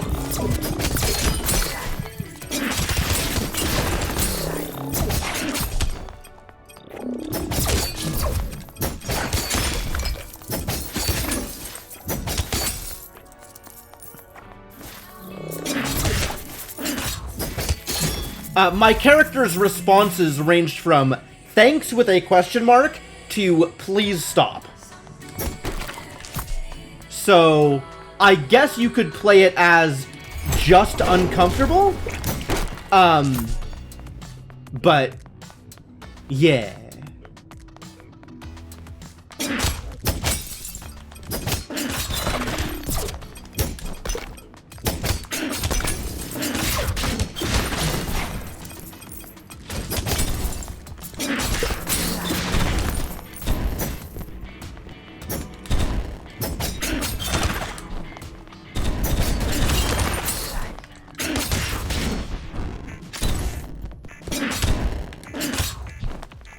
Ow.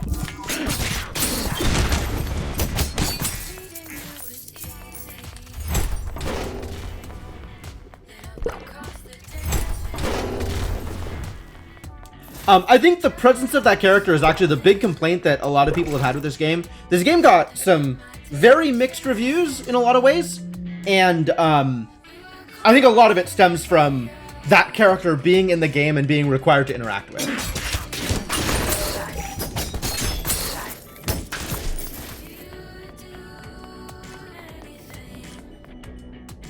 Like, you don't have to date him, but you do have to interact with him.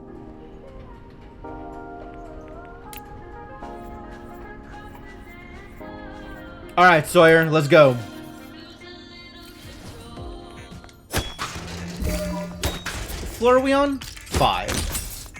We got time.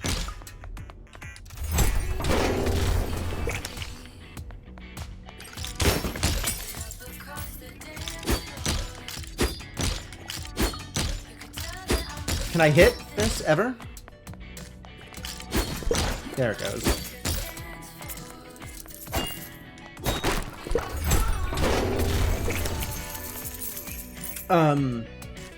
I think so far it's played out in a way that hasn't caused me to think that the game is bad, but also I don't have any trauma responses to dealing with people like that.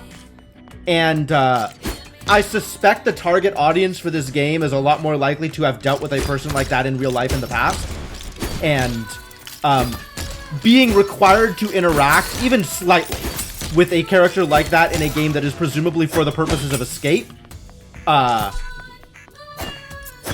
of sucks.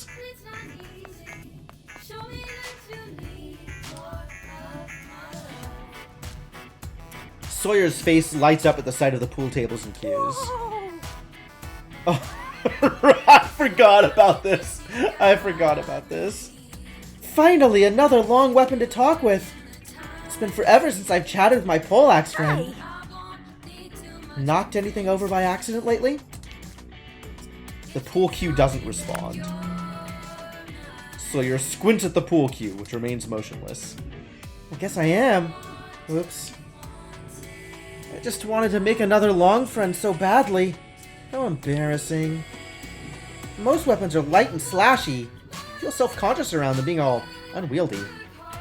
Great the way you are. Yeah, actually. Have a travel guide. Wait, mystery novel? No. Where's the travel guide? Here it is. Whoa, he's super into it. I can't wait to be done with school and start traveling. Thanks! Let's get back to it.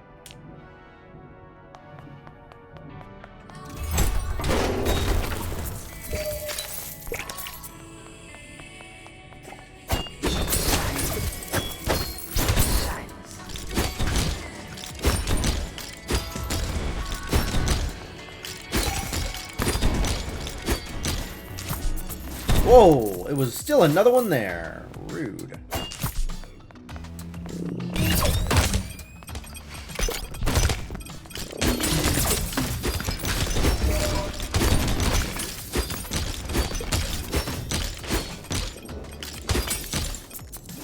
Good job, tank. Thank you for distracting my opponents. Excellent work.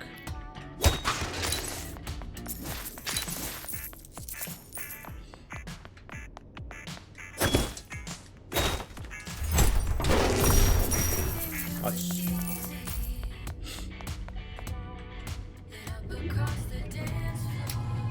All right, who are we taking in now? Who isn't maxed yet?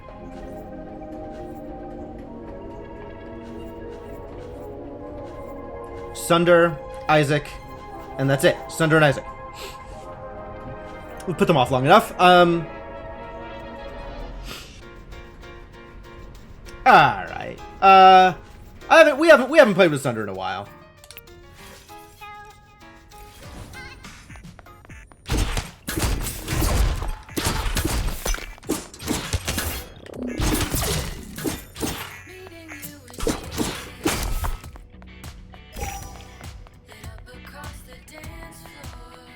Oh, Sunder's gonna love this place.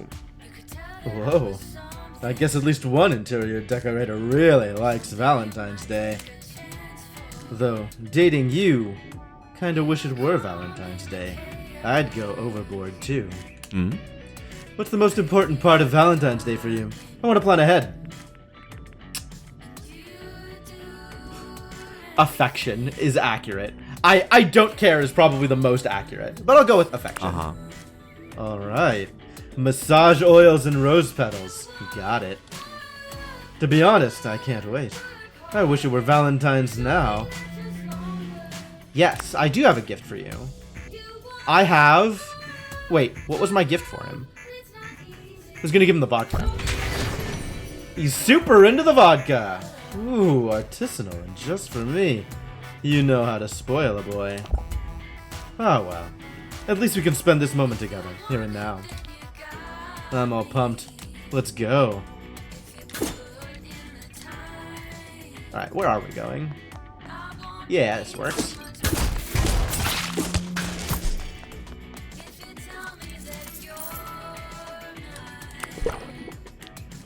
Should probably throw my money into getting more crafting materials. Pretty close to the end of the game at this point, though.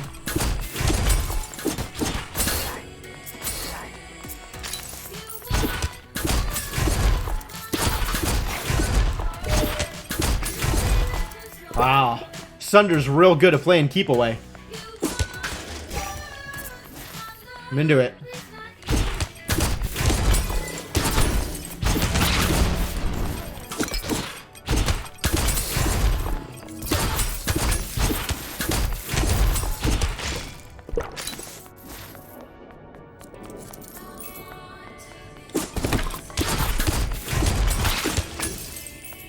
We did it, did we? Was that it?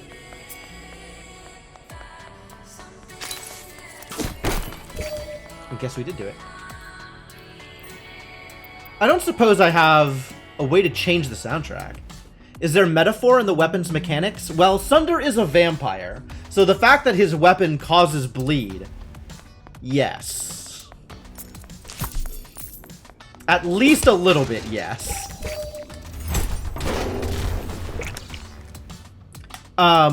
Sawyer is adorable, but very awkward.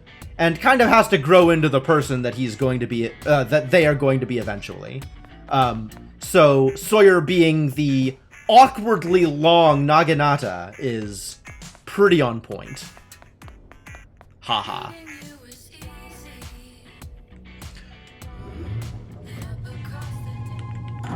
Wow, we're just gonna get everybody maxed, and then I can just take Pocket all the way down. Thinking more like the pushback on the weapon. Oh, I see. We have opinions about Sunder now. I don't know. I'm not sure if that's intentional.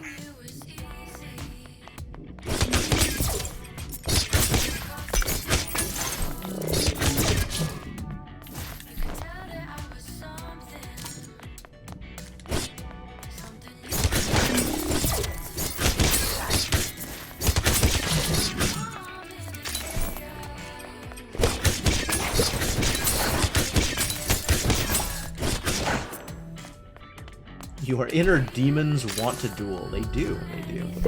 They want to battle. They want to fight.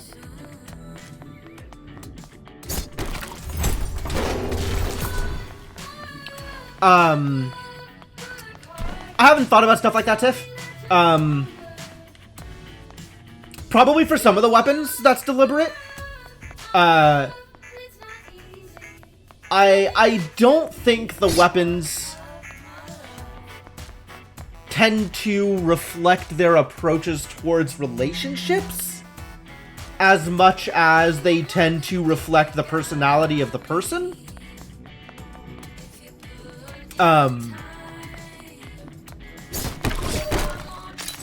But like, without going quite as much into detail as I think you had in mind. Your very insightful message about conflict in love languages. I mean... Oh, I missed that one. Okay. Conflict in love language is a very real part of real life dating that almost never seen in dating games. Out of mechanical necessity. Yeah, that sounds about right. That is the kind of thing that is, I think, difficult to perform a sufficiently nuanced take on, that you can actually include it in a game. And, I mean, depending on what you mean by love languages, that can be either kind of broad or very specific. But yeah, I agree that it's not the kind of thing that you put into games. For the most part, it's just like a yes or no, right? It's not about let's explore what this relationship, how this relationship works for us. It's about here I am, full package, yes, no, without worrying about whether or not a relationship between you and them would actually work for whatever reason, right? Like, I'll sometimes take stuff like that into account when I'm deciding who I want to be with, when I'm deciding what kind of character I want to aim for. But yeah, it's not a thing that that most games explore, because it seems really fiddly. It seems like really fiddly. Yeah, out of mechanical necessity. It sounds about right. I think we've been through this. Perhaps you can find at least a digestive. Yeah, what can you find? Here's a lovely card Amaro. Not an Amaro at all, you see, but a wine aperitif with blessed thistle. I do wonder what cocktails an expert bartender might put it into. Want to try it? He pours you a bit and you sip tentatively. The flavor blossoms on your tongue, in your throat. Herbal, delicate, odd, but pleasant. Not bad. A bit unpolished, but probably good enough for mixing. Ah well. Let's leave the bartending to the bartenders, shall we? I probably want to offer you a gift.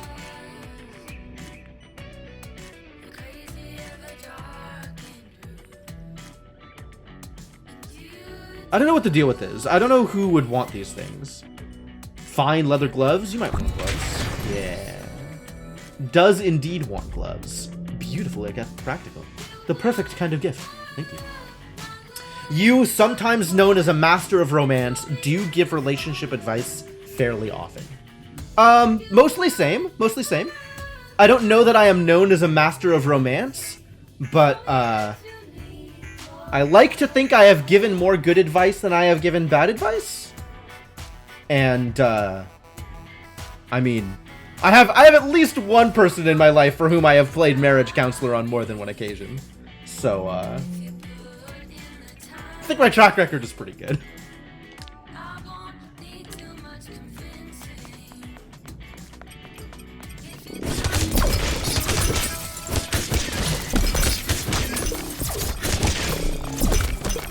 Oh, still got hit. That was a pretty good, just like button mash my way through. Is one at a run really a good sample group? I mean, no.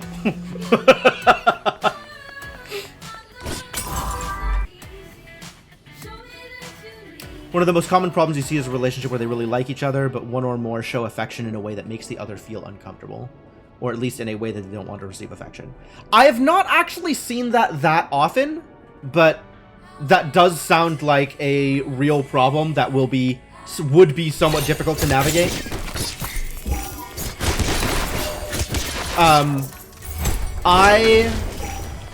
I mostly travel in poly circles, so a lot of the time people are actually willing to communicate with each other directly and have conversations. And stuff like that tends to get smoothed over, or at least tends to get compromised around. You know, people have their own ways of coping with things like that in a relationship. And it's probably just a bias in my social circle. But I definitely more often see people where either that lines up, or they have different mental tricks of figuring it out for themselves. Not figuring out, that's not the best way to phrase it, but like being able to tell yourself that this is the way an action should be interpreted.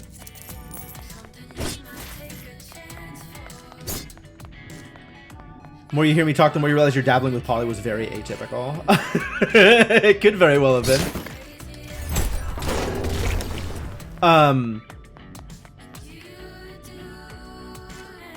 I mean, kind of as a stereotype, poly people are known for talking things to death. So, you know, for stuff to kind of come out of left field, or for stuff to just go unsaid or assumed, seems fairly atypical. The answer is almost always earnest communication. Yup. Poly relationships get that right more often because poly relationships are more complicated and fail faster if you don't. Yup, also true.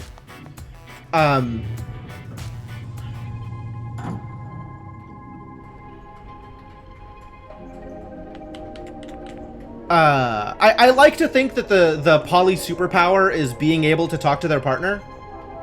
I have a whole spiel on monogamy and the script that people kind of get stuck with.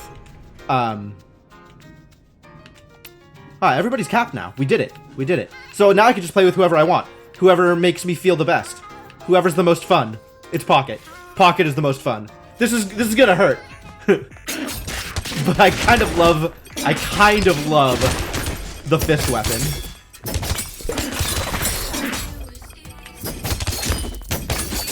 Don't know if you're familiar with the script. I mean, a lot of people who don't question their relationship or their relationship style kind of get saddled with a assumed way of looking at people, of looking at relationships. There's the idea of the relationship escalator, for a specific example. And if you never kind of got in the habit of questioning what relationships are supposed to look like, then a lot of that stuff can just go assumed, unstated, and end up biting you in the ass as a result. I think poly people have it out here because, you know, kind of by default, poly people are sort of starting from questioning the relationship script, questioning how the relationship should work, how relationships should look. I think gay people, and to an extent trans people, have a similar thing where just because of the way they've needed to live their lives, there's some amount of questioning that goes on. They don't automatically buy into the cis-het normative monogamous script. But I think everybody has that baggage just growing up in our society. There's a lot of that stuff that people, that you kind of absorb, but just by living in I'm gonna say Western society. I don't know how bad it is in other places. Hang on a second. This is a room.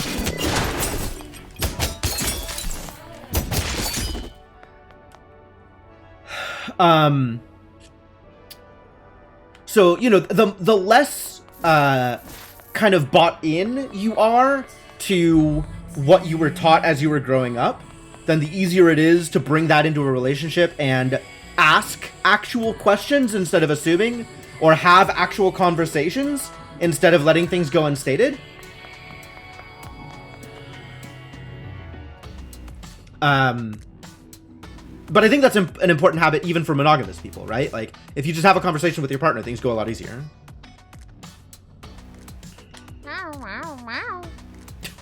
Pocket hops up on a nearby pool table and bats at a ball frantically, excited as it rolls. Keep score. You track how he does. First he sinks a few solids, but then gets distracted by a few stripes. Then he sinks the 8-ball far too early. Alas, he lost. Imploded because your partner had nearly zero communication skills. Yeah, that sounds about right. Hard to deal with that in poly or monogamous relationships. Yup. Bad relationship advice is a blind spot for you? What does that mean?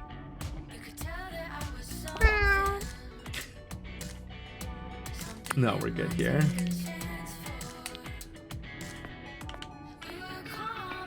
And yes, bad communication will absolutely tank any relationship. Ow.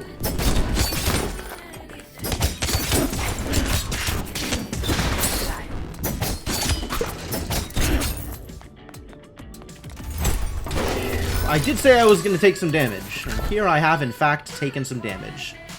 You haven't heard a lot of bad relationship advice. Ah, that's interesting. Okay, that's fair. I'm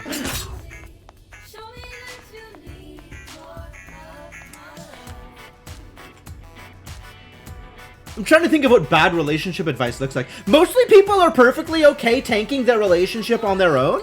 They don't need outside influences to tell them to do things worse. I guess I'm not, like, explicitly familiar with a situation where someone took bad outside advice and it hurt their relationship in a way that the relationship wouldn't have suffered otherwise. Advice will often work for somebody, depends on how it gets interpreted. That's also true. Right? What could be good relationship advice for another person might be bad relationship advice for somebody else. Because relationships are all unique, magical things on their own. Maybe let's not just hang out with Pocket.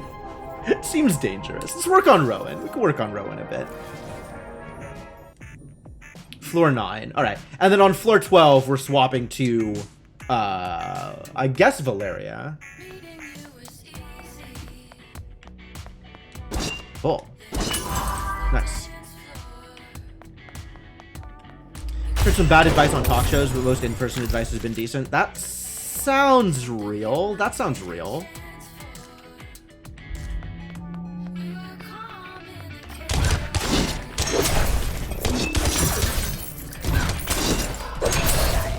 I mean, if we want bad relationship advice, there's always Cosmo. So I guess it's not hard to find if you're looking for it. Prepared? What does that mean? Have I gotten all of the crafting things? Is that what that achievement is? Find all recipes. Yep, we did it. Cool.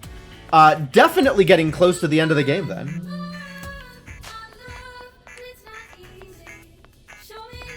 Perhaps you need a rest. I might. Ah, yes. Spirits. Did I ever tell you about the time I met Jack Daniel? The Jack Daniel. He's a bit of a narcissist, even after death, but energetic if you let him talk about himself. Am I more curious about name dropping, or am I more curious about after death? Most bad advice comes in the form of bad examples. Oh, yeah, right? People growing up with parents that have toxic relationships are absolutely going to take that into the world with them and create their own toxic relationships as a result. I've seen that countless times. But I think that's part of the same problem, is you have been given a script by your parents, and unless you find a way to question it, or realize that you're even supposed to question it, you'll suffer as a result. After death? Well, I spoke with his resonant echo more than his spirit per se, but yes. Fame is powerful in the emotional realm. People like Mr. Daniel thrive there. His whiskies, reportedly often not the best, but he said that wasn't the point. He had other goals. Tell me more about Jack Daniel. Rowan shrugs uncertainly. I didn't want to interrupt. The connection was weak. He probably sought the usual. Love, or power, or both. Rowan eyes you thoughtfully, but shrugs again, standing and stretching. You keep doing that? Rowan, what do you want? Do I want to offer Rowan a gift? Rowan deserves some cheerful bouquet of daisies. I don't think that's going to work out too well. I don't think that's going to be very much. Mystery novel? Rowan probably likes a mystery novel or two. I am confident I will solve the murder before the protagonist, if the facts are described in enough detail. And that, ladies and gentlemen, is all you need to know about Rowan. Also, they are a witch. The most accurate portrayal of polyamory in popular media. I am very curious to hear what you have to say here. Absolutely tell me what you think the most accurate portrayal of polyamory in popular media is. There certainly are not a lot of good polyamory role models in popular media. Or at least, not a lot that I have seen.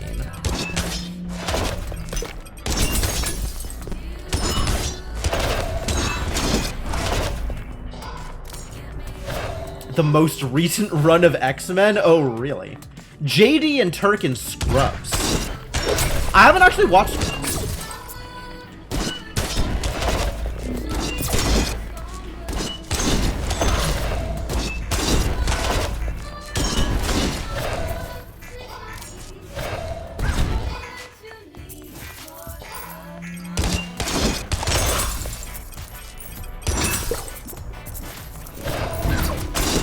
Ow.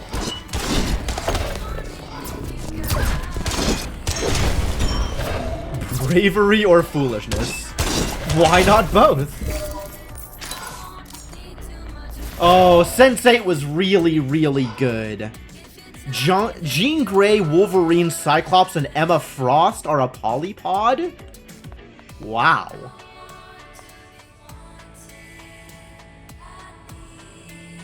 Wow, really? Hold on. How does that work? Like, Wolverine I could maybe see. Jean Grey, sure. Cyclops? I don't get the sense that Scott Summers would do well in that kind of environment. And Emma Frost, I have no idea. JD and Turk are two best buds since college. They even sing a song about their guy love. Fantastic. Good for them.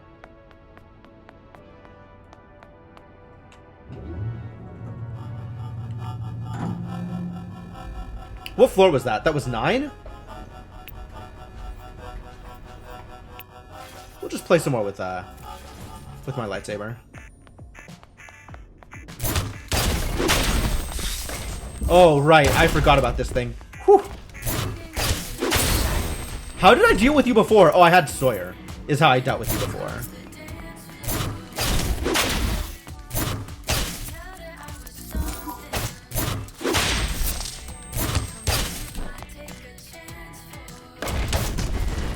Wow, these guys are just gonna slaughter me. Whew. I gotta be really careful around these bouncing speakers. JD dates a few people throughout the show. Turk just dates Carla, who he marries. A running theme of the show is how those relationships shake out. Okay, that's pretty cool.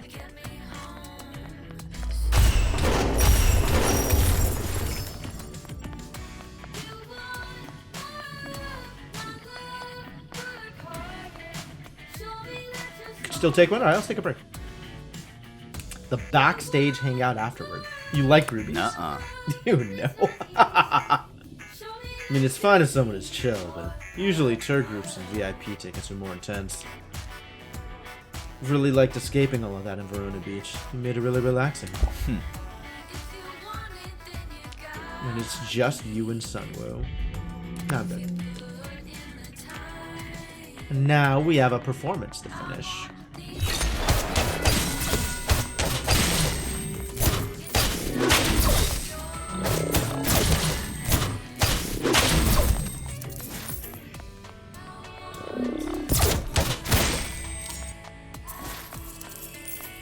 Carla's jealousy about Turk being closer with JD than her, the amount of time JD and Turk spends together, compete with their other relationships. That makes a lot of sense, actually. That sounds like a pretty cool thing to explore.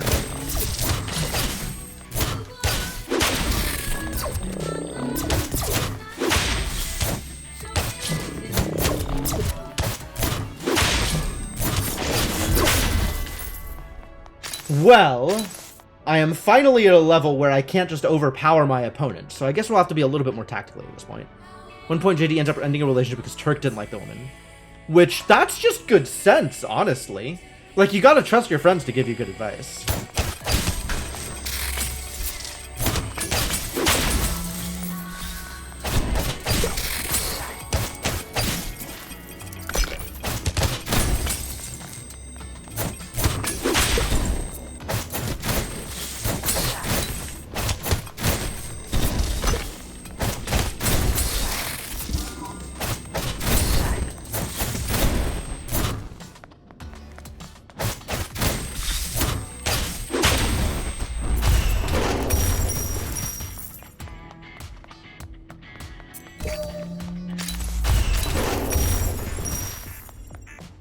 I'm on 10, next floor is 11. I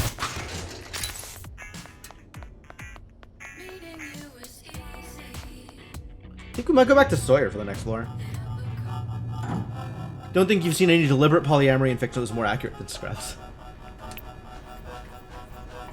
It's a fascinating take.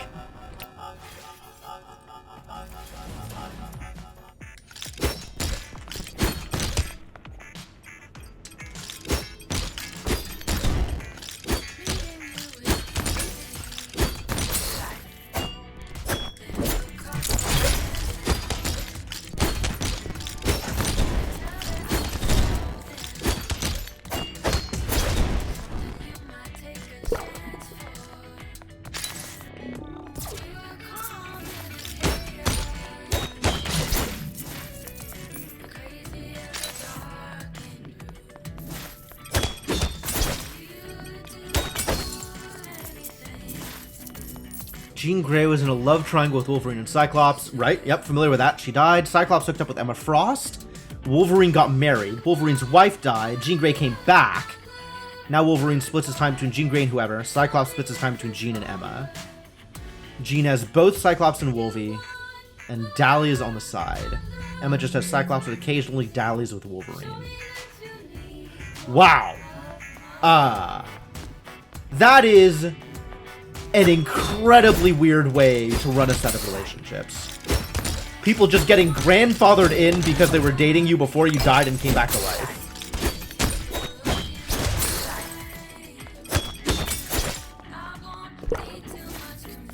Like, I know about the Wolvie Cyclops Jean love triangle.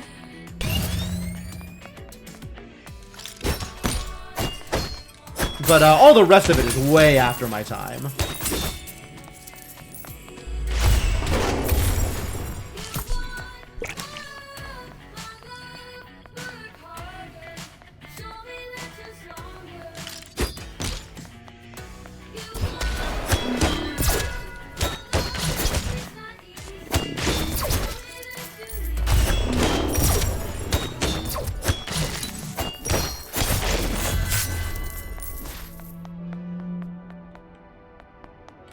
Whoa. Oh yeah, the Valentine Bear. Okay, we've heard that story. Uh-huh. Good. I like you too. Excellent.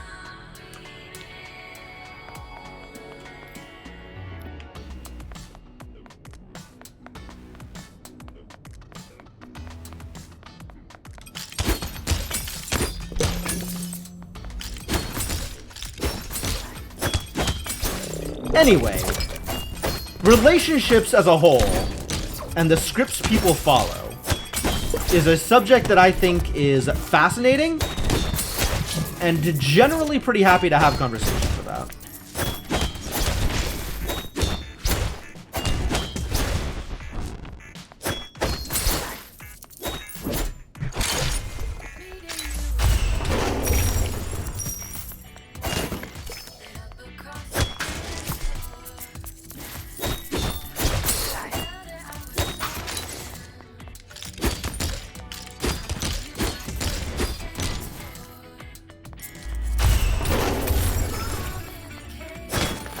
Also enjoy talking about relationships? Good. I think it's a fascinating subject.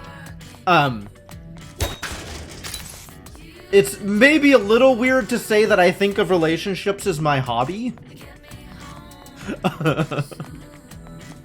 But yeah, it's about that level.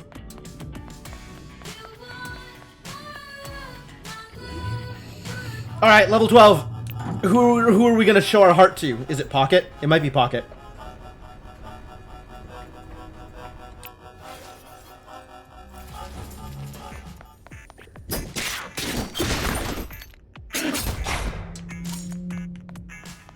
Yeah, no map. Yep.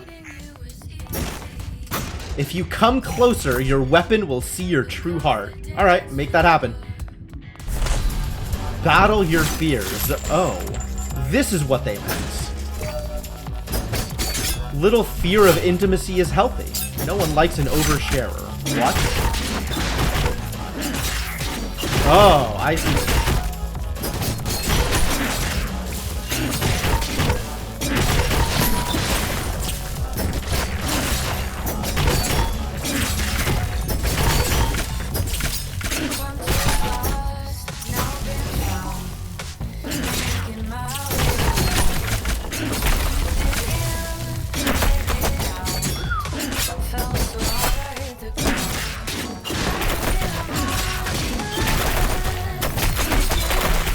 Wow.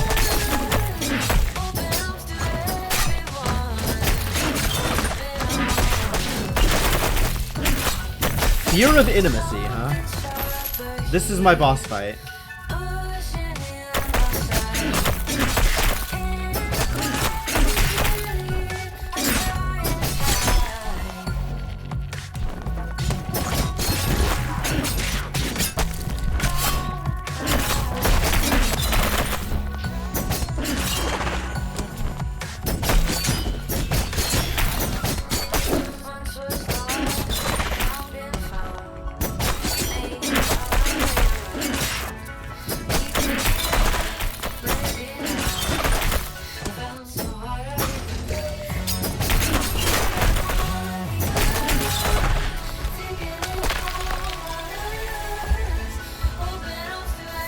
Fascinating. This was a boss fight? I mean, that was definitely a boss fight, but what is going on? Awkwardness between JD and Carla is so relatable. I fully believe that. You enjoy talking weird comics continuity, you figure get a... Yes, that is a super neat thing.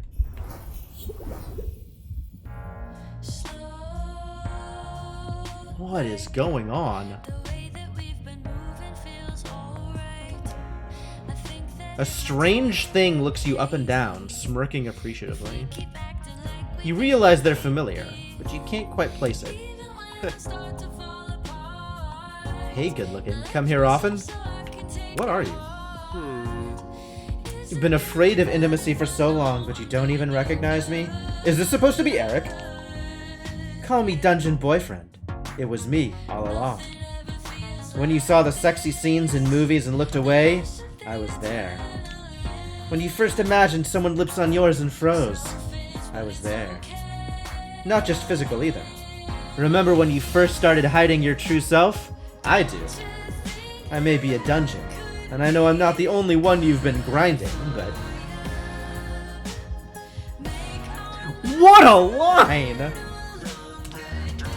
Give me another chance. I've kept you safe from being hurt, being used, being violated. I've been by your side for so long. What would your life even be like without me? You mean without trauma response? Generally better. Better for you, maybe. But what about poor Dungeon Boyfriend, huh? Oh, sure. Guilt is a good way to get me to stay in a relationship. Give us a goodbye kiss, won't you? For old time's sake? Pass. You take pride in scornfully rejecting him. He disappears in a puff, dismissed by your confidence. You close your eyes, truly at peace with intimacy at last. Really? That's all it takes?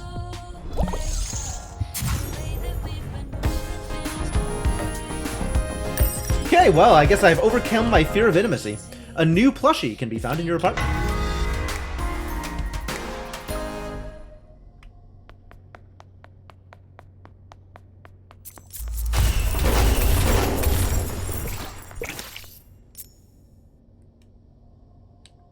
Why am I getting text from Eric?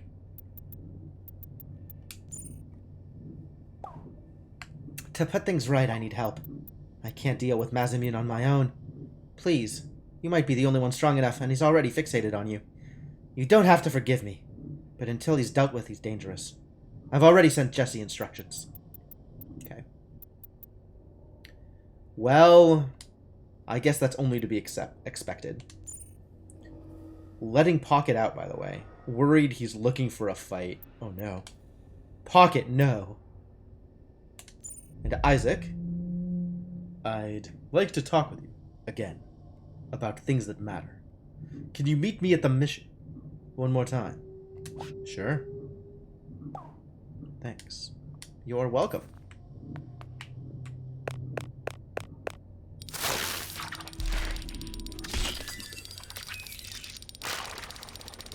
Well, that is certainly a lot of kills. And experience. We did well this time. This was good. I'm first rate? I'm a veteran? I'm a veteran now. We're veterans.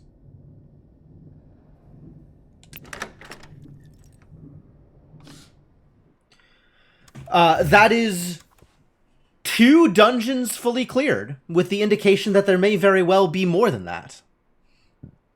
Intriguing.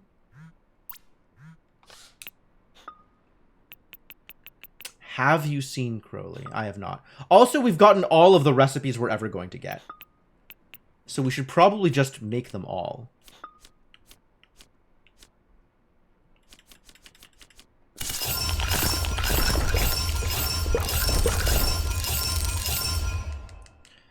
Achievement unlocked. Several achievements. Artisan and Mad Hatter. Mad Hatter obviously is find all the hats. Artisan is presumably craft everything. I'll believe that.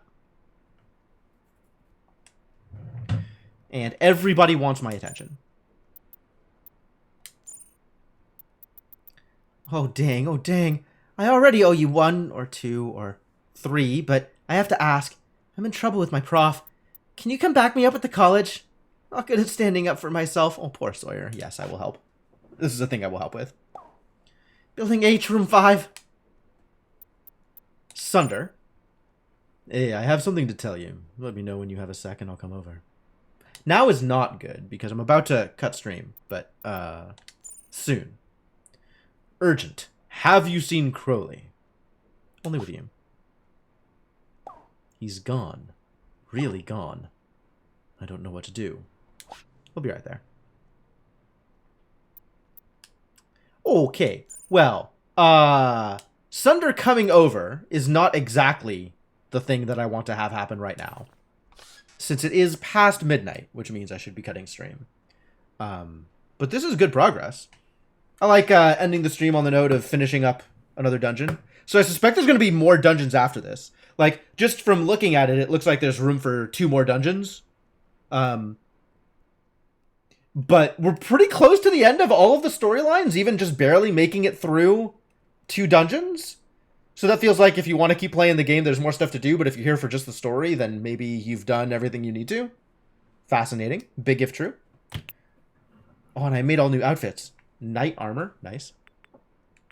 Cultist robes. Oh, it's cute. It's cute. That's a good outfit, actually. It may say cultist robes, but that's cute. You could just wear that anywhere. Now that is dapper. And purple, which is important. Anime t-shirt. No, thank you. Angel costume. Not today, Satan. Ooh. Summer dress. Only legal between spring and autumn. Not my style, but potentially a good look. Wanderer. Look sharp to stay sharp. What is this a reference to? This has got to be a reference to something.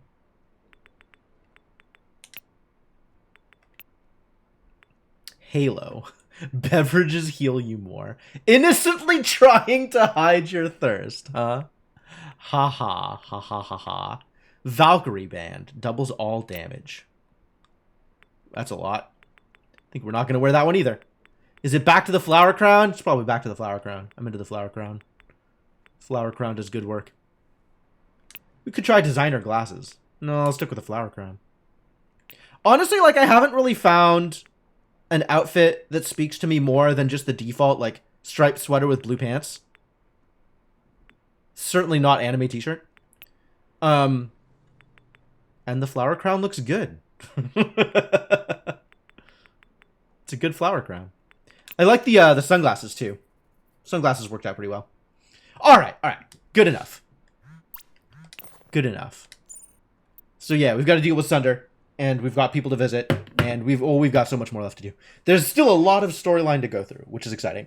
So, but yeah, that's going to be it for now. So, time to press buttons appropriately. Yes, quit title screen.